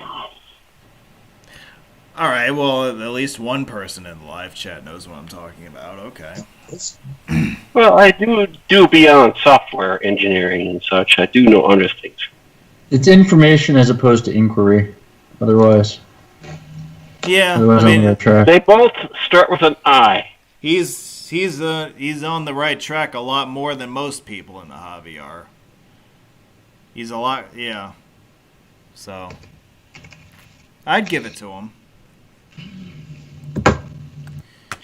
I have been involved in the standard engineering principles when I was working with a hydro system. And you're alive to tell about it, which makes it even more impressive. Damn. Let's do a video of the Josh Schmidt Memorial Highway, aka the Ronald Reagan Cross County Highway. This interchange at I-75 is pretty interesting in that you have both right-hand and left-hand exits going on, and you have left-hand exits and left-hand merges and right-hand exits and right-hand merges, and it's this giant mess of ramp movements going on here. And it still doesn't have several movements.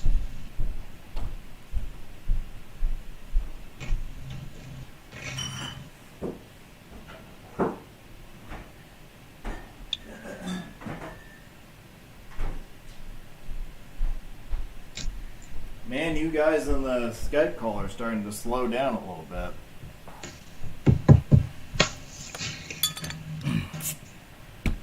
Yeah, it's past my bedtime. It's past your bedtime. Steve, you go to sleep at 7 on Saturdays? Really?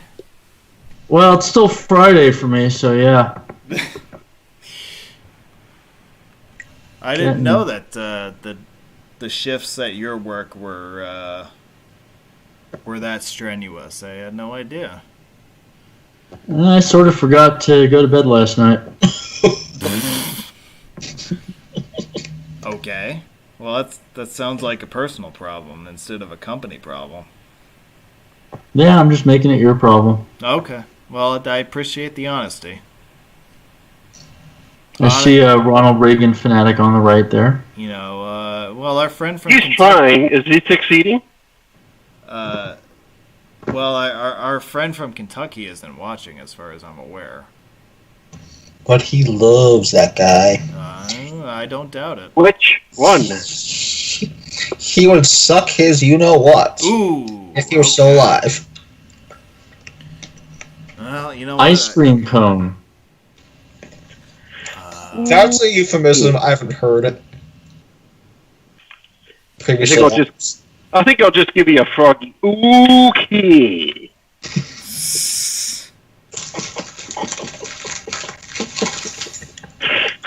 Okay, so... Yeah, so once you get up into this section of the highway, up in northern Hamilton County, this is basically another east-west connector between Interstates 71 and 75. It's really one of the main purposes it serves up this way.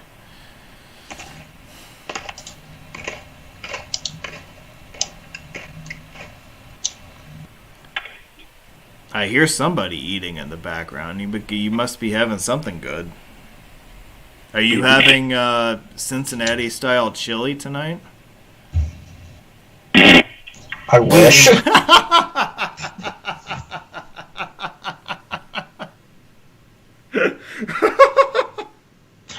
Was that a fake fart noise? Like, what the hell was that? Yeah, I don't know what that was.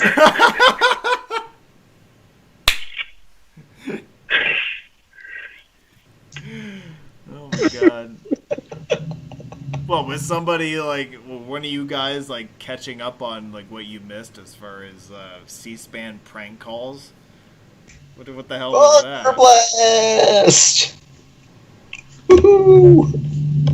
Yes, on the Republican line, HB from Kentucky. What do you think about Mitt Romney as a candidate? Yeah, thanks for taking my call. I just wanted to say, do us all a favor and off. All right. Also, Yeah. U50, I-50? Yeah, I just wanted to say, all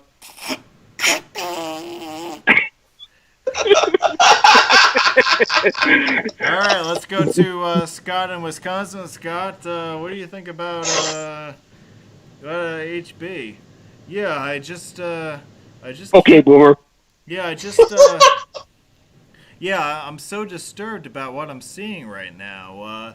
I can't believe how milk your tits look. All right, let's go to Steve in New Jersey. Steve, what's on your mind today? Oh my God. Do some homework tonight and look up C-SPAN prank calls. You will not be disappointed.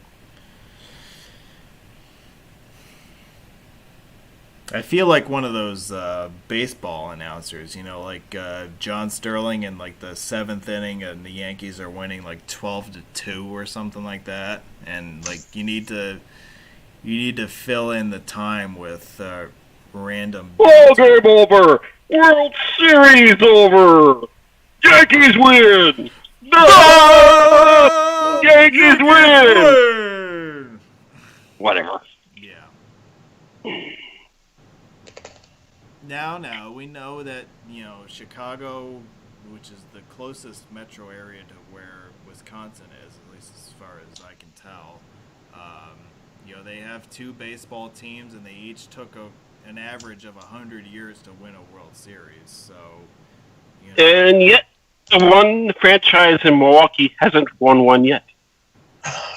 Yeah, well, we understand that jealousy is a part of the equation here. Blame the Cardinals. They keep beating them. Yeah. Whether the Brewers are in the American League or the National League, they still can't get past the Cardinals. Yes. Yeah. Yeah, the Brewers switch leagues and they still can't beat them. Excuse me. The Brewers haven't made the World Series since '82, have they? Actually, that was no, they have not.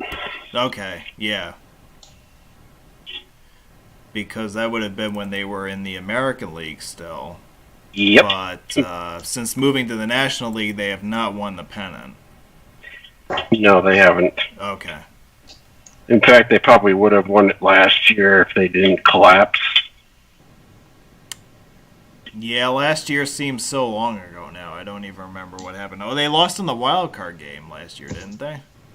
Well, whatever. I mean, there isn't a sports season to be had of right now. Well, I'm not talking about this year. I mean last year. I mean, I know that... Didn't they lose to the Nationals at some point? They did, yes.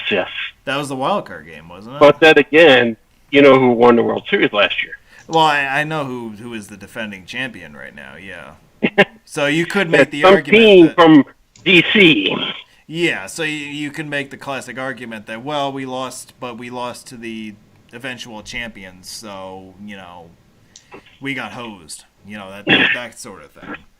So do us all a favor and go back yourself. Yeah. Yeah. And of course, the Milwaukee Brewers come to us via the Seattle Pilots. Seattle Pilots. Yeah.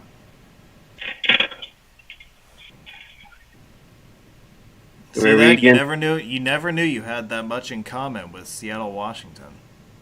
Oh yeah, right. No, I believe that the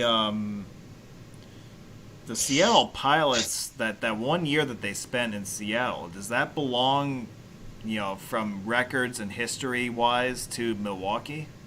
Yes. It does. Yes. Okay. So whoever the hell The Pilots are a previous incarnation, so they do not have anything to do with the Mariners. Okay, so it's not like the Mariners can claim the Pilots as part of their history.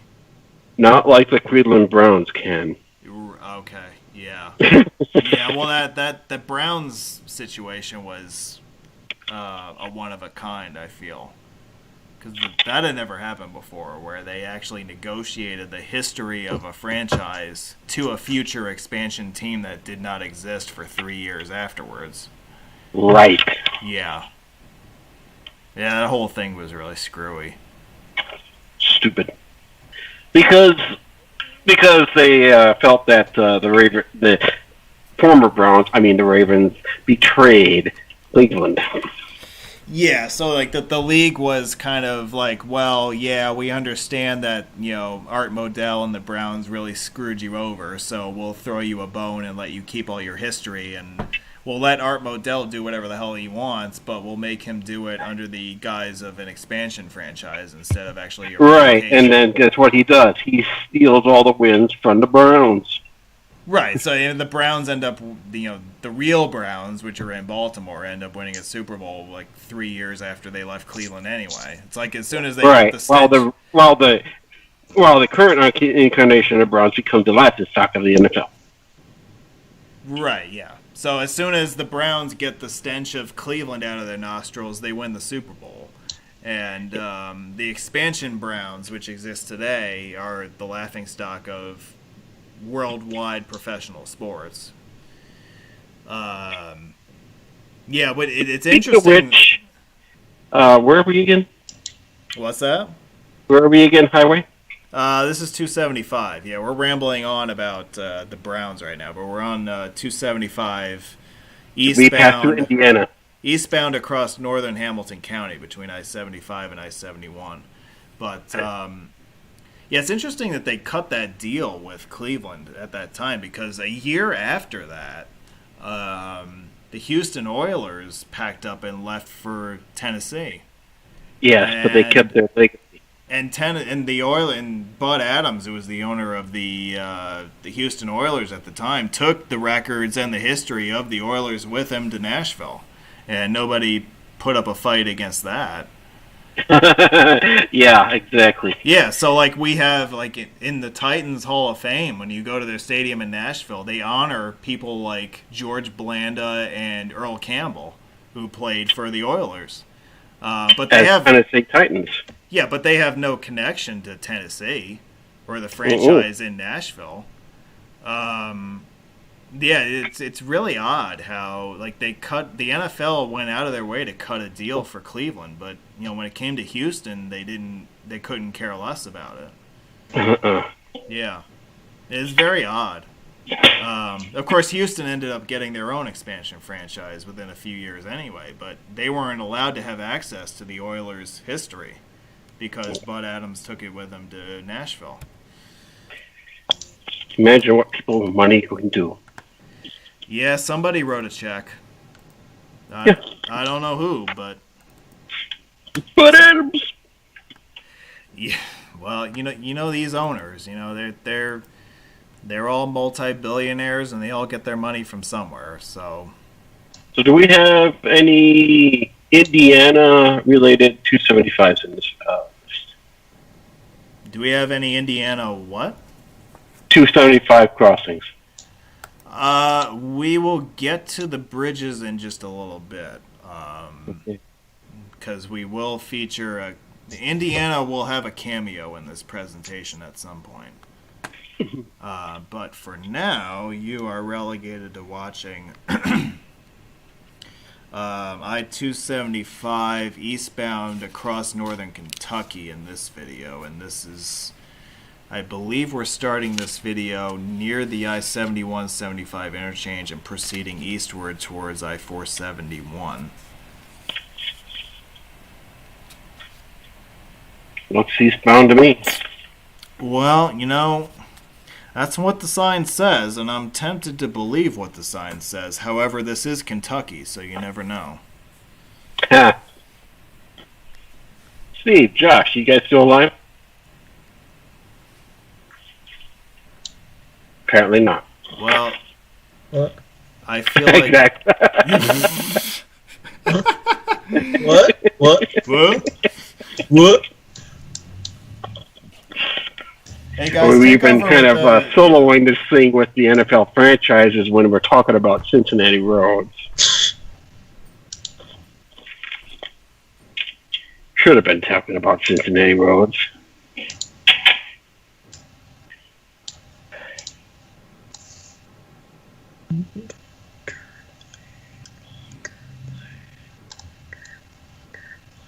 So this is a big hill from 75 to 71. 17.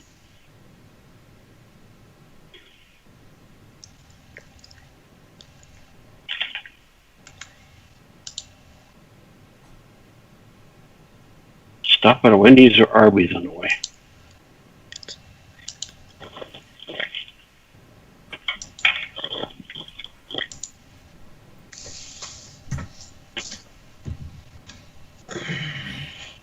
Look like at-ground water tanks on the left, right side there. Nah, I really liked the conversation about relocated NFL franchises better. I think so. This is getting boring. I mean, there's only so much you can say about 275 across northern Kentucky. Yeah. It's a pretty straightforward. Yeah, I mean, this is a pretty typical Yawn. suburban freeway. I believe I filmed this. The video you're watching was filmed on a Friday afternoon. So this is the most... that explains the traffic. Yeah, this would explain the high amount of traffic, and this is about the most traffic you would ever see on this highway.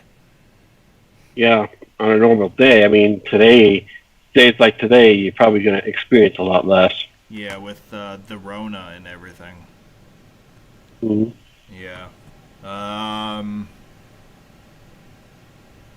Yeah, as I said, I was having more fun talking about potentially relocated NFL franchises. So since Josh is watching, I'll just say the Bills suck. Oh, screw you.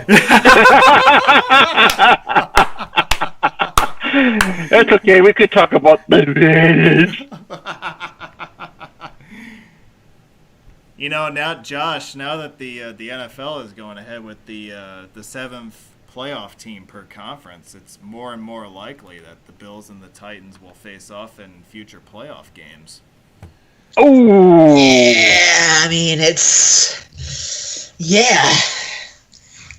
Yeah. Good luck. So make sure that you take the lead with 20 seconds so that we can lateral in the final seconds to take the lead back from you at the end.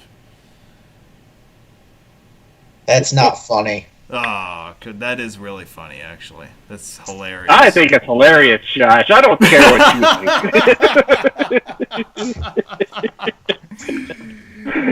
think. Oh, God.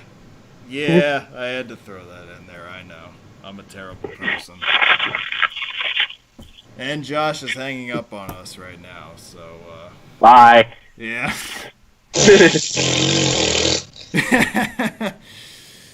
Yeah, you want some popcorn? I know for a fact that when I was in college at University of Buffalo, and of course everybody knew that I was a Titans fan, and that was always a very a sore sticking point for my my local friends who were from the area and who were in the engineering department. A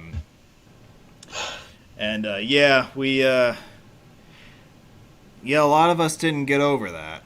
You know, that was a very ugly episode, shall we say. But and of course, when I was in school, it was a lot more recent than it is today. But they really didn't want to admit that was a lateral. Are you talking about the Music City Miracle? There's only one Music City Miracle to talk about. Capiche? Capiche?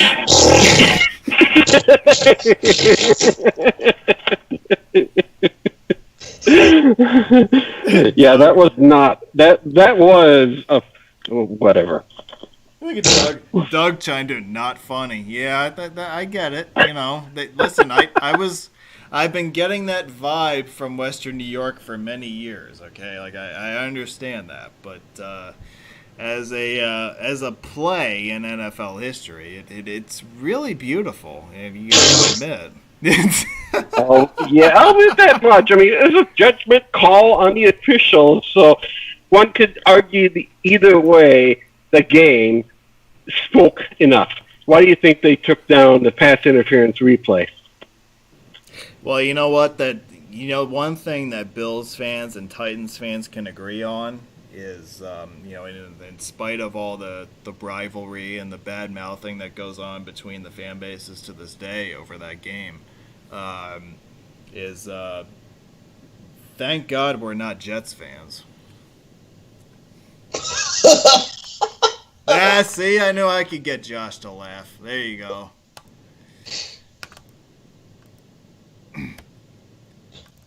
And Doug says, can we talk about Brett Hull's no goal? Yeah, well, we can talk another hour about that if you want. I'm not...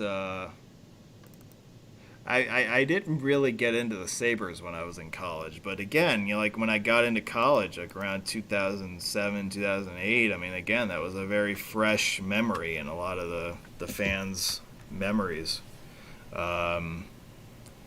That's not something that people talked about, at least if you wanted to survive the night, you wouldn't talk about it.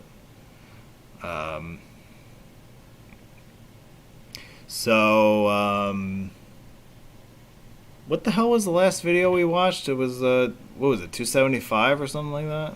Yeah, 275 in Kentucky. Yeah, I don't even freaking remember anymore. Okay, so where was I again? Okay. Yeah, there we go. Yeah, we were somewhere in the metro area. I don't even freaking remember where we were. But, okay, so this video, we're going to take the ramp for the Riverfront and drive along the Riverfront for a little while. So, when do we get to see I-71 across Ohio? Steve, I thought you left. I'm here. Well, you never left? He just got missed. He just got angry because we all were talking about NFL teams. I thought that he got angry because we were talking about the Jets. I brought up the Jets. Well, so did Jets, suck. When takes one to know one. Ooh. Here's a nice panoramic view of the Bungles NFL Stadium. Not so synergy. Or whatever the hell they call it. Isn't it still called Paul Brown Stadium? I thought it was changed to Synergy Field. No, that was the old Riverfront Stadium that was called that for a little while. Then I have no clue. Okay. I don't fucking know what it's called. No, I think it's still called Paul Brown Stadium. And then the baseball stadium where the Reds play is still Great American Ballpark. Great American, define great.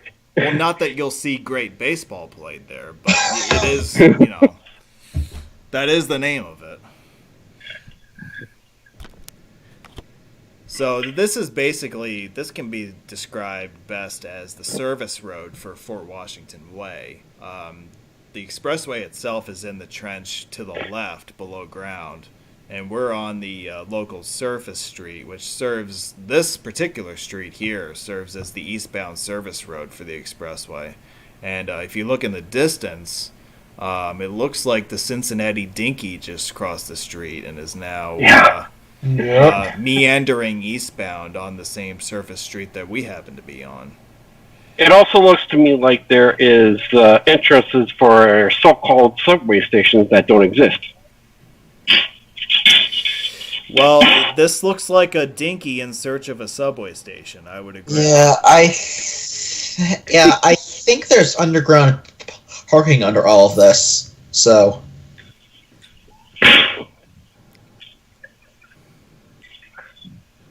Yeah, because this is obviously we're right downtown, and this is also where you would park if you were going to one of the sporting events, whether it be at Great American Ballpark, God help you, or at Paul Brown Stadium. Paul Brown Stadium, God help you. Yeah, exactly. So I would think that, even, the idea here is that this is where you would park for those events, but I would think that nowadays there would be plenty of great parking available. As much as there would be seats. Yeah. Well, I mean, you get to watch Southern Ohio native Joe Burrow play, hopefully this fall, so...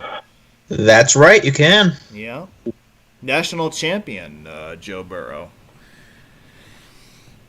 He's a player. I'm sure he's really excited to be playing for the Bungles this year.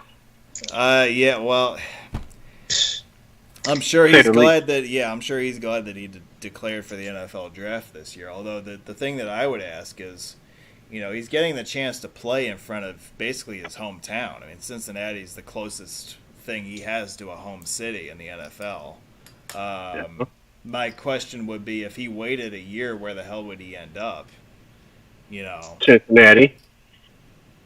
Yeah, exactly. Cincinnati or Jacksonville or...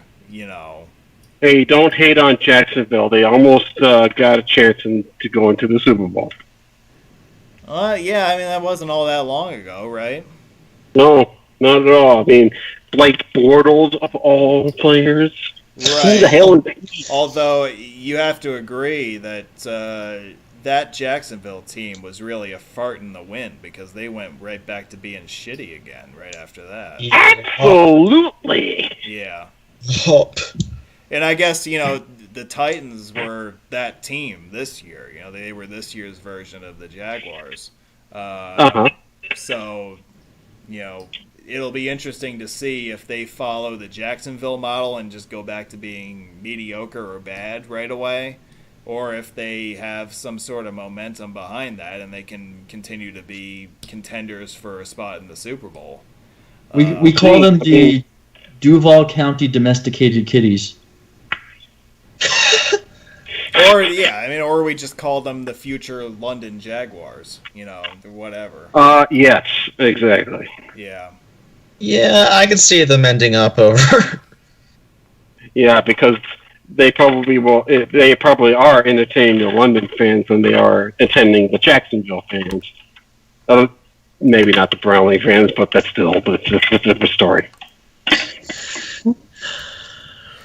Yeah, it's going to be interesting. When we have a season eventually, how do the Titans follow up their surprise run from last year? And are they able to continue to stay relevant at the top of the AFC, or are they going to do what Jacksonville did and basically go back to being cellar dwellers? I can make a convincing argument either way. You know, for being both really good and also for being really bad. So, time will tell. All right, we've graduated to the bridges section of the presentation, and we're going to lead off with Steve's favorite Cincinnati landmark, the Western Hills Viaduct. Ooh. I like the Waldvogel better. I don't know why you're pointing to me. You have a thing for viaducts in Cincinnati for some reason. So. I that's in keeping with the theme of the meat host for today. Viaduct. Why not a chicken? And Josh is muted. Jim Brown is big on viaducts in Cincinnati, so I figured. Oh, you know, the last time I drove a viaduct was at the Tobin Bridge. Are we considering that a viaduct? Yeah. No. No. It was double sort of decker a viaduct freeway. for the tunnel. Yeah. And the tunnel went where? We don't know because it was closed. Oh. Ooh. I was just gonna say that until I was cut off, that it was very considerate and just a matter of procedure that Steve go ahead and mute the resident Bills fan in the Skype call. So thank you very much. Oh. Oh. Oh, screw yourself. So that was the lower level of the Western Hills. Now I'm obliged to also show you an upper level video. So let's do that real quick. And here we go. Now, when I filmed the Western Hills, I did both levels in both directions because, you know, I have this fetish for being a completionist. But You mean conquering, Mark? or whatever you want to call it. I mean, I know that I definitely would have been all over this if it would have been a toll certifying. Yes. Oh, there you go. Yes. This would be certifying if you do it in both directions. Is that what you call it? Yeah, that's his term for it.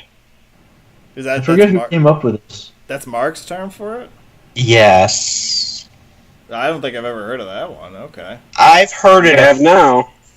Yeah, I've heard it a few times, and He doesn't call it clinching, he calls it certifying? if you clinch it in both,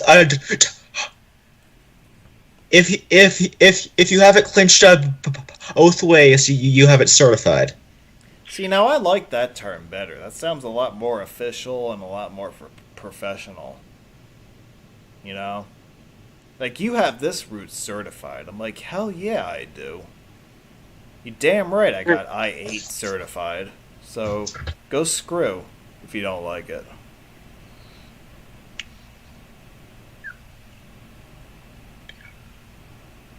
You seem very angry. We need to create a ticker for the next presentation we do of times that I render you guys speechless, because we're up to like 72 at this point. 42. 72 is a Star Trek reference. Oh, only 42. I apologize. Let's see here. All right. You're all out. We're on to Ohio River bridges. For dead in Ohio.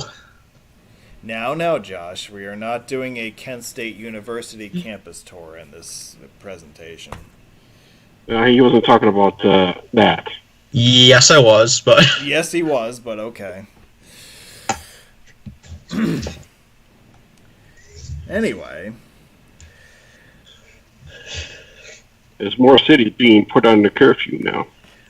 Yeah, I was Yes. seeing that. Scott, you're saying that Columbus is? Yes.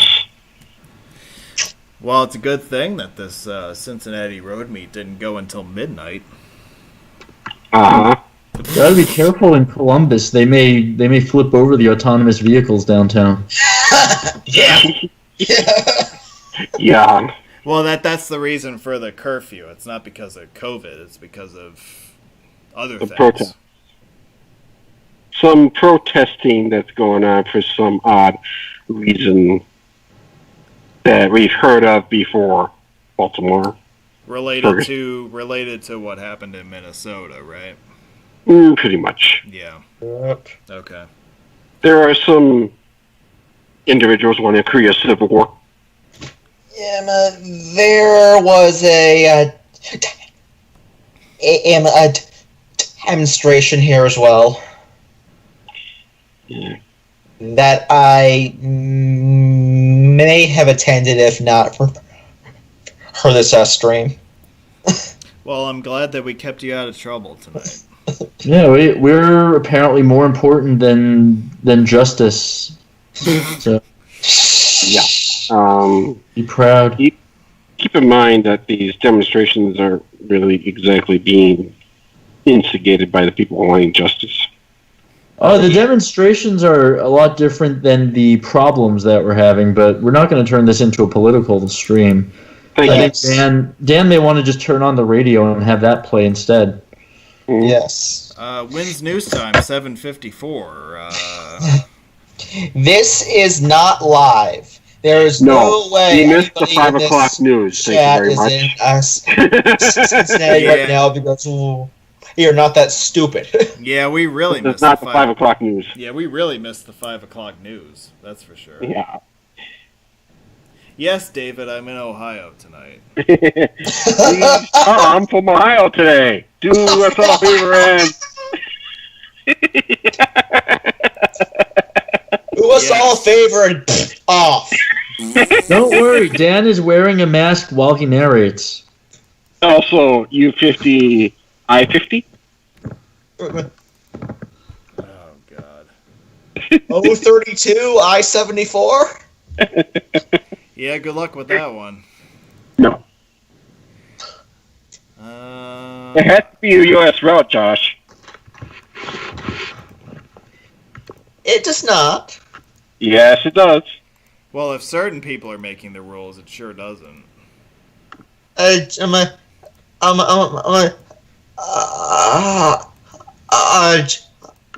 Jeremy himself has said that it does not have to be a U.S. route. Yeah, can I just back up this video for a second to let you Yeah, sure. gaze in wonder at the I-74 as a control city on I-275 Interloop in northern This Kentucky? is not new, Dan. This is not new because if you go up I-24 in Illinois, the control city for that one is spelt out. Interstate 57. All right. They spell out Spelt out. 57? Well, but also, is that I-74 or 174? I was wondering that. With respect to the Interstate 57 control city, do you know what the zip code is for I-57? Somewhere in Illinois. All right. You Well, pick for anything along I-57, you pick a zip code. So 60601. Yeah, it's a Somewhere in Chicago. something. 62939 is what Google suggests, or 959. Yeah, make it up. Make it up. Mail your letters to Santa Claus to Interstate 57, zip code 60157. Well, it's either Interstate 57 or through traffic. Yeah. Now, this bridge is the I-74 in Indiana Bridge. Yes, and see, this is your cameo of Indiana that I was teasing. Yes. So, I could only say that because I remember them saying 2 lanes each way on one bridge. Yeah.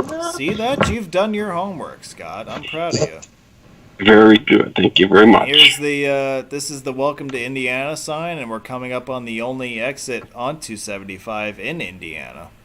Which happens to be US 50. Yes, it does. See, look at you, Scott. You know what? You Wow. get a gold star today, Scott. I'm proud of you.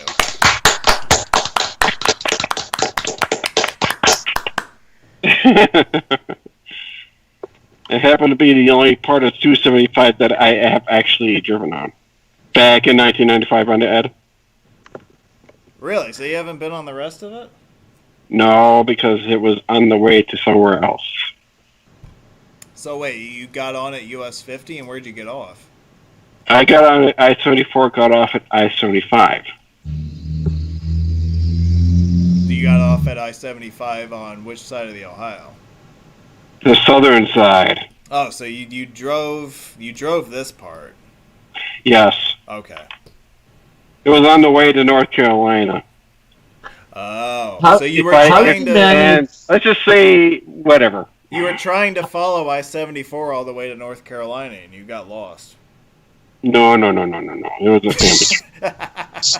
I sincerely hope that you've driven I-74 inside Cincinnati. Otherwise, that seems like a great omission. It was a mission to get around Cincinnati at the time. I was not the only person occupying the car. Oh, boo. Oh, boo. You were trying to not occupy Cincinnati? Yeah, we'll just leave it at that one, Steve. Yeah. Scott's You mu- boring Occupy Cincinnati had more of a turnout than the Occupy Bennington movement did, I bet. Yeah. Ohio, Tweets. You started there, right? let's see. Ohio River bridges in Cincinnati. Let's do a few of these real quick before we terminate the proceedings today. Here's this piece of you-know-what truss bridge that connects Newport with downtown Cincinnati. You might as well call it the Taylor Southgate Bridge, though. Yeah, and look at all those state flowers. Taylor Swiftgate? What? Ooh, What? Taylor Swift. Hey. Rawr. All right. Hubba. Ooh, it's a lady. Boring. Move on. Yeah, there's not much to see here. Moving on. Nothing to Although see. the north end of this bridge that we've reached just now was roughly where Riverfront Stadium came in. And it looks like a parking garage. It Yeah. does. Beautiful downtown Cincinnati. Yawn.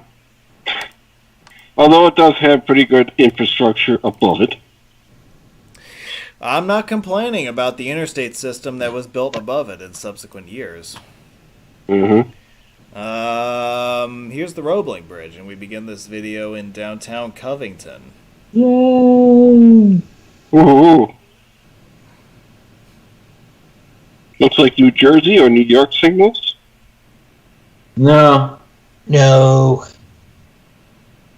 I'm talking New York City, not New York City. New York City doesn't use truss arms. Ohio has a look all its own. Instant lane drop. Yeah. Not your ordinary Brooklyn Bridge. Yeah, I forgot that the roadway on the Roebling Bridge has still the open grate Yeah. deck. Yeah. Doesn't make any sense in this situation, but well. I mean, it's really a weight reduction thing. Yeah, it's a. Yeah, that can be true. That can be true. And plus, there is a 3-ton weight limit on this bridge, as far as I'm aware. They're very heavy. I can take a pickup truck over that. Yeah. So yeah, it's really for structural preservation at this point. Incoming roundabout, aka Massachusetts Rotary. No, it's too slow to be Massachusetts Rotary. I don't know. They've been calling everything a Rotary in Massachusetts. Here's another view of the beautiful Great American Ballpark, where you can watch Great American Baseball. when certain teams come to visit. Yeah, I mean, if you're a fan of the visiting team, yeah. Yeah. Mm-hmm. Yeah, the Cubs come in there fairly often. That's great American baseball. Yeah, the Cardinals. Yeah. I watched the Cubs in Wrigley Field. Nobody Where does asked. that sign? Where does this highway go? It doesn't tell us. Well, Oh, here's it's the only. 42. This is the only bridge in Cincinnati that has lane control signals. Ooh, yay! Because it's got reversible lanes. Woohoo! Very observant, Scott. Few places in Ohio, period, have a lane control signals. I wonder if any of the bridges in Cleveland have them.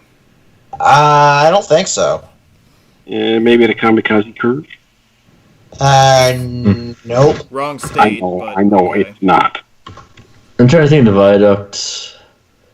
The viaducts, I don't think they do. Well, Western Hills doesn't. Yeah. I'm not sure which other ones that are still existent would have them. Well, I'm thinking of the Cleveland viaduct. Yeah. Whether any of them had reversible lanes, I don't know if they still do, but Yeah. like US 6 goes over a viaduct with 5 lanes, 2 on the outside, 3 on the inside. It's no longer reversible, but I wouldn't be surprised if at one point it was. I mean, it makes sense, right? Yeah. Yeah, it's possible US 6 was once reversible in Cincinnati. There was a streetcar at one point before that, Yeah. which is a common theme in Ohio.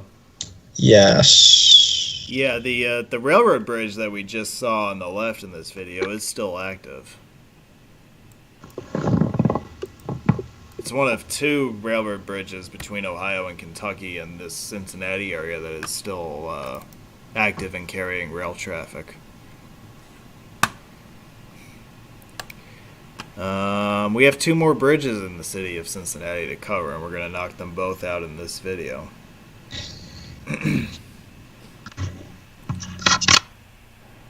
So here's your encore trip across the Big Mac Bridge, the Fort Washington Way, and the Brent Spence Bridge. All at once. All in one video. See how efficient? The McDLT Bridge. Yeah.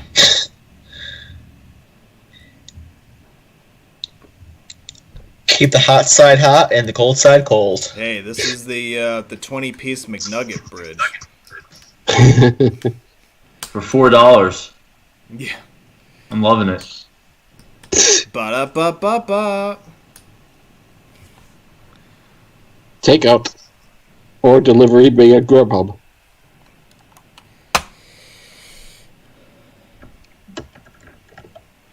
Yeah, this is the only time that I took this ramp in my visit to Cincinnati, and it was basically to just record this video of... It looks pretty boring to me.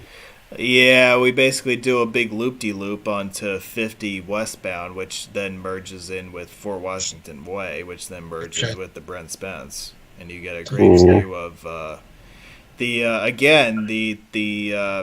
the capital of American baseball with the Great American. Are you sure that's not the the Bungles Stadium? This right in front of us? No, this is the capital of American baseball right in front of us. Great. Yeah, where many great moments in American baseball history have played out right in front of us, right there. Including the great betting scandal of the 1980s. Well, don't even let him into the Hall of Fame, please. Well, maybe after he dies. Yeah, I mean that was. No, they won't even give him. They won't even dignify him with that honor. Well, you know he's got money on being let in, so that's why they won't do it. Yeah, he's got all the bases covered, if you will. Loaded? They might be. With him, you never know. Yeah, whatever. Louisville?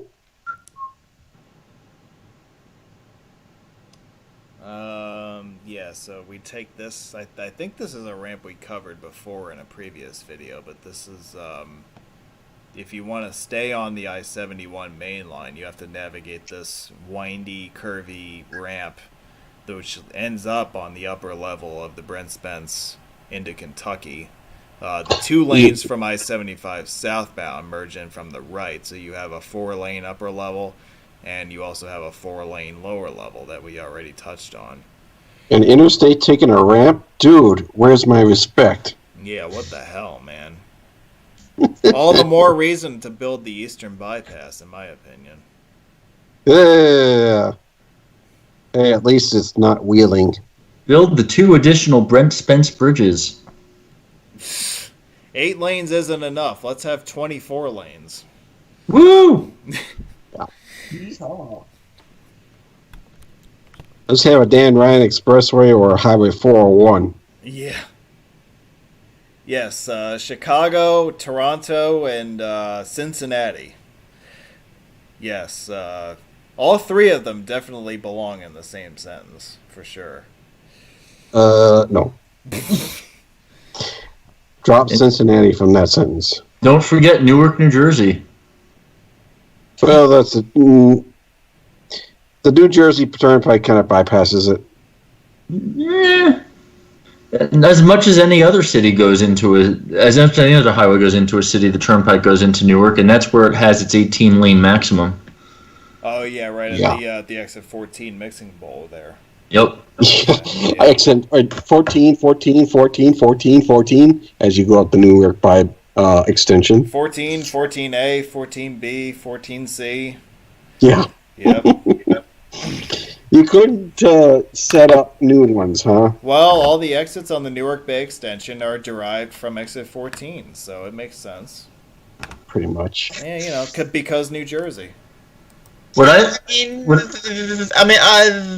a very European way of numbering exits on a spur. What's really funny is in Clinton, New Jersey, you have exit 18, 17, 16, 15, 13, 12. It's almost like they left that blank for the Turnpike to still be 14. So, what does that mean in terms of the future implications of that? Were they actually looking into additional extensions of the Turnpike in that vicinity? No, I'm just saying I-78, as you know, is exits 14 A, B, and C on the extension. But something I never put together until just now is it skips exit 14 in the Clinton area. So there was not 2 exit 14s on the highway, unlike, say, I-87 in New York. Because they consider the Turnpike extension as part of the Turnpike. I wonder, though, if they numbered those exits with that in mind and intentionally skipped 14, or if it just worked out that way coincidentally. Well, is there an exit at milepost 14 that they just numbered something else? They don't go by mileposts, they go by sequential. No, but I'm talking about on 78 in West Jersey, where you have mile-based exits. Like, did they purposely skip over the number 14 for that reason? Yeah, I mean, it's close. I just went to these straight line diagrams, and they apparently no longer number their files the same way, so... See that? File this. See that? It's a cover-up. Yeah. File this.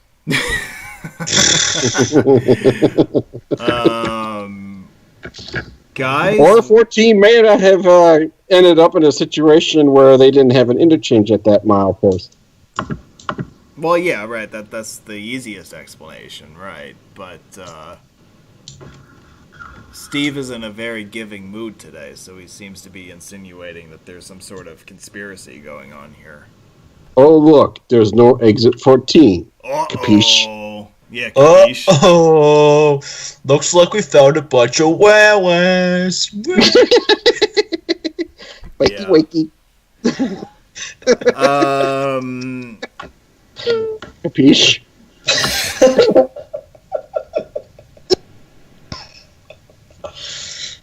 Yeah. Anyway. You know what? It's Saturday night. We're in our 6th hour of coverage. You know, we gotta just let it loose and just have a laugh. You know. Ah, I found it. Here we go. Mile 13, 14, 15. Let's take a look. Oh boy. And exit 12 is within mile 13, and exit 13 is within mile 14. In fact, exit 13 is pretty much at milepost 15, and exit 15 is at milepost 16, so they're just off. Sounds like a Wisconsin highway to me, or an Arizona highway. And actually, if we're looking at the turnpike itself, there is an exit 14 on the turnpike. Yes. So, like I said, exit 14 it is an Southgate, extension of the turnpike. To be clear, the interchange 14 on the turnpike is the toll plaza across I-78. Exactly. There is no exit 14 on the mainline turnpike. In fact, the only exits on the mainline turnpike itself are 1, 18E, and 18W. Well, but on the mainline turnpike, it's signed as exit 14, isn't it? No, but the actual interchange 14 is the toll plaza. So what they define as exit 14 is the toll plaza. Yes. Right. Similar to exit 1 and exit 18E and 18W. Yes. But yeah, I look at this and it's like, not ramps. including the I-78 toll plaza lanes, it's like 18 lanes of freeway. What the heck is going on here? Yeah. So On technically, 6 carriageways. technically I-78 after exit 58 then has exit 14. 14 is the toll Reset. plaza, and then it has 14A, B, C. Well, 14C is the toll plaza too, isn't it? Yes. Yep. Yeah, so that the exit beyond exit 14C doesn't have a number. Like 14C is considered to be the toll plaza in Jersey City. Precisely. Yup. At least that's how I understand it. Yup. Okay. Yeah. So And that's only like half exit interchange anyway. yeah, I mean the Jersey Turnpike is very interesting in how their toll plazas are designated as exit numbers. Yeah, which is not something that you typically see.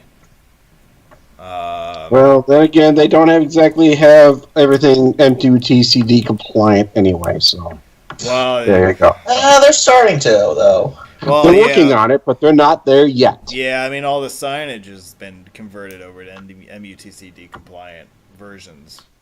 Which in doesn't, recent years. which makes the turnpike not unique anymore. Thank you very much. Have a nice day. I agree with that. Yeah, it's not the road that I grew up with. That's for sure. Okay. But Okay, boomer. yeah, thanks, Josh. Well, guys, we've come to the end of the video part of tonight's presentation, which means that we've come to the end of tonight's overall presentation. You guys have any final words or comments about Cincinnati in general? That I need to go into town instead of going around it. Yes, you do. I can't believe you haven't actually covered any of that stuff yet, Scott. Really? It's because I covered almost every other town in the nation. And to try to tell you the truth, if things work out in August and we can actually stay in a hotel without catching COVID, I may be able to take this. Yeah. On the way to another spot.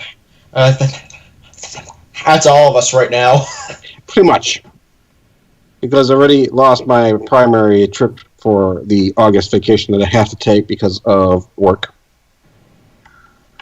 Yeah, I mean, I wish I could give you some sort of concrete answer one way or the other, but We don't know. We don't know. Yeah, nobody knows. That's why our plans are up in the air, and that's why instead of spending this weekend in Cincinnati, Ohio, we are spending it here on our computers in our 6th hour of live coverage. I mean, it's just there's so much uncertainty that's still out there. There's a question from the audience. Go ahead, audience. Who's got a question? Say, but Doug. Who has a question? I don't know. I can't see. The question about the or lateral, it is like that to provide access to the surfaces streets east of Interstate 71. Some other weird ramps to the east. Those are connections to the local streets. Nothing to see there. Anyway. Yeah, it's entirely Yeah. local access ramps. That's all it is. There was never a plan to extend the northward lateral to the east, right? I mean that because that was really reserved for the Taft Expressway. That whole corridor. Yeah, I don't think there was ever, because that area was pretty well covered by the Headbank Expressway as well. So. Yeah, Yeah. right. I mean, you had the connection from the Red Bank coming down there, too, in that same general area. So, whoa, there's Steve. I didn't know we were back to video again. I didn't either until you clicked on it. Okay. Holy bleep and bleep, it's Alps Road. Hey, all right. Back to video, please. Yeah, like this Good video. gosh. Like the video. More importantly, like Steve Alpert's beard. Oh, yeah. Stroke that thing, dude. Rich and luscious. Yeah.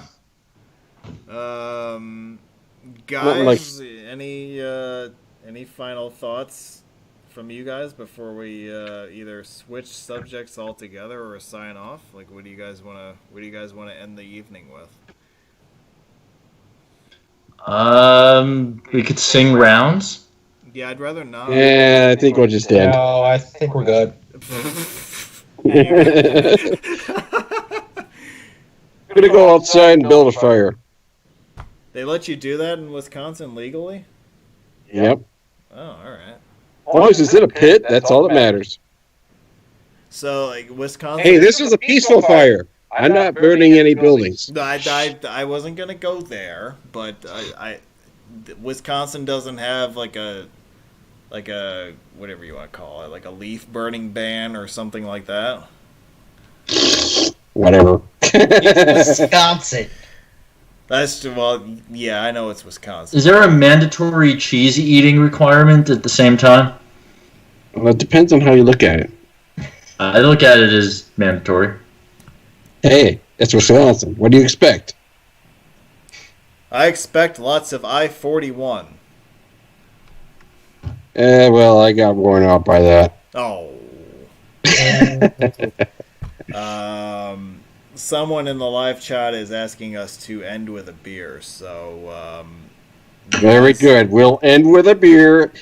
let me To Doug. let me bring us all together here. Okay, here we go. There's oh yeah, Anthony left. What am I talking about? So there's the person missing.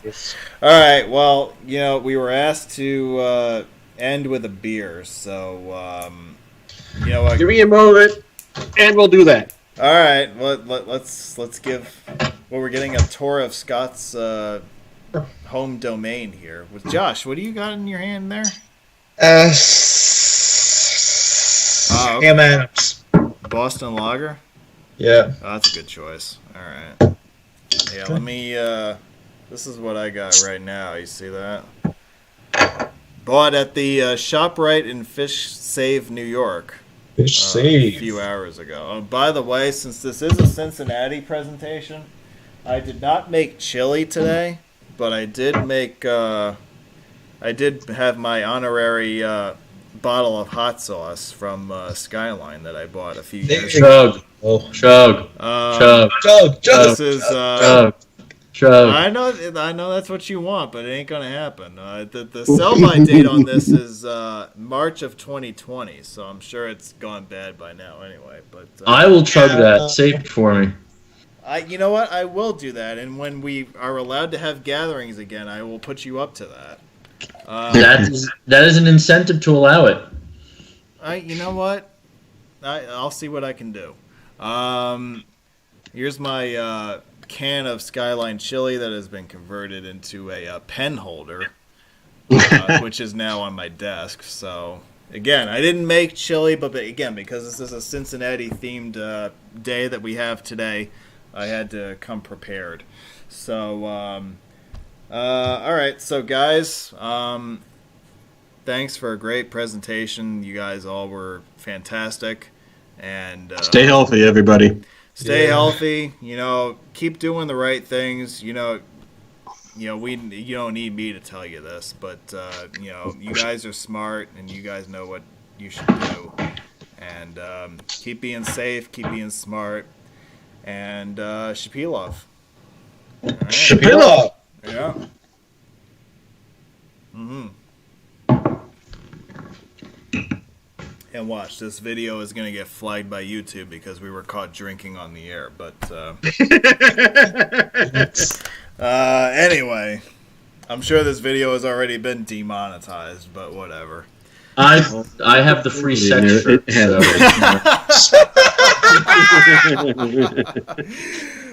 Yep. Guys, thank you very much. Oh, Jesus, Steve. Yep. Did you think Steve was kidding around or what? Like, come on, man. Drink. Guys, thank you very much. In the Skype, Steve, Scott, Josh, and Anthony was with us for most of the time. But thank you very much. You guys were awesome. Could not have done it without you. You folks in the live chat, thank you very much for sticking with us for however the hell long we were on the air for. It was a hell of a long time, but it went by a lot quicker because of you guys. So thank you very much. Could not have done it without you. We look forward to seeing you again on a future presentation. Tomorrow, our weekly Sunday presentation, we're going to return to our Best of the Coronavirus and the Commute series. We're going to do another episode of that to mark the best of for the month of May. And this is going to be predominantly a not a New York City centric. This is going to be an Albany centric series tomorrow. The Capital District of New York State will be on display. So if you want to see something COVID related that is not New York City related, tomorrow's presentation would be something for you. That's the schedule for tomorrow. I am working on a couple of interviews for possibly next weekend. We'll see how those pan out. I am chasing a couple of things. We'll see if we can work something out. I know that we have at least one interview scheduled for next weekend that you have to look forward to. Hint, that person is me. So you have that to look forward to, and we'll see what else we can work out. We might be able to pull a couple more strings between now and then. But Best of a Coronavirus in the Commute for the month of May is what you had to look forward to in tomorrow's live presentation. And we hope to see you there for that. So, guys, again, in the Skype chat, thank you very much to you guys. You guys were awesome today. Steve, I'm amazed that you didn't quit 2 hours ago. I don't know why you're still here, but thanks again for your contributions, even in the late hours of the evening. The ability to make fun of Cincinnati is well worth it. Yeah. It's Ohio. Ohio's extremely easy to make fun of. Well, you know what? I can't argue with that. Yeah. Josh, Scott, Steve, thank you. Anthony, even though you're not here, you hung up on us a while ago. Just for yourself, Anthony. Well, Anthony must respect Howard Stern's penis, because that's why he hung up. But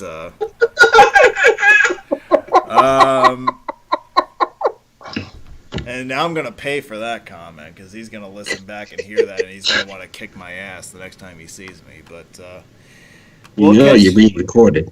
We'll catch you guys later. This was a great virtual meet. I had a lot of fun doing this, and hopefully well, hopefully we don't have to do this again, but at least we know that this works in case we have to do it again. And I'm sure that if we have to do this again, you'll find us at another city virtually in the future. So anyway, signing off from all of us here at Roadway Wiz. Enjoy the rest of your Saturday. We will be back tomorrow at 6 p.m. Eastern for another live presentation. And until then, enjoy your weekend. Stay safe. And by the way, when you're organizing a road meet in the middle of a pandemic, if I have words of advice for you guys, it would be smart, be safe, be inclusive, wear a mask, socially distance, okay? Don't carpool. Don't carpool, that's another thing that we should stress. Be inclusive, be sensitive to the situation that we have. Obviously people can't travel, very far as it is. So, be mindful of stuff like that. And above all, don't make a dick out of yourself. So, with those words of advice in mind, enjoy the rest of your weekend. Enjoy your planning for future road meets. And we'll see you again on the other side. So, Absolutely. enjoy the rest of your weekend. We hope you enjoyed the real Cincinnati road meet for 2020. And from all of us here at Roadway Wiz, enjoy the rest of your weekend, and we'll be in touch again real soon.